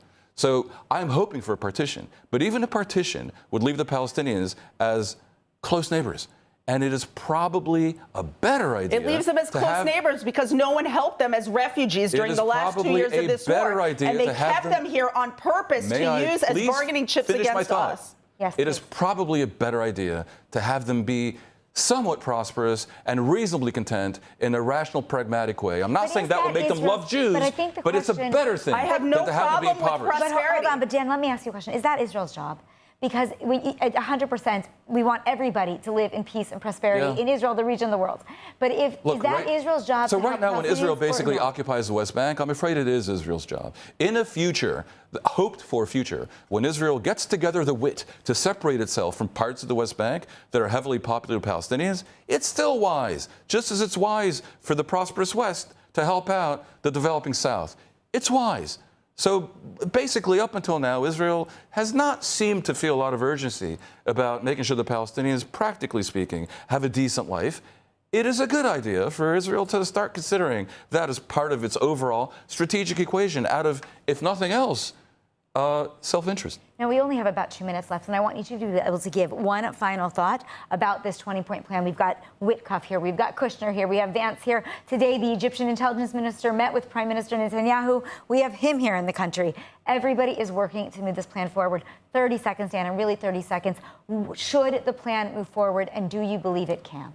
I'd like the plan to move forward because it is a rational, good plan. For it to move forward, Hamas has to understand that there's no wiggle room and they simply have to disarm and let go of Gaza completely.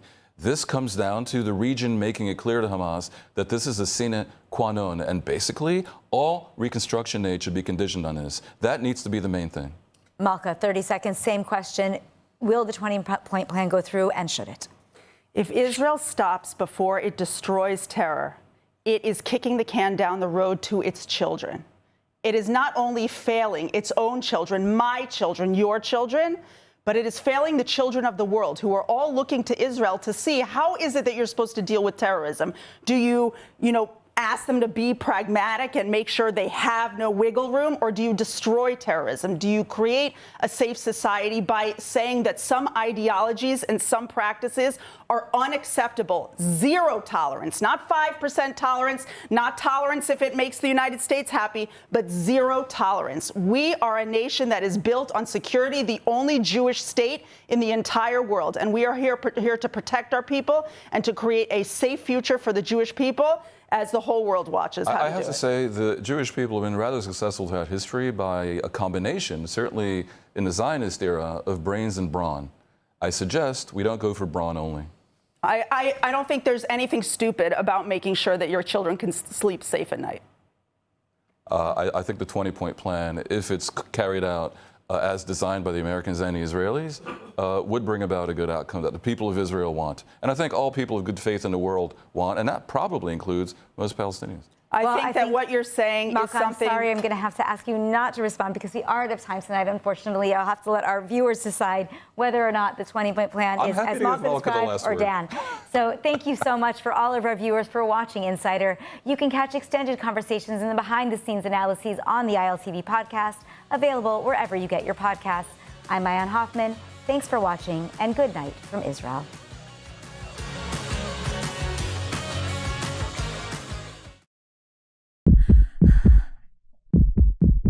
On October 7, I was here at the Nova Music Festival. I ran for my life, hid for 7 hours. Terrorists shot me twice. Thankfully, I survived. I'm still dealing with trauma, and I'm not alone. 3 million Israelis are in trauma. They need mental health care or physical rehabilitation. Wounded soldiers, families, and scared children. Since 1912, Hadassah has been a life-changing force in Israel. Today, Hadassah has 2 world-renowned hospitals, pioneers breakthrough medical research, cares for youth, and has built the much-needed and largest rehabilitation facility in Jerusalem. Thank you to everyone at Hadassah Hospitals. You've been helping me, and so many others. And a special thanks to one nurse, my mom. I love you. Some family secrets aren't locked in safes. They're locked in language. Your heritage is waiting in Hebrew. The conversations at dinner tables, the inscriptions on heirlooms, the letters that shaped your history. When you study with Rosen Hebrew School, you can discover your family's past. In months, not years, you'll connect with long-lost ancestors through language. Stop being a spectator in your own family story. We don't just teach Hebrew, we unlock the stories that made you, you. Which family mystery will you solve?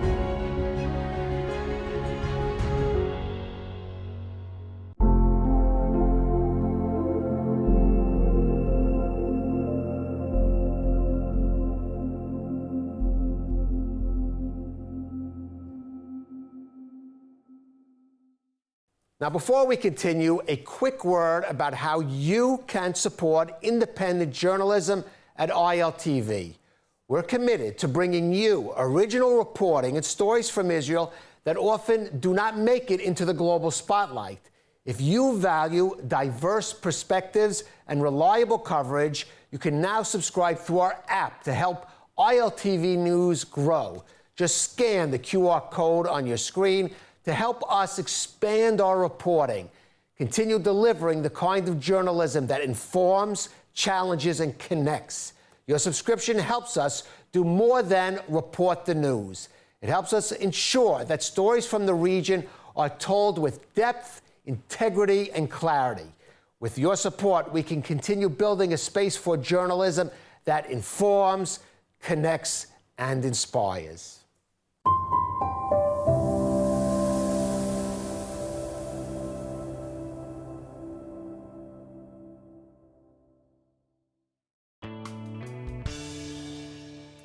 Hello, everyone, and welcome back to Good Week Israel, the show where we recap for you some of the positive highlights coming out of Israel this week. I'm your host, Divil Klein, and just before we start today's show, I want to preface by saying that not most Israelis are currently having a good week. Iran is still firing ballistic missiles at Israel every day, forcing thousands of Israelis into shelters, claiming the lives of 23 and injuring hundreds more. However, with that being said, there is nothing more powerful than Israeli resilience, bravery, and positivity in the darkest of times. Israelis, whether against their will or not, are masters at finding the good in every situation. And so, I encourage all of our ILTV viewers abroad to always remember that there is good even in dark times when, frankly, nothing seems good at all. And with that, in a bittersweet event, Pride was unfortunately canceled in Tel Aviv for another year. Tel Aviv's LGBTQ+ community is the biggest in the Middle East, and thousands were preparing for this event, which was sadly canceled because of Iranian rocket fire. However, I do want to take you back to the anticipation, the excitement, and the buzz surrounding this prestigious event and highlight the meaning and the importance of the Tel Aviv Pride Parade. The Tel Aviv municipality is predicting a turnout of over 300,000 participants in this year's Tel Aviv Pride Parade, set to take place this Friday, June 13th. Tel Aviv locals and Israelis from across the country hurried to Tel Aviv for this iconic annual event, and even some celebrities were spotted arriving in Israel, including former retired Olympian Caitlyn Jenner. The event will pick up in 2025 after being canceled the previous year. In June 2024, Tel Aviv Mayor Ron Huldai cited the hostage plight as the reason for cancellation, saying that it was not yet the time for celebrations. With the hostages still on the minds of attendees, the celebrations will pick back up for this year's Pride Month. After landing in Israel, former Olympic medalist and current transgender activist Caitlyn Jenner said this about the parade. I tell people, I said, you know, the second biggest Pride event in the world is in Tel Aviv. And every response is exactly the same. They go, what? What, Tel Aviv? Are you kidding me? And I go, no, Tel Aviv. The Israeli people are very open-minded. They're friendly. They're, they're great for the LGBT community. And nobody knows it. To be honest with you, I think you guys have a marketing problem, because maybe I can come out and help market this a little bit. And so, honestly, that's one of the main reasons while I'm here. I want to bring a little bit of light in my small way that I can, and I think if everybody does a little something, we can change people's minds, the perception of what Israel is all about. And so, honestly, That's why I'm here, to do my little part. In a region that takes a relatively conservative stance, Tel Aviv's Pride Parade serves as a reminder of the importance of Israel as the only democracy in the Middle East. This year's Pride Parade reminds goers that no matter where they are, they can always count on Israel to be a safe space in a city that celebrates culture, identity, acceptance, and unconditional love. Happy Pride. And in some sports news, last week Israel held the Maccabiah event, where athletes from several different sports came together to celebrate sportsmanship, resilience, and hope. Let's see. And moving on, the countdown to the 2025 Maccabiah Games in Israel is officially on.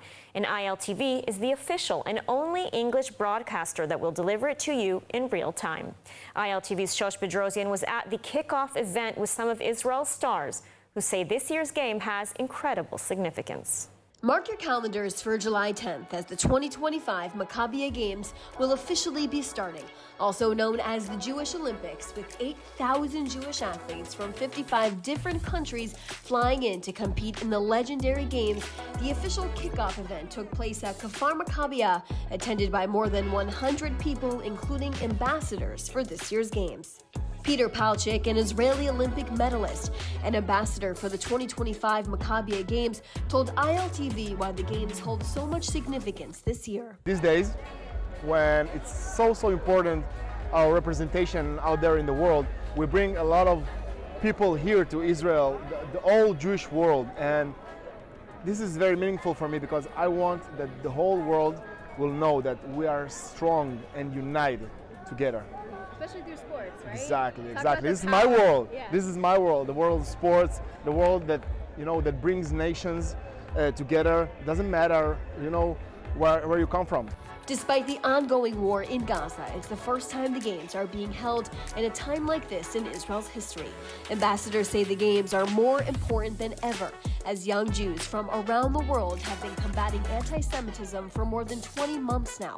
One of the main hosts for the Games, Asi Azar, says the Games are a time to uplift each other and celebrate despite the hardship Jews are facing around the world. I think that all Jews everywhere, the last 2 years were difficult, and to have the opportunity to unite together and to celebrate who we are is something that we really need right now. There is so much anti-Semitism everywhere, and people feel alone in this experience, and we tell them, come here, you have a home here, you have family here, and let's celebrate who we are together, and that's amazing that we have the opportunity to do it. The Maccabiah Games is the third largest sporting event in the world, and the Games will be held in Tel Aviv, Jaffa, almost 100 years after the city hosted the inaugural event.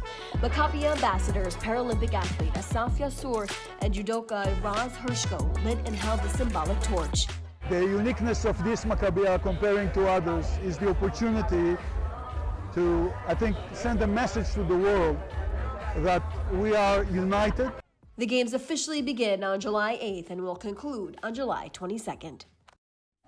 And now we move international. While sometimes it feels like Israel and the Jewish people are alienated from the world, it's always important to have strong allies that stand with Israel. A great example of this is Argentine President Javier Milei, who was just in Israel. Have a look. Argentine President Javier Milei touched down in Israel this morning, greeted with honor by Israeli dignitaries. His welcome included a momentous first handshake with Prime Minister Benjamin Netanyahu, who called him a chaver, a true friend of Israel. In this meeting, Milei and Netanyahu committed to strengthening strategic ties. They discussed the future relocation of Argentina's embassy to Jerusalem, while focus also turned to the ongoing Gaza hostage crisis. Milei pledged Argentina's support to help free those still held by Hamas, including dual Israeli-Argentina nationals. The two leaders signed a memorandum of understanding to reaffirm their common battle against terrorism and anti-Semitism, further aligning Argentina with Israel on the world stage. He later met with President Isaac Herzog as well, receiving a Genesis Prize in recognition of his pivot towards Israel. Last night, Milei paid a heartfelt visit to the Western Wall, accompanied by his personal rabbi, a gesture underlining his admiration for Jewish tradition. By day's end, Milei will address the Knesset, cementing his pro-Israel credentials. If successful, announcements later this week may include embassy relocation plans and scheduled direct Buenos Aires-Tel Aviv flights, milestones in Argentina-Israel ties that echo across global diplomacy. And in a bit more news on Javier Milei, Argentina is going to be yet another country moving their embassy to Jerusalem, an historic and unprecedented move by the Argentinian president. Let's see the details. President Javier Milei made history this week, becoming the first Argentinian head of state to speak in the Israeli parliament and using the moment to deliver a powerful message of solidarity. Y tengo el orgullo de anunciar ante ustedes que en 2026 haremos efectiva la mudanza de nuestra embajada a la ciudad de Jerusalén Occidental como lo prometimos. The announcement was met with applause from lawmakers across the political spectrum. Milei, a vocal supporter of Israel since taking office, positioned the embassy move as a moral imperative, part of a larger ideological battle between light and darkness. Es importante entender que estamos en una batalla existencial y moral entre el bien y el mal, batalla que empezamos a perder en el momento en el que nos volvimos incapaces de distinguir entre uno y el otro. Milei accused the global left of abandoning Western values and siding with terror, and warned that anti-Semitism was once again on the rise. He praised Israel's resilience and achievements, from its founding to its economic transformation. Israeli leaders responded with deep gratitude. Prime Minister Benjamin Netanyahu called Milei a true friend and lauded his leadership. Knesset Speaker Amir Ohana hailed the moment as historic, while opposition leader Yair Lapid applauded Milei's domestic reforms, using them to draw contrast with Israel's current government. Argentina now joins a small group of countries recognizing Jerusalem as Israel's capital. For Milei, it's not just political, but a stand for truth. Moving on, have you ever wondered what the world population stats are when it comes to religion? Well, have no fear, ILTV News is covering these numbers and bringing them straight to you. Have a look. Yesterday, the Pew Research Center released their Religious Landscape Report, concentrating data that focuses on population growth from the last decade, with an emphasis on religious affiliation and identification. The report confirmed that the fastest growing religious group are Muslims, while Christians remain the world's biggest religious group. So what about the Jewish community? The report confirms that the Jewish population has grown by nearly 1 million people, making the current estimate of Jews around the world at 14.8 million people. In percentage terms, Jews were the smallest group in the study, representing about 0.2% of the world's population. And the research notes that this number of 14.8 million is still less than the Jewish population count before the Holocaust in 1939. When the Jewish population stood at 16.6 million. The research also notes that the change in growth is not evenly distributed. The growth of Islam worldwide is largely concentrated in North America, while the Jewish growth in North America is much smaller. The reported Jewish population growth is concentrated mostly in Israel, the home of the Jewish people. These numbers help highlight the very reason for the existence of the State of Israel, the only home for the Jewish people. And for our next story, I have some incredible news. 2 patients who underwent a heart transplant with a fully artificial heart are not only recovering from this life-saving surgery, but are doing better than ever before. This incredible news means that Israel is the first country to successfully use a man-made heart in a heart transplant. And for good measure, they did it twice. Let's find out more. In an incredible medical achievement and the first of its kind, Israeli doctors at Hadassah Ein Kerem Hospital in Jerusalem successfully completed an artificial heart transplant. Following the rigorous 7-hour procedure, just 4 days later, Sheba Medical Center in Tel Aviv announced that their team, too, have completed this life-saving procedure. The male patients, one in his 50s and one in his 60s, are making an incredible post-op recovery, according to staff. This special artificial heart is constructed of titanium and wrapped with membranes derived from cow heart tissue, a feature meant to reduce the risk of blood clots. This development is set to revolutionize Israel's healthcare landscape, as according to the World Health Organization, cardiovascular diseases and heart failure are the #1 cause of death among adults, and functioning healthy hearts for transplant are not an accessible commodity. With the first successful transplant procedure of a fully human-made heart, patients with chronic cardiovascular issues have more options, and the death rate should decrease. The IDF just confirmed that it is now using a fully operational laser as a form of air defense.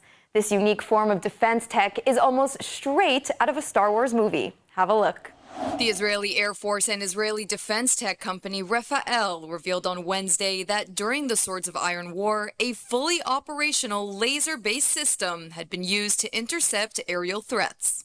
במהלך המלחמה הצלחנו למבצע מספר דגמים של מערכות לייזר רב עוצמה. מערכות אלו הביאו להישגים רבים. בנוסף, הניבו למידה מעשית מואצת. זו הצלחה מבצעית עולמית ראשונה של מערכות הלייזר בשדה הקרב.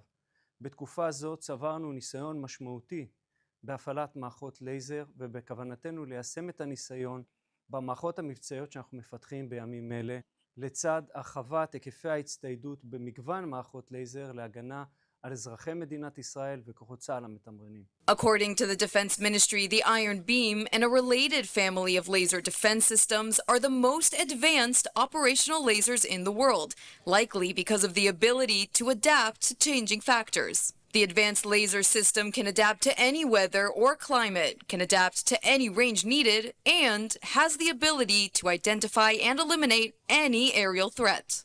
פרסנו זמן קצר לאחר תחילת הלחימה מספר מערכות לייזר שיעזרו ליירט איומי אויב.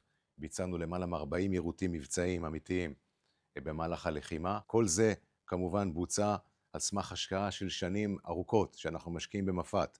חזינו את הנולד בתחום הלייזר, השקענו בהרבה טכנולוגיות במקביל עד להבשלה בזמן הנכון, בעיתוי הנכון. Over the course of the Iron Swords War, several UAVs and aerial threats have crossed over into Israeli territory. They were shot down by one of Israel's current defense systems. They are the David Sling, the Chetz, or the Iron Dome. Now adding to this list, the Iron Beam.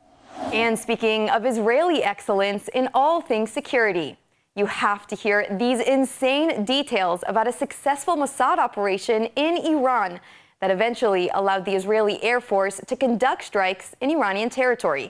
The details are absolutely insane. Have a listen. According to the Israeli media, the Mossad set up a drone base and used special vehicles to deploy kamikaze drones in Iran. Closely echoing Ukraine's recent spiderweb operation in Russia, the operation is being hailed as a stunning new success by Israel's intelligence service. Released footage shows the Mossad agents deep inside Iran, assembling explosive drones aimed at targets near Tehran. The precision weapons were reportedly launched from trucks smuggled into the country, with a drone base hidden somewhere near Tehran. The base was established well in advance of Friday's attacks and was used to destroy Iranian air defense near the capital. Mossad had earned a reputation internationally for creative espionage, technological innovation, and, when called for, ruthless violence in defense of Israel. Over decades, the Mossad has built up deep networks of informants and agent resources. Last year's Hamas leader Ismail Haniyeh was assassinated by a Mossad bomb placed in his Tehran government guest house. And just finally, before we wrap up, you still want to learn Hebrew in a creative and interactive way? Well, you can with the Rosen School of Hebrew. Let's learn more. To learn a new language, vocabulary, and alphabet can be very intimidating. I came to learning Hebrew with absolutely no experience. The Rosen School has been a real benefit. We have been engaged with the most wonderful teacher. I love the subjects, my knowledgeable teachers, my classmates were enjoyable to be with. The teachers make you feel very comfortable and make you feel safe, make you feel confident that you can learn. The program, content, and teachers at the Rosen School have helped me to not only learn Hebrew effectively, but also begin to truly understand and think in Hebrew. And we're now able to converse meaningfully in Hebrew amongst ourselves and our classmates. This is how good Rosen School is. If you're considering learning Hebrew, I strongly recommend the Rosen School. It is a wonderful experience. I certainly recommend and encourage participation. I've been on this incredible journey for like 5 years maybe, and it's just the joy in my life. I invite you to go. I recommend it.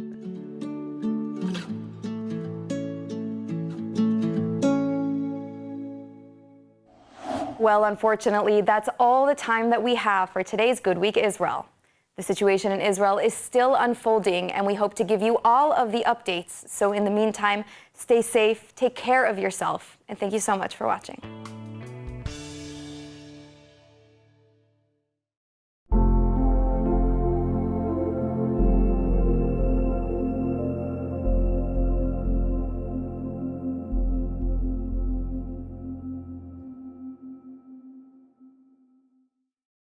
And now, let's have a look at Raziel Winery, located in the rolling hills just west of Jerusalem.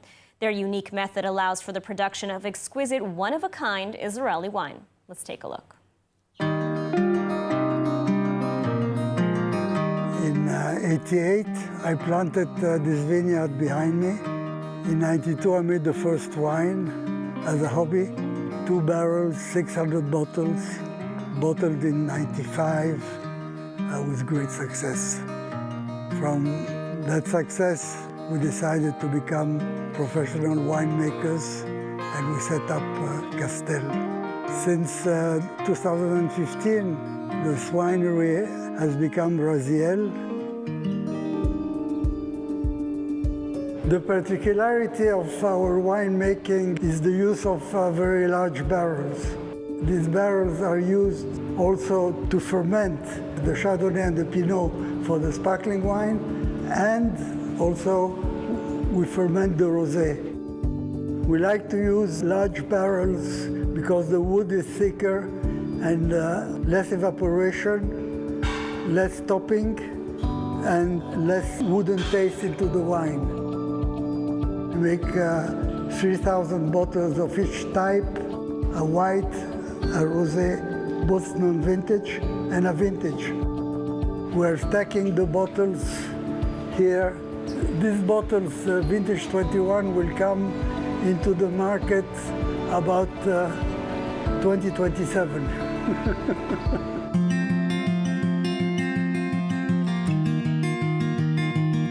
When I first planted this vineyard in '88, I didn't think I was a pioneer.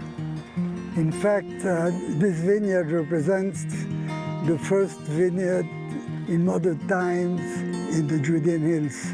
And it was really a big luck that I was living here, that this could really produce very, very good wines. Our wine is in French zero dosage, or brut nature, a natural taste of the wine without any additives.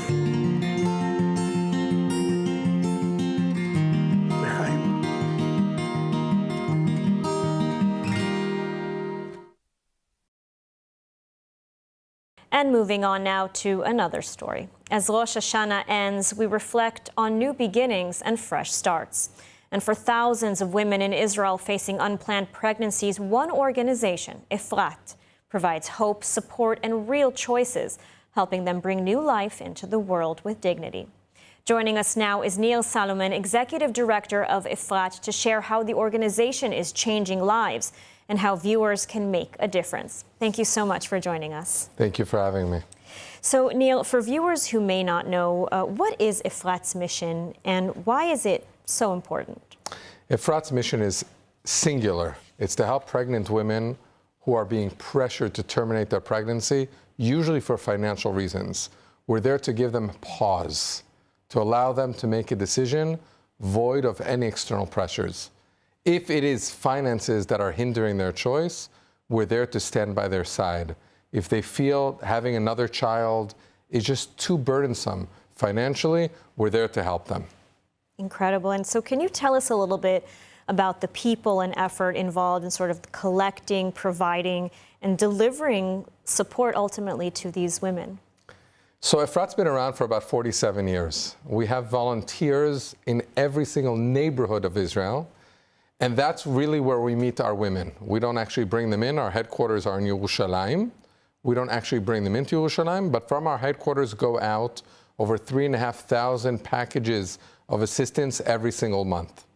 To these women that need help, they get whatever they need. So we have volunteers that come and package it, about 8,000 volunteers that come through our warehouse every single year, and they send out the support to these women. At the point where the women live, a volunteer is there to care for her, from being there for her emotionally, helping out with her children, helping out with the home, and making sure she gets everything she needs. What does she need? So what we've discovered, when it's financially driven, the fear of the additional expenses of another child or her first child are very daunting.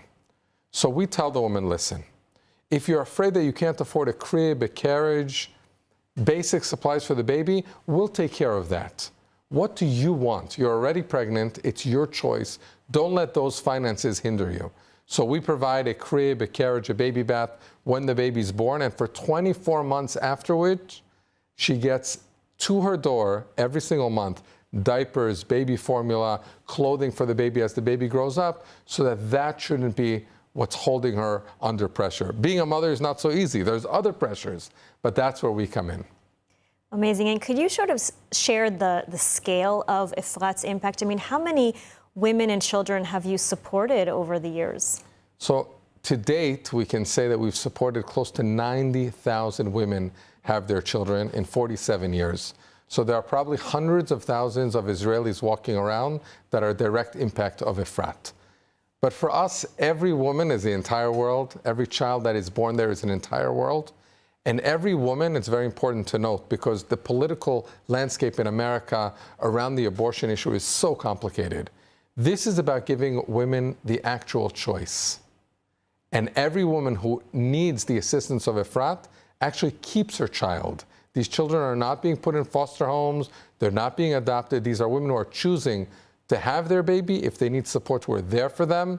And then they go ahead and they raise their children. So today, close to 90,000 women, 90,000 babies. We're at the rate of over 3,000 children that we are bringing into this world, 3,000 women that we're supporting every single year. Incredible. And so how can our viewers help Efrat continue sort of giving hope, giving a future to mothers and to their children? So the easiest way is, first of all, to go into our website, efrat.org or cribefrat.org, either way. And first of all, learn about us, understand the tremendous impact. I just want to share with you one story, just to highlight the impact. During the war, we felt that we had to meet some of the soldiers that are our children, but we didn't know who they were. So at the beginning of the war, we raised funds to give warm jackets to soldiers all throughout Israel, up north and down south. Now, Efrat is not a war-related organization. However, we needed to do something. And at that mission of I myself handed out these jackets, we actually met hundreds of our children who, when they saw the emblem on our car, because the jackets had to not be branded, when they saw the emblem of Efrat, they said, wait a second, you're Efrat. Unfortunately, we're called Efrat from the abortions. That's what they call us. They says, you know, our mother told us that when she was pregnant with us, it was Efrat that saved our lives. In the middle of this whole ordeal, we raised about 10,000 jackets. A certain man calls me up. He's from the south in Israel. And he says, you know, my son needs jackets you have to provide. I said, okay, but why are you being so aggressive? He was very aggressive on the phone. He says, don't you know who my son is? I said, no, I don't know who your son is. He says, you know, I had a store in the Shuk somewhere in the south of Israel, and we had 2 children, and my wife was pregnant with a 3rd, but we couldn't afford. The business wasn't doing well. We could barely feed our children that were alive. How can we now have another child? I told my wife she has to terminate the pregnancy. And out of nowhere, she said, like out of the sky, a woman appeared and said, listen, we know that you're pregnant. Somebody told us that you need help. We're here for you if you want. She said, what do you mean we're here for you if you want? And she just befriended her. If she wouldn't welcome us in, we wouldn't continue that discussion. But he says, you did continue the discussion, and this woman became my wife's best friend, and she wasn't willing to terminate the pregnancy. She really wanted this pregnancy. But I had no idea how I can provide. And I did not believe a word your organization said. You're going to come and provide me a crib, a carriage, 24 months of assistance? No way. You're probably a bunch of crazy liars that all you want is for my wife not to terminate the pregnancy. And that's just not what Efrat is. We want to restore the choice for a woman. If she chooses to terminate, that's her decision. If she chooses she wants to continue and she needs support, then there are organizations that are willing to support her. So says to me this father, you know who my son is? My son is your son. He's alive today because of the assistance that you provided. When I came home from the hospital, he says to me, I was crying. On the one hand, I was happy I had a new boy, but on the other hand, I did not know where to put his head to sleep. And as I drove back to my house, outside was a brand new crib, a brand new carriage, and everything you promised, you provided. Today, he's in the K-9 unit, fighting in the tunnels in Gaza to protect the entire Jewish people. Aren't you going to provide for him jackets? And in that way, we understood that what we did 21 years ago, today is really populating the next new generation. So these women that needed us at that point in time continued. They might have a fourth child and a fifth child. Their lives continue. But when they needed us most, we have to be there for them. So if any of the listeners understand that impact, come onto our website, efrat.org, and understand that here we can truly make a difference. We can help a woman in her need, and we can build another Jewish family in the land of Israel. Absolutely. Neil Solomon, thank you so much for sharing with us today. Thank you.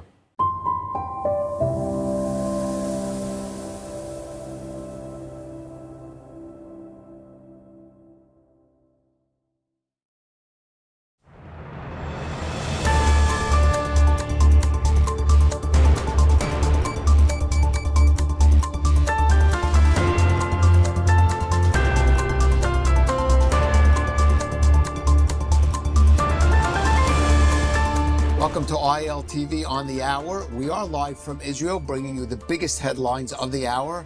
I'm Caleb Ben David, and here are the latest updates coming out of the region.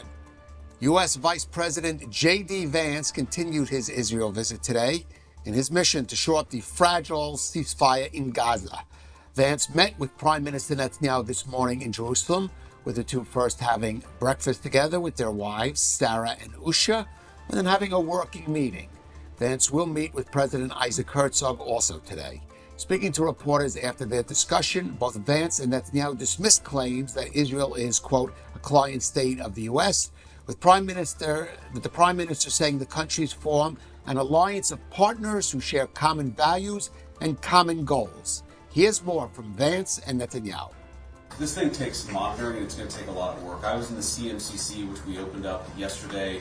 A lot of our Israeli friends working together with a lot of Americans to actually mediate this entire ceasefire process, to get some of the critical infrastructure off the ground, from the international security force to some of the reconstruction of Gaza.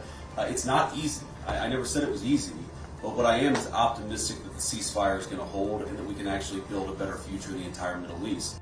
We discussed this idea of the day after. Remember, everybody said you don't have a day after, you don't have a day after. We're just creating an unbelievable day after with a completely new vision of how to have the civil government, how to have the security there, who could provide that security there. Again, there's no taking care of overall security always. And we discussed that, and I think we have some very, very good ideas how to proceed. Yesterday, Vance did visit the U.S.-Israel Ceasefire Coordination Center in the southern Israeli city of Kiryat Gat. There, Vance declared that peace is going to last and that Hamas disarmament is non-negotiable. He emphasized that choppy waters are expected in a ceasefire between people who hate each other and who have been fighting for a very long time. And he called on Israel to be patient. But he insisted the truce is going better than expected. Vance also said he does see a future role for Turkey in Gaza, while insisting the U.S. would not force Israel to accept any country as members of the international security force drawn from Arab and Muslim states that is expected to help secure a post-Hamas Gaza. Vance, along with U.S. Special Envoy Steve Witkoff and Trump advisor and son-in-law Jared Kushner, were dispatched by President Trump to see that all sides remain committed to ensure that the ceasefire is implemented. This came after Trump warned that he could send international forces into Gaza to confront Hamas over its violations of the ceasefire, but said he would hold off for now to give the terror group a chance to correct course. Meanwhile, the bodies of slain Israeli hostages Ari Zalmanovich and Tamir Adar were returned to Israel Tuesday night after being handed over by Hamas via the Red Cross. The caskets were transferred from Hamas to the Red Cross in southern Gaza and then to the IDF.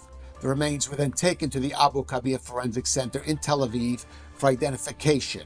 The return of Adar and Zalmanovich lowers the number of deceased hostages still held in Gaza from 15 to 13. Since the start of the ceasefire, Hamas has returned the remains of 15 hostages and released all 20 living captives.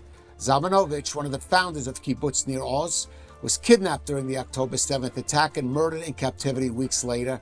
He was 85 years old and survived by 2 sons and 5 grandchildren. He's described by his community as a farmer by blood who knew how to value the land and the weather.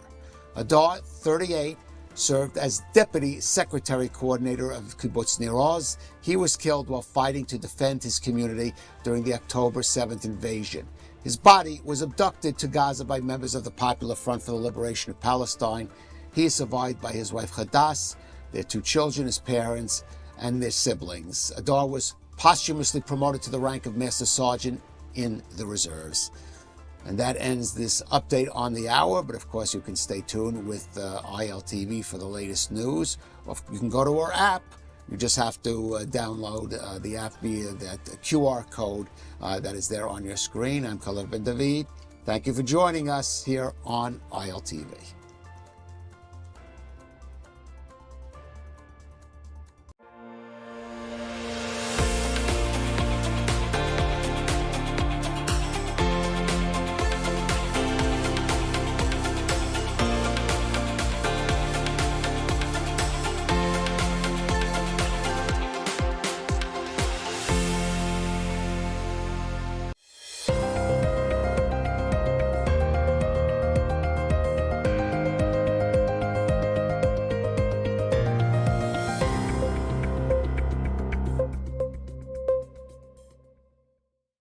Welcome back to Axis of Truth on JNS. I'm Emily Schrader, and boy, do we have a lot to unpack this week. Above all, of course, there's the return of our living hostages, which just happened, along with the ceasefire in Gaza. But there's also more. There's protests against peace. Yes, against, that we've seen from the anti-Israel movement across the world, as well as social media. I was actually on the ground in London for some of these festive events, so we'll take a look at that today. We will also see Gaza already descending into chaos as the IDF has withdrawn from certain positions, and questions about phase 2 of the deal, given Hamas thus far is pledging not to disarm. We also sit down with the amazing Dave Rubin to discuss what on earth is going on the right in America following Trump's visit to the region. All of this now on Axis of Truth. Well, first things first, I want to talk for a minute about the pro-war protests, which we've seen pop up following the announcement of the ceasefire in Gaza, particularly in London. Now, during the holidays, I had a chance to visit London, where there was, of course, a terrible anti-Semitic terror attack in Manchester at a synagogue on Yom Kippur. But because that wasn't enough for the anti-Israel mob, they also planned protest on October 7th as well, despite the fact that Israel didn't launch the operation into Gaza after those attacks until October 27th. It's almost like they're protesting for more dead Jews or something. Who would have thought?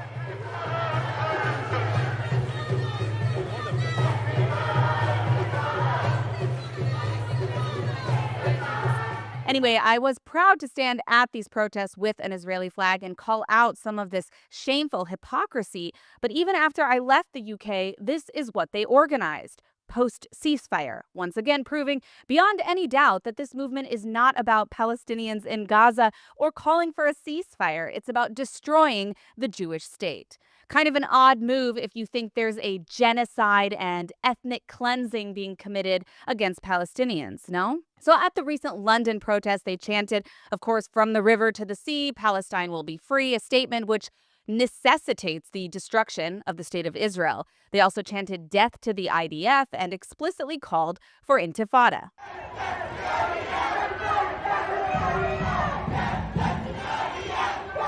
They held signs calling for the end of Zionism, the movement for self-determination of the Jewish people, and walked around with signs stating Intifada until victory with a red triangle, referencing Hamas's red triangles that they used to denote the next targets of their terrorism in propaganda. Now, Israeli Prime Minister Netanyahu has faced a lot of criticism from the West about a statement that there will never be a Palestinian state. But don't you think it's kind of odd how the entire Free Palestine movement is explicitly against two states and always has been, but nobody ever bothers to report or speak about it? For 75 years, the Palestinians have rejected two states, not Israel. Even President Clinton spoke about it. At every single historic opportunity, from the partition plan to multiple peace offers, the Palestinians, not Israelis, have rejected a state for themselves. Now you see the movement doing the exact same thing today, and they're not even ashamed. Indeed, since this ceasefire was announced, instead of being happy that there's an end to the conflict in Gaza, the anti-Israel voices are unhappy that they lost a war they started. Now there's been bizarre silence and in some cases anti-peace statements explicitly from the whole ceasefire now crowd, which was so passionately demanding an end to the hostilities for the past 2 years. I mean, does it get more vile than this? But what bothers me even more than this terror-supporting mob that we've seen in multiple countries is the way that in the UK, the government has responded. The UK government has failed the Jewish community completely. Even Germany and Italy canceled these hate marches. Yet police and ministers in the UK urged cancellation of these marches, yet still permitted them at a time when Jew hatred in the UK is astronomical, when Jews are getting murdered inside synagogues on holidays. And even worse, the Met Police arrested several pro-Israel activists for counter-protesting. Once again, two-tier policing rears its ugly head. The sad part is this hatred will not go away until the government steps up to stop it. And that leads us to our next story today. As the IDF began implementing the first phase of the ceasefire and has already withdrawn from several areas in Gaza, the world saw something that should surprise no one: Hamas turning its guns back on its own people. Reports and footage emerging from Gaza have shown Hamas executing and torturing Palestinians in the streets. Men accused of collaborating with Israel, without trial of course, being dragged out of their homes. In one video verified by local sources, Hamas fighters can be seen beating a man with the butt of their rifles before shooting him in front of a large crowd. Now, under this peace plan, Hamas is supposed to disarm and, of course, be removed from governance in future stages of this deal. It's something that they've explicitly pledged not to do as late as a few days ago. Now, we saw Hamas already playing games, refusing to return the bodies of the deceased hostages on time, which is of course, a massive violation of the ceasefire. We also saw several Gazans killed by the IDF Tuesday after they refused to heed warnings and approach the area of the IDF. This is another ceasefire violation by Palestinians. But the silver lining here is that Israel is obligated to hold the ceasefire only so long as Hamas complies. This was explicitly stated in the document signed. But does anyone seriously believe that Hamas, a terror organization that murders its own people, will ever lay down its weapons? I mean, even now they're fighting to retain control of a ruined Gaza through fear and violence. Meanwhile, Israeli troops have begun pulling out of parts of the Strip and does plan to withdraw by mid-November, according to the most recent estimates. But Gaza civilians are already returning to their homes in northern Gaza and elsewhere throughout the Strip. Families are walking back to rebuild their lives. This is hardly what you would expect if Israel were indeed ethnically cleansing or committing genocide, as the Hamas propaganda has claimed for months. Yet the international community and the so-called Free Palestine activists have been completely silent on these executions of Palestinians. Their outrage seems to disappear when murderers are Hamas and not the state of Israel fighting a defensive war. Almost like it was never about the Palestinian people at all. Well, this next story is truly outrageous and shows just how far the left-wing Israeli newspaper Haaretz will go to smear Israel, even if it means endangering innocent Iranian dissidents inside Iran. This past week, the Islamic Republic State Propaganda Network, IRIB, aired a forced confession of a political prisoner, Amr Hossein Mousavi.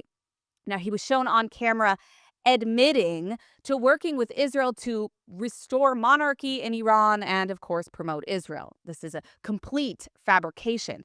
Human rights groups, as well as mutual friends that I have with him, confirmed that he'd been arrested months before the Iran-Israel war even began, and that his confession was obtained under severe torture.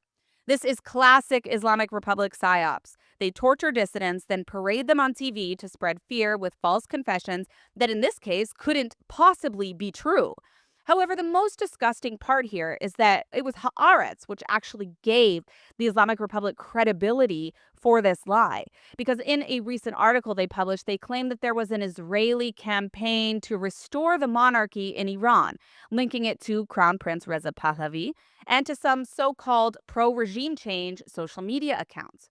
Except their own evidence in Haaretz, the documents that they cited, don't say that. They refer to an analysis of artificially amplified content during the war, possibly from a small bot network that relates to Israel and Iran. Nothing about an Israeli government directive to promote Crown Prince Reza Pahlavi. Nothing about Israel seeking to restore the monarchy. Even more outrageous when you consider the fact that the Crown Prince himself has spoken out his entire career in favor of democracy. In their desperation to smear Israel's current government, Haaretz turned a technical report into a conspiracy theory about foreign interference.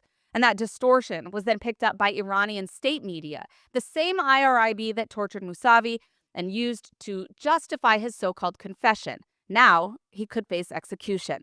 Let that sink in. An Israeli newspaper handed the Islamic Republic propaganda ammunition against an Iranian dissident. It's not journalism. It's collaboration with tyranny. And frankly, Haaretz has blood on its hands. Well, the next story I have for you is honestly one of the most disturbing political trends that we're seeing right now. It's not news that some prominent right-wing figures in America have completely turned on Israel and are now parroting the same anti-America and anti-Israel rhetoric that we hear from the far left and even from known Islamists. The horseshoe theory is in full swing, and it is absolutely unhinged. Let's start with Marjorie Taylor Greene, who's been pushing anti-Semitic dog whistles and conspiracies all over social media for many years. Now, she's most known for her outlandish Jewish space lasers comment, and also being the candidate for perhaps the dumbest member of U.S. Congress. So Marjorie Taylor Greene, she spent months spreading conspiracies about the Israeli government and Jews, while at the same time ignoring completely the role of Qatar, which has poured billions into American academic institutions. She's also falsely accused Israel of killing Christians, while being silent on the slaughter of Christians by Islamists all around the world. She's also perpetuating a debunked conspiracy that Jewish Americans are being paid $7,000 for pro-Israel posts, even trying to demand American Jews register as foreign agents. Sadly, she's not alone on this new woke right. Matt Gaetz has also spent weeks spreading disproved anti-Semitic conspiracies across social media for clicks. Gaetz also previously claimed that Israel is trying to drag America into endless wars, despite the fact that the war with Iran ended in 12 days, without World War III, as he and folks like Tucker Carlson predicted. Truthfully, he sounds a lot more like Press TV than an elected American. And let's not forget that Gaetz himself has been engulfed in scandals over allegations of payments to escorts and underage girls, including reports that he spent more than $90,000 on women that he met through associates. The Justice Department did investigate him for possible sex trafficking, but in the end declined to file charges. Yet this is the man now lecturing Israel on morality? Then there's, of course, Tucker Carlson, who's spent months platforming every Islamist and Iranian propagandist he can find while attacking Israel as some kind of globalist project.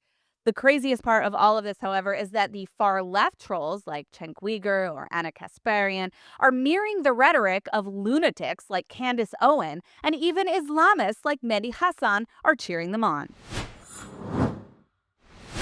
Well, our guest this week is the host of The Rubin Report, Dave Rubin, whom I've long been a fan of. Now, Dave has spoken about the recent challenges that we've seen on the American right when it comes to Israel and beyond. And today we're going to speak with him about the ceasefire in Gaza and some of these reactions that we've seen from the right. Dave, thanks so much for joining us. It's a pleasure to have you on. I want to start by getting your take to the responses we've seen so far from both anti-Israel activists and those on the right to the ceasefire. There's been a whole lot of silence and in some cases flat rejection of the ceasefire, which, as I said earlier, is a little weird for people who were clamoring for a ceasefire and declaring a supposed genocide, no? Yeah, I mean, I'd say the reaction has been the lack of reaction. As of us taping this right now, I have seen no tweets from Bernie Sanders, no tweets from AOC, nothing from Rashida, nothing even from Chuck Schumer. I did see that Ilhan Omar managed to croak out one thing where, of course, she then also accused Israel of genocide. But, you know, look, this is a really, really interesting moment that I think transcends politics and culture. Like, this kind of captures everything. If you are on the pro-Israel side of this thing, obviously you should be elated. The hostages are coming home. You know, the remains of the hostages are coming home. The war, at least this phase of the war, will wrap up. You know, Israel has lost over 900 soldiers during this. This is largely, you know, about 25-year-old men who are now gone. So there is so much goodness if you're on the pro-Israel side. And on top of the fact that Israel's external enemies, Hezbollah, the Houthis, Iran, have been largely eradicated. And I think it's now just fairly obvious, even for the most kind of anti-Israel jihadist lunatic, whether they are in Congress or somewhere in the Middle East, that you're just not going to defeat Israel militarily. So Israel will be stronger on the other side, and they're getting their people back, which is all they wanted, and that's what could have caused this to have ended, you know, roughly 2 years ago if Hamas would have released hostages. On the other side of it, you're right. If you've been screaming that this is a genocide, Bernie Sanders and all of these people should be dancing in the streets. They should be giving out candy the way that the Gazans gave out candy after October 7th. They should be absolutely thrilled it is finally coming to a close. Their silence really tells you more. I mean, it tells you a couple things. First off, Trump did the work here. They don't want to credit Trump for anything. That's kind of the obvious version. But really the much more, I would say, perverse version is that they're really not for the Gazans. They are not for the Palestinian cause. What they are for is the destruction of Israel. So they're not happy today. Rashida Tlaib, who you know, says she's Palestinian, whatever that means, she should be out there today. Thank God it is over. Yes, I still dislike Israel, but the quote-unquote genocide and nothing. So they're really showing you their cards right now. And, you know, I think the other part of this is, even if you don't particularly care about Israel, you may not care about Gaza. If you're, let's just say, anti-war, you should be thrilled today. If you're libertarian anti-war, if you're pro-America and want America to lead the world, you should be thrilled today. So everyone across the spectrum in America should be very happy with where we are at right now for various political reasons. And the silence of the progressives mixed in with a little of the jihadists, yeah, that shows you the game right there. Now, one of the more disturbing things that I think we've seen in recent weeks is, of course, the insane support, not for Palestinians, but actually for Hamas globally, especially from Islamists, but also from the hard left and even Gen Z. On October 7th, we saw them organizing all over the world against Israel, even when Israel didn't respond to October 7th until the 27th of October. At what point do we as Americans consider curbing this kind of rhetoric? I mean, should police be banning these type of protests? Is it actually free speech? Well, look, they're using all of our free speech protections against us. And I want us to have the most liberal interpretation of what the constitutionally protected free speech notions are, right? So I don't want the government running around looking for everybody that says something noxious and coming after them. However, what we have seen, I mean, first off, they do literally call for genocide. That is what river to the sea means. They don't even know what river and what sea, but that is what it means. You know, you probably saw on the anniversary of October 7th, the guy outside of Fox News chanting, saying we should have been stronger on October 7th, and we will do it again. It turns out that he is a student at Harvard. Surprise, surprise. From what I understand, the FBI actually is looking into him. He's, you know, they also also had Hamas flags out there, not just the Palestinian flag, but the actual Hamas flag. So now you have the flag of a terrorist organization. You're saying we, and you're saying we're going to do it again. That, as far as I can tell, is not constitutionally protected speech. The other part of this is they just turn it on and off whenever they want. As far as I know, you can't just take over 6th Avenue just because you feel like it, unless you're a Palestinian protester. So that's also a problem, because at some point it becomes unlivable to live in cities. At any given moment, the city, the main thoroughfare is shut down. Oh, sure, you own a little bodega, you own a shoe store. Sorry, nobody can get there because there are people, basically terrorist supporters out on the streets. So look, you want to be as open and defensive of free speech as possible. There is a difference, though, of course, between free speech and action. And, if we look at what happened at Columbia and a lot of the other universities where they're literally closing the campus, they're not letting Jewish students on board. They quite literally locked 2 Hispanic janitors in a building and overtook the building. Like all of these other things, those are actions, not speech. But as for the specific lines that sometimes they're saying, yeah, this is where we in the West, if you ask the average person in Britain or in France, would they have done things differently 10 or 15 years ago? Most of them would have said yes. So we have to think about what that means very seriously. Now, you've spoken about the issues in the conservative movement. Obviously, a lot of people on the right are concerned about the kind of bizarre positioning of folks like Candace Owens and Tucker Carlson. Candace, of course, with the Charlie Kirk assassination conspiracies, Tucker with the repeated dog whistles and, in my opinion, anti-America rhetoric, not just anti-Israel. I mean, I don't know how you can shill for Putin the way that he has even before his very public shift on Israel. But Dave, I mean, you've been in these circles a long time. You know some of these individuals. What's behind the shift? Yeah, first off, as I get asked this type of question a lot lately, it gives me no pleasure to talk about people that I used to be friends with, and that, Tucker blurbed my last book. We've, done each other's shows many times. So Candace and I, we've been to weddings together and all these things. So there's like a personal element that's kind of depressing around it. I would say on the idea side of it, I mean, let's put it this way. Donald Trump is the one that I think can and should put an end to this. Tucker, in no show that he does, ever does anything pro-MAGA or pro-America at this point. So let's put aside Israel and the Jews for a second. Yes, is there a particular obsession with that? And does that connect itself to radical sort of anti-Americanism? And are there reasons, perhaps Qatar funding, that some of that's happening? That's all possible. But I think if you set that aside for a second, what I'm really worried about here is that whatever it is that Tucker seems to be up to me is designed to destroy MAGA. One of the beautiful things of MAGA is that MAGA is the widest tent pro-America movement, certainly in my lifetime.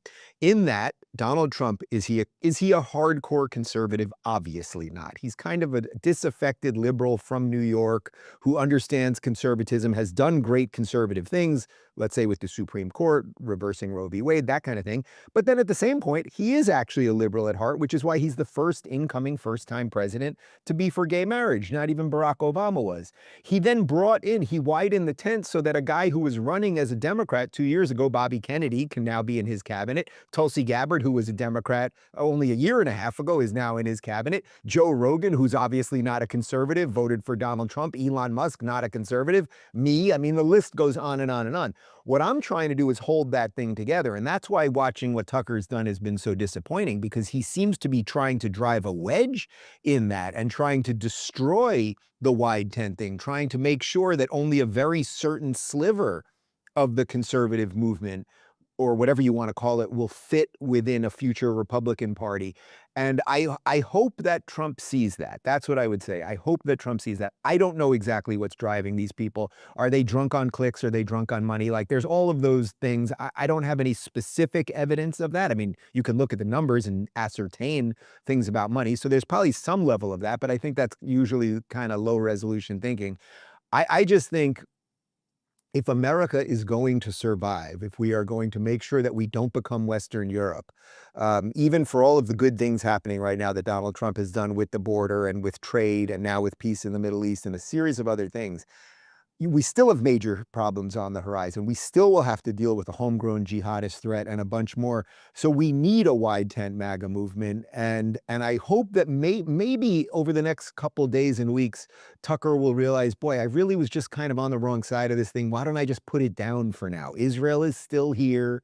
The Jews are still Americans. Just let it be and focus on the positive. My challenge to Tucker, if he's watching the show today, would be do something that is positive for America. That might be interesting, as opposed to just complaining about everything or bringing on people every day who seemingly hate America and hate MAGA. Now, since October 7th, we've been seeing the horseshoe theory really play out in real time. And again, with people like Cenk Uyghur suddenly agreeing with the insane conspiracy theories of people like Marjorie Taylor Greene, and more recently, Matt Gaetz also jumping on the conspiracy bandwagon with an almost obsessive focus on AIPAC and Israel, shouting about America first, and yet a total silence on Qatar. I would love to get your take on this. What is America first? And why do we see this battle for the right over really an allied democratic state like Israel? Right. Well, again, in reality, there shouldn't be a fight here because we should all be on the same side. These people have chosen to drive a wedge through MAGA, again, for reasons that I think it's hard for us to figure out. I'm not in their brains or in their hearts. But what is America first? Look, I am 100% America first. I am an American. I want what's best for America. I believe in Western values. I believe in capitalism. Now, alongside that, at a country, I believe in secure borders. But I believe in the culture of America and the freedom of America and the founding of America and the idea. I know they hate it when you say the idea of America, but America was an idea that all of these people from all over the world could come and share in something that was based in individual rights and a bottom-up view of the world and all those things. All of that is America first. And then America, well, I think Donald Trump really gets it. America is America first. We're here for Americans. And then we should lead the world. It doesn't mean we have to force everyone to have our beliefs. It doesn't mean we have to nation build and go on some of the military adventures that we've had in the past. But we should find countries that want to share in the American dream, that view the world roughly like we do. And then we can do all sorts of incredible things. And by the way, when Donald Trump went to Saudi Arabia, about 6 months ago and gave that incredible speech, that's exactly what he said. And largely that's what led to this Israel-Hamas deal, because the other countries in the Middle East suddenly were like, boy, America's strong again. They're not saying they're going to bomb the hell out of us, but they are saying if you want to share in our economic success, if you want to get some of the protections that we can offer you militarily, technologically, et cetera, then get on board this. Stop relentlessly hating the Jews, accept that this thing the size of Jersey is going to be there. Get over it, which some of the countries have already done with the Abraham Accords. And then you see what peace causes. It causes flourishing economies and all the rest of it.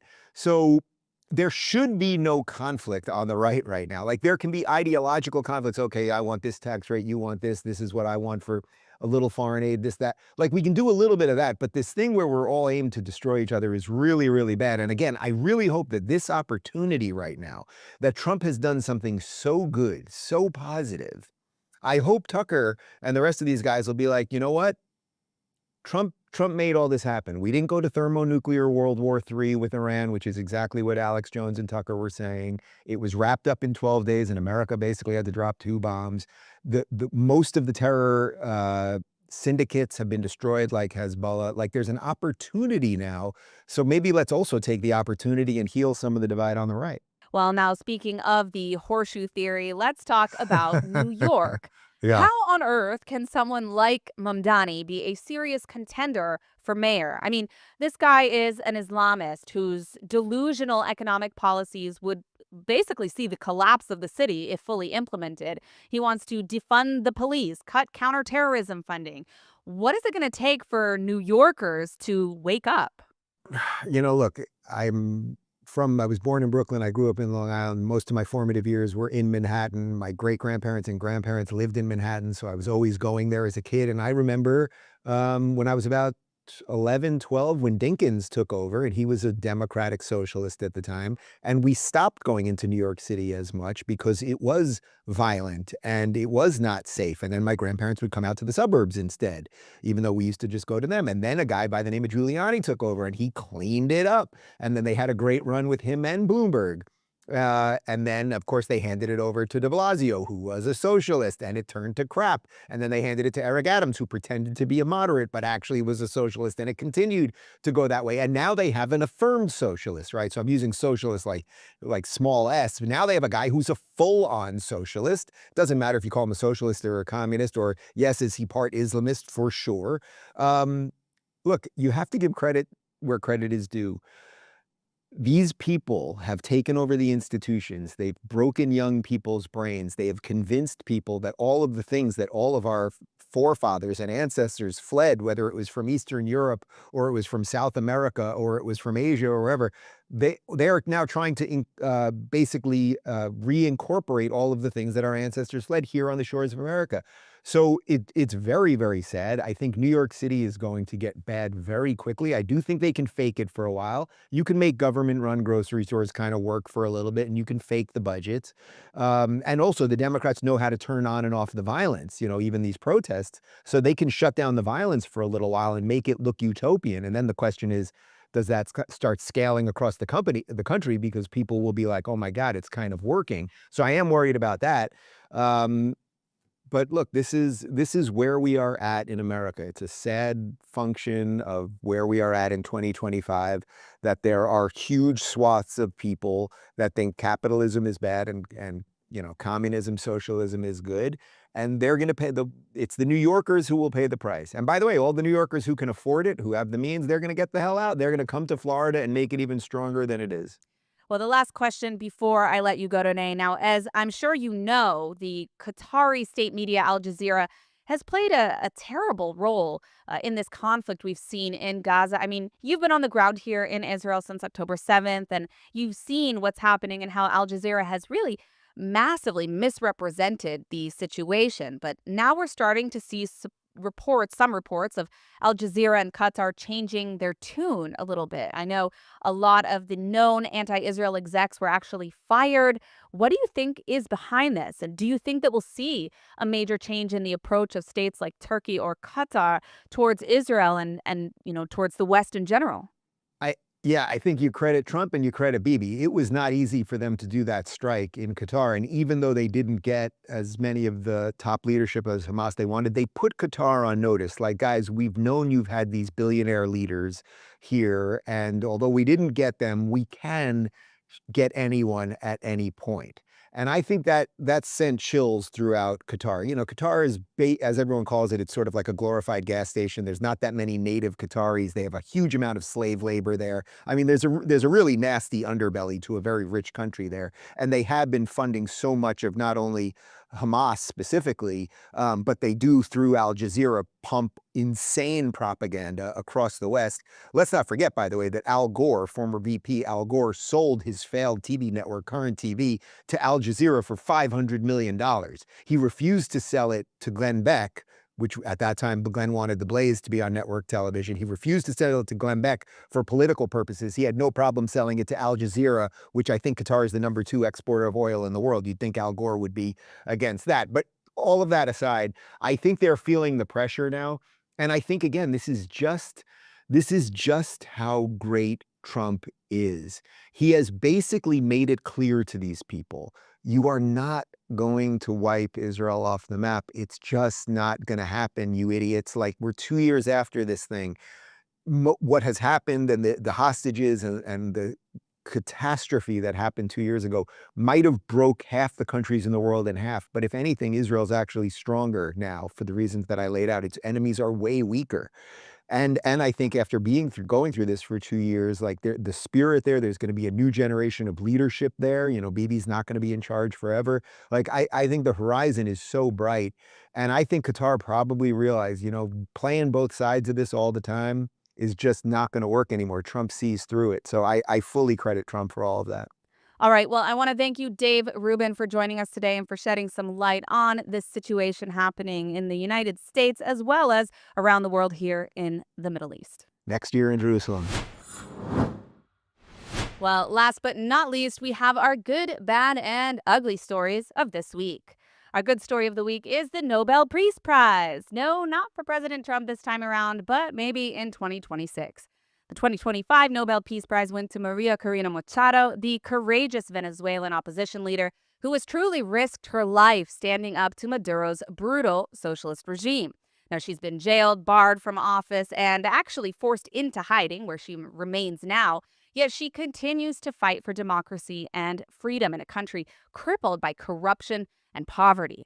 Some were disappointed that President Trump didn't receive this prize for the hostage deal, but I think it's important to note that the nominations closed back on January 31st, which was actually long before the ceasefire was implemented, even before the Iran-Israel war. So he really couldn't have been eligible this year for that, at least for those achievements. In any case, Machado's win is a win for all who believe in the fight to end Venezuelan socialism once and for all. Plus, she's already being targeted by anti-Israel trolls for being too pro-Israel.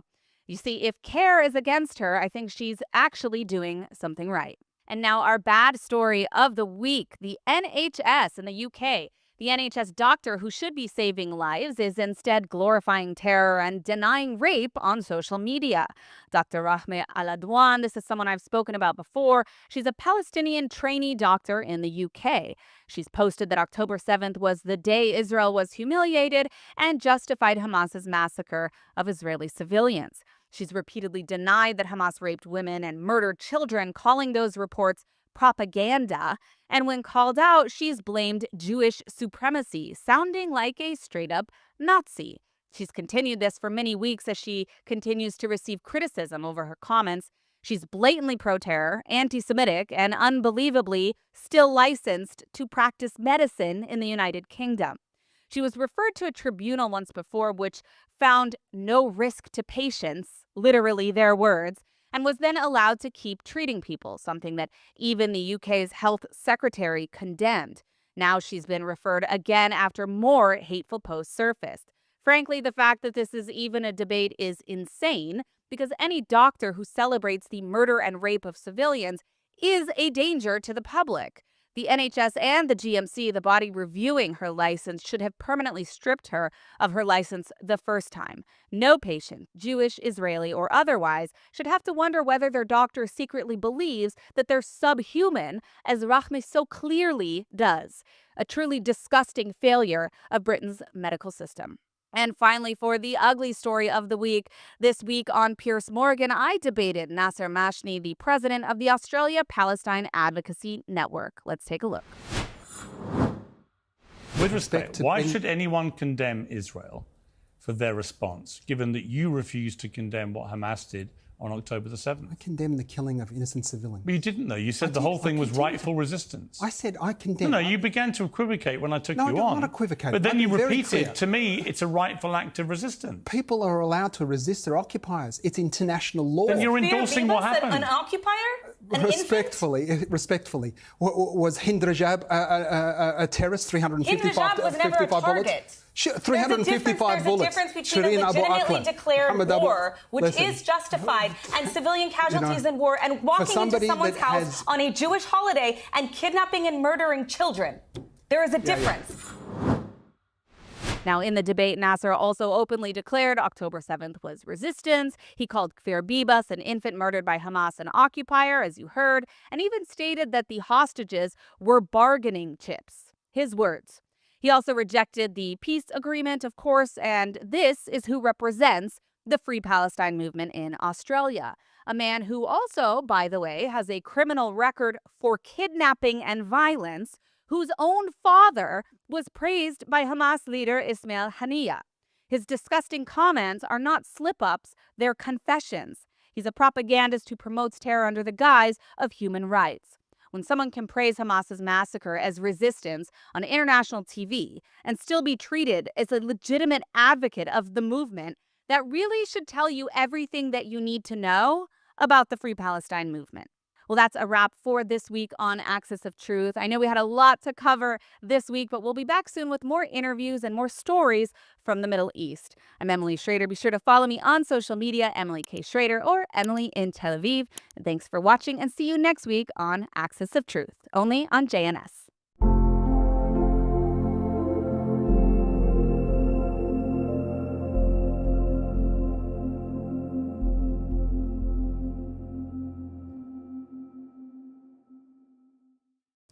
And joining me now to discuss these current events is retired Colonel Miri Eisen of the International Institution for Counterterrorism at Reichman University. Thank you, Miri, for joining. Thank you so much, Sivan. Always a pleasure to be here. Likewise. Let's begin with this fragile ceasefire, or hudna, as someone I interviewed called it. Is it likely, in your opinion, to hold, and what will it take to break it? It's sustainable, and the sustainability is because both sides are interested in it staying. When I say staying, this is going to be slightly the way that Vice President Vance said. There will constantly be Hamas terrorists. I'm not going to call them militants, and I'm not going to call them fighters. Hamas terrorists of the cells, both of the ones that are with and uphold what Hamas is doing, and those who are against what Hamas is doing. They're going to try to push the Israeli limits so that we're going to constantly be seeing these clashes. But that's not going to stop the overall ceasefire, because there's a strong interest, not just of Israel, but especially both of Hamas and of all of the other players that were mentioned before. Egypt, Qatar, Turkey, the United States, all of them are on board. So it's sustainable, but it's constantly going to be challenged. Now, the U.S. says that the ceasefire is on, that nothing has changed. Vice President Vance even stressed how complicated the situation is on the ground. But yesterday was a bloody day, and we saw IDF soldiers unfortunately killed and some wounded. How is Israel to protect itself? And also, how should they respond in any case of future violations, in your opinion? Sivan, I kind of feel like saying to all of us right now, breathe in deep. The war is not over. We're in a ceasefire. This is not about peace. This is not about reconciliation. This isn't in that sense that kind of thing. We're still in the Gaza Strip. We're making sure still with our IDF forces, that's why they are there, both to protect us as the citizens inside Israel itself, to try as much as possible to make life better for all of us in the Middle East. But that friction which comes from Hamas needs to be responded. Hamas is trying out what are the parameters, how much can they do without being in that sense censured. And here I'm going to say, so we're protecting ourselves and our soldiers are there to protect us. While we're in the Gaza Strip, there is always going to be that danger. And I have to be, again, breathing in deep. The danger will continue after. Hamas has not disappeared. And I'm going to say, sadly, it's not that the 2 million people in the Gaza Strip love us tomorrow morning. So we're going to have our challenges cut out. But we are defending ourselves, and that's what we're there for, to defend all of the Israelis, the citizens, non-Israelis, the people who need to be defended. Now, Hamas, like you said, has not disappeared. It's certainly still in power. We saw Palestinian executions on Gaza streets and them reinstating themselves.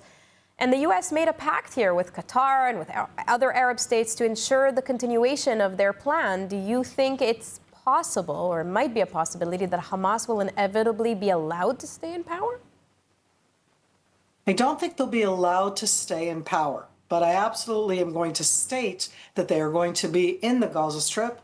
They are going to be what I'm going to call a power in the Gaza Strip, because they're not just and only a terror army. They're more than that. And I say it sadly. That ideology that they bring out, the ideology that calls for the annihilation of Israel, amongst other things, is very strong throughout the Gaza Strip, and that's not going to go away.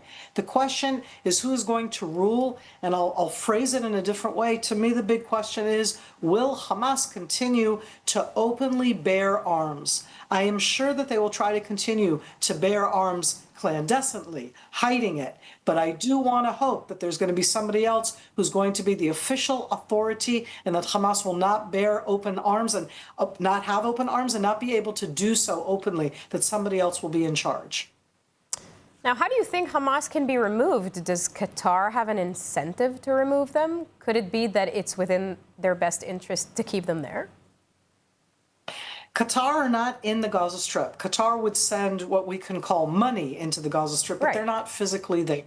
The ones that really impact what happens inside the Gaza Strip are only really two parties. Israel, that borders the Gaza Strip, and for all of those around us who forget it all the time, Egypt, that borders the Gaza Strip. You can't get in or out of the Gaza Strip without going through Egypt and Israel. And I would say that those are the two main powers, more than Qatar. Qatar is talking and certainly giving money and doing all sorts of different things, but in actually having an impact on the ground, it has to go through Israel and Egypt, and those are going to be the two main players that are going to impact if and how. And again, I was very careful in what I said. I think it's very hard to disarm Hamas, but I think it is possible to establish a different force that is the authority and to at least make it very clear that Hamas is a terror army. And if they hold arms, it's not allowed. But I don't see somebody actually going and taking the arms away from them. Right. Mary Eisen, thank you very much for this input. Thank you so much. And joining us now with more on the latest developments in Gaza is Dr. Gerald Steinberg, head of NGO Monitor. Thank you for joining us. Thank you. So Israel is now walking a very fine line between issuing a harsh response to this breach by Hamas, but taking care not to bring the ceasefire to an abrupt end. So what can Israel do at this point? And does it have to receive approval from the United States to issue a response? I'll start with the second question first. The answer is no. This was clearly a violation. The attack with an RPG against Israeli soldiers that were in the area of Gaza that is defined as still under Israeli control was a total violation, an absolute violation of the ceasefire agreement. Therefore, Israel had every right and obligation to respond because it needs to send a very strong message to everybody connected to Hamas and other fighters, other terrorists in Gaza. This is not going to be tolerated. That's what Israel has done with respect to Hezbollah since the ceasefire, which has been, I think, about a year. Israel continues to make sure that any violation by Hezbollah members is met with use of force. And that's what Israel demonstrated today. If there are more attacks, Israel will respond. If Israel sees that there are no more attacks, then the ceasefire will be preserved and will go forward. Now, Vice President J.D. Vance is set to arrive in Israel to discuss the future of this ceasefire deal. What will be the aim of his visit? Because, you know, the U.S. wants to move forward, but Israel is still stuck in this first phase, essentially waiting for Hamas to release the remaining hostages and, of course, to begin to disarm. Well, we've heard from President Trump a number of times that if Hamas does not disarm or agree to disarm, cooperate with the process, then it will be met with, I think they say they'll be held to pay. I think that was one of the phrases that he used. Of course, Israel's complete agreement. There's no distance, no daylight between President Trump and I think also the vice president and Israel. The vice president is not involved directly in policy making. So I think this is more of a symbolic visit. It's meant to maintain the momentum. Also coming, and this I think more important actually, is that Steve Witkoff is going to be with him, and I think also Jared Kushner, which are two of the people who were involved in putting together the details of what we call the Trump plan, and to make sure that this doesn't just fall through like so many other ceasefire and peace agreements have fallen through because of failure to completely implement them. This is the real challenge. The words are great on paper. Hamas will completely cease fire. Israel will continue to withdraw. There'll be other phases. There'll be humanitarian aid. But if there's not going to be a serious enforcement of that, then it's not going to happen. The United States has to lead that process, not necessarily with boots on the ground.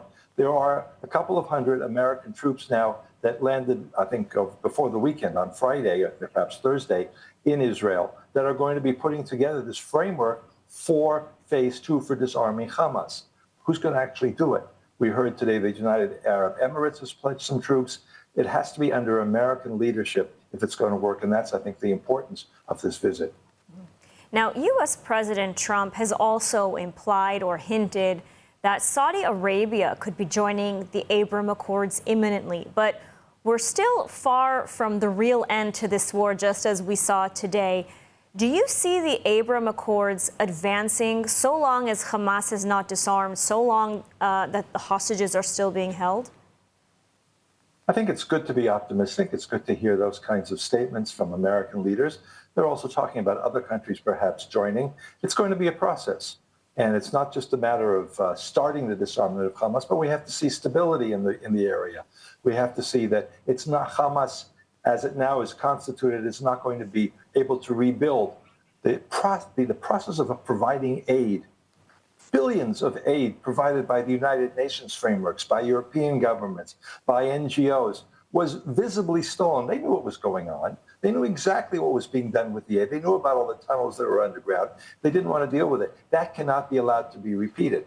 So what's going to come in its place? That's what has to be developed. That's going to take a lot of very difficult work. The UN agencies, the thousands of people that are employed through that process, the connections with Hamas that they have, those are not going to be simply erased. In many ways, that's more difficult even, or as difficult as disarming Hamas. It has to go together, so they can't rearm. And I think those are all parts of the process. And for the Abraham Accords to be expanded, the countries have to be committed to that process of not allowing aid, UN agencies, other frameworks, NGOs like Doctors Without Borders, Medicine Sans Frontières, Norwegian Refugee Council, to have any role because they're too closely allied with Hamas.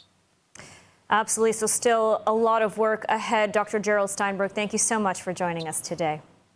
Thank you. And joining us now with more on the latest developments on day 3 of the ceasefire is Major General Yaakov Amidrol from the JINCA-SA Strategic Center in Washington and former head of the National Security Council. Thank you so much for joining us.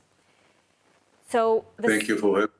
The ceasefire is very fragile. On the one hand, U.S. President Trump has declared the war is over, but on the other, he, along with Israeli officials, are threatening that Israel could resume the fighting if Hamas does not comply, which so far it's not complying.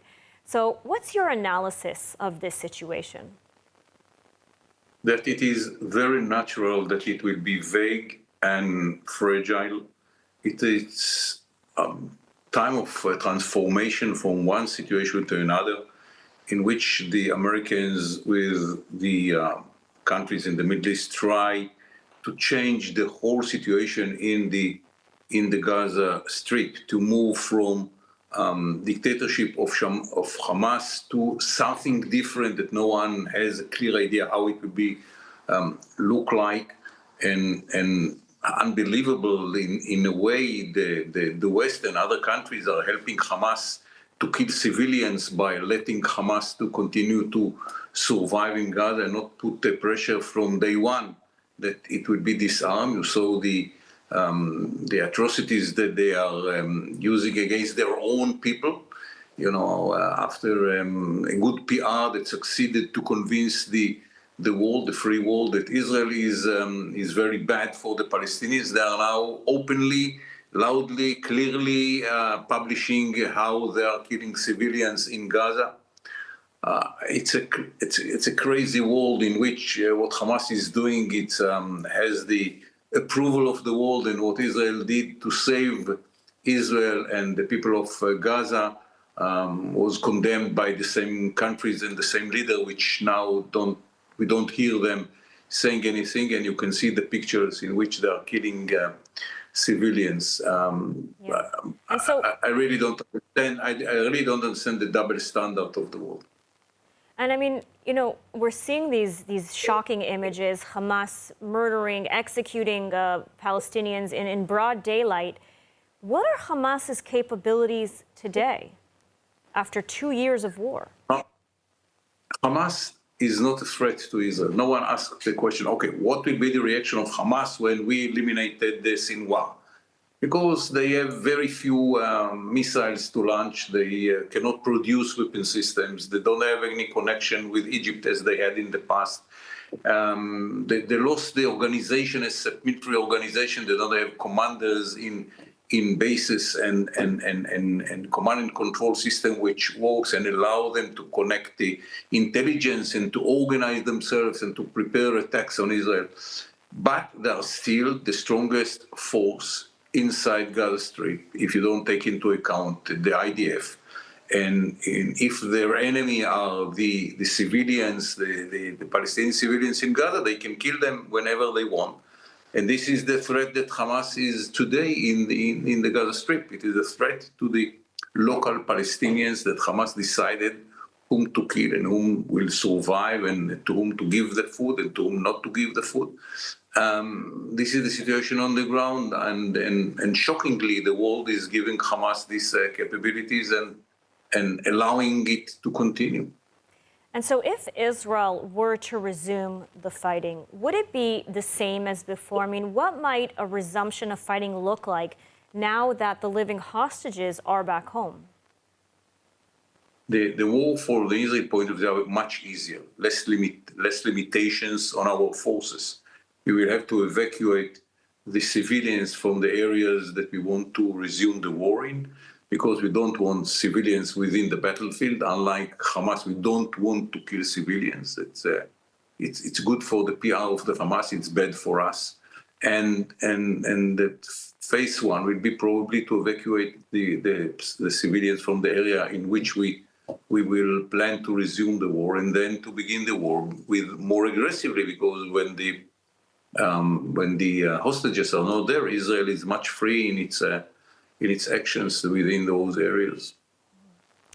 So as Prime Minister Benjamin Netanyahu said, the war is far from over. Major General Yaakov Amidol, thank you so much for joining us today and for your unique insights. You're most welcome.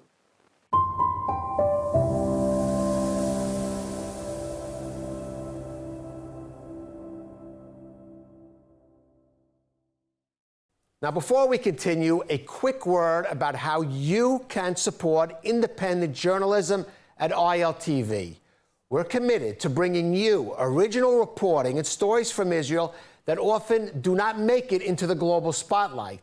If you value diverse perspectives and reliable coverage, you can now subscribe through our app to help ILTV News grow. Just scan the QR code on your screen to help us expand our reporting, continue delivering the kind of journalism that informs, challenges, and connects. Your subscription helps us do more than report the news. It helps us ensure that stories from the region are told with depth, integrity, and clarity. With your support, we can continue building a space for journalism that informs, connects, and inspires.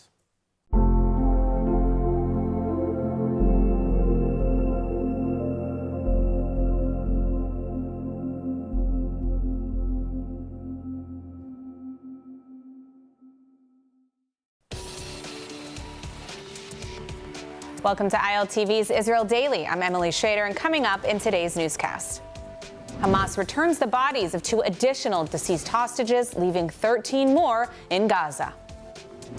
Vice President J.D. Vance meets with Prime Minister Netanyahu as visit from U.S. Secretary of State Rubio announced for later in the week. Despite Hamas violations, the Gaza ceasefire is hanging on as the U.S. administration applies pressure.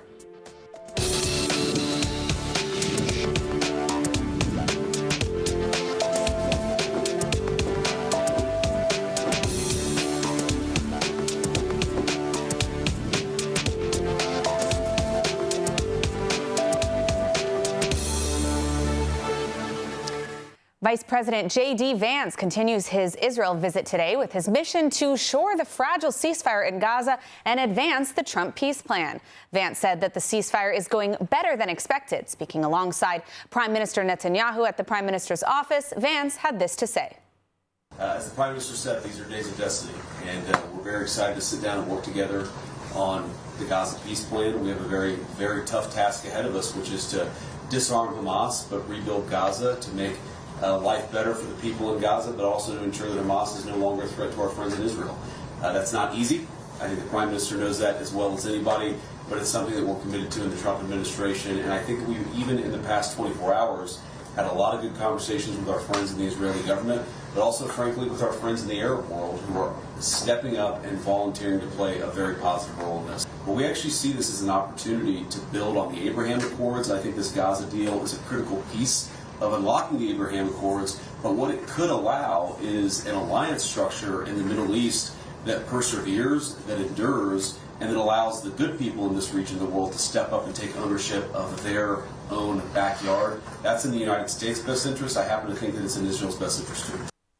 Well, after 2 years of waiting, 2 more families from Kibbutz Nir Oz have received the remains of their loved ones. The bodies of 2 hostages taken on October 7th were returned to Israel yesterday evening. With all surviving hostages already freed, the focus has now shifted to those who were killed and whose bodies are still held captive in Gaza. For the latest, let's go now to ILTV's India Naftali. India, what can you tell us? That's right, Emily. The bodies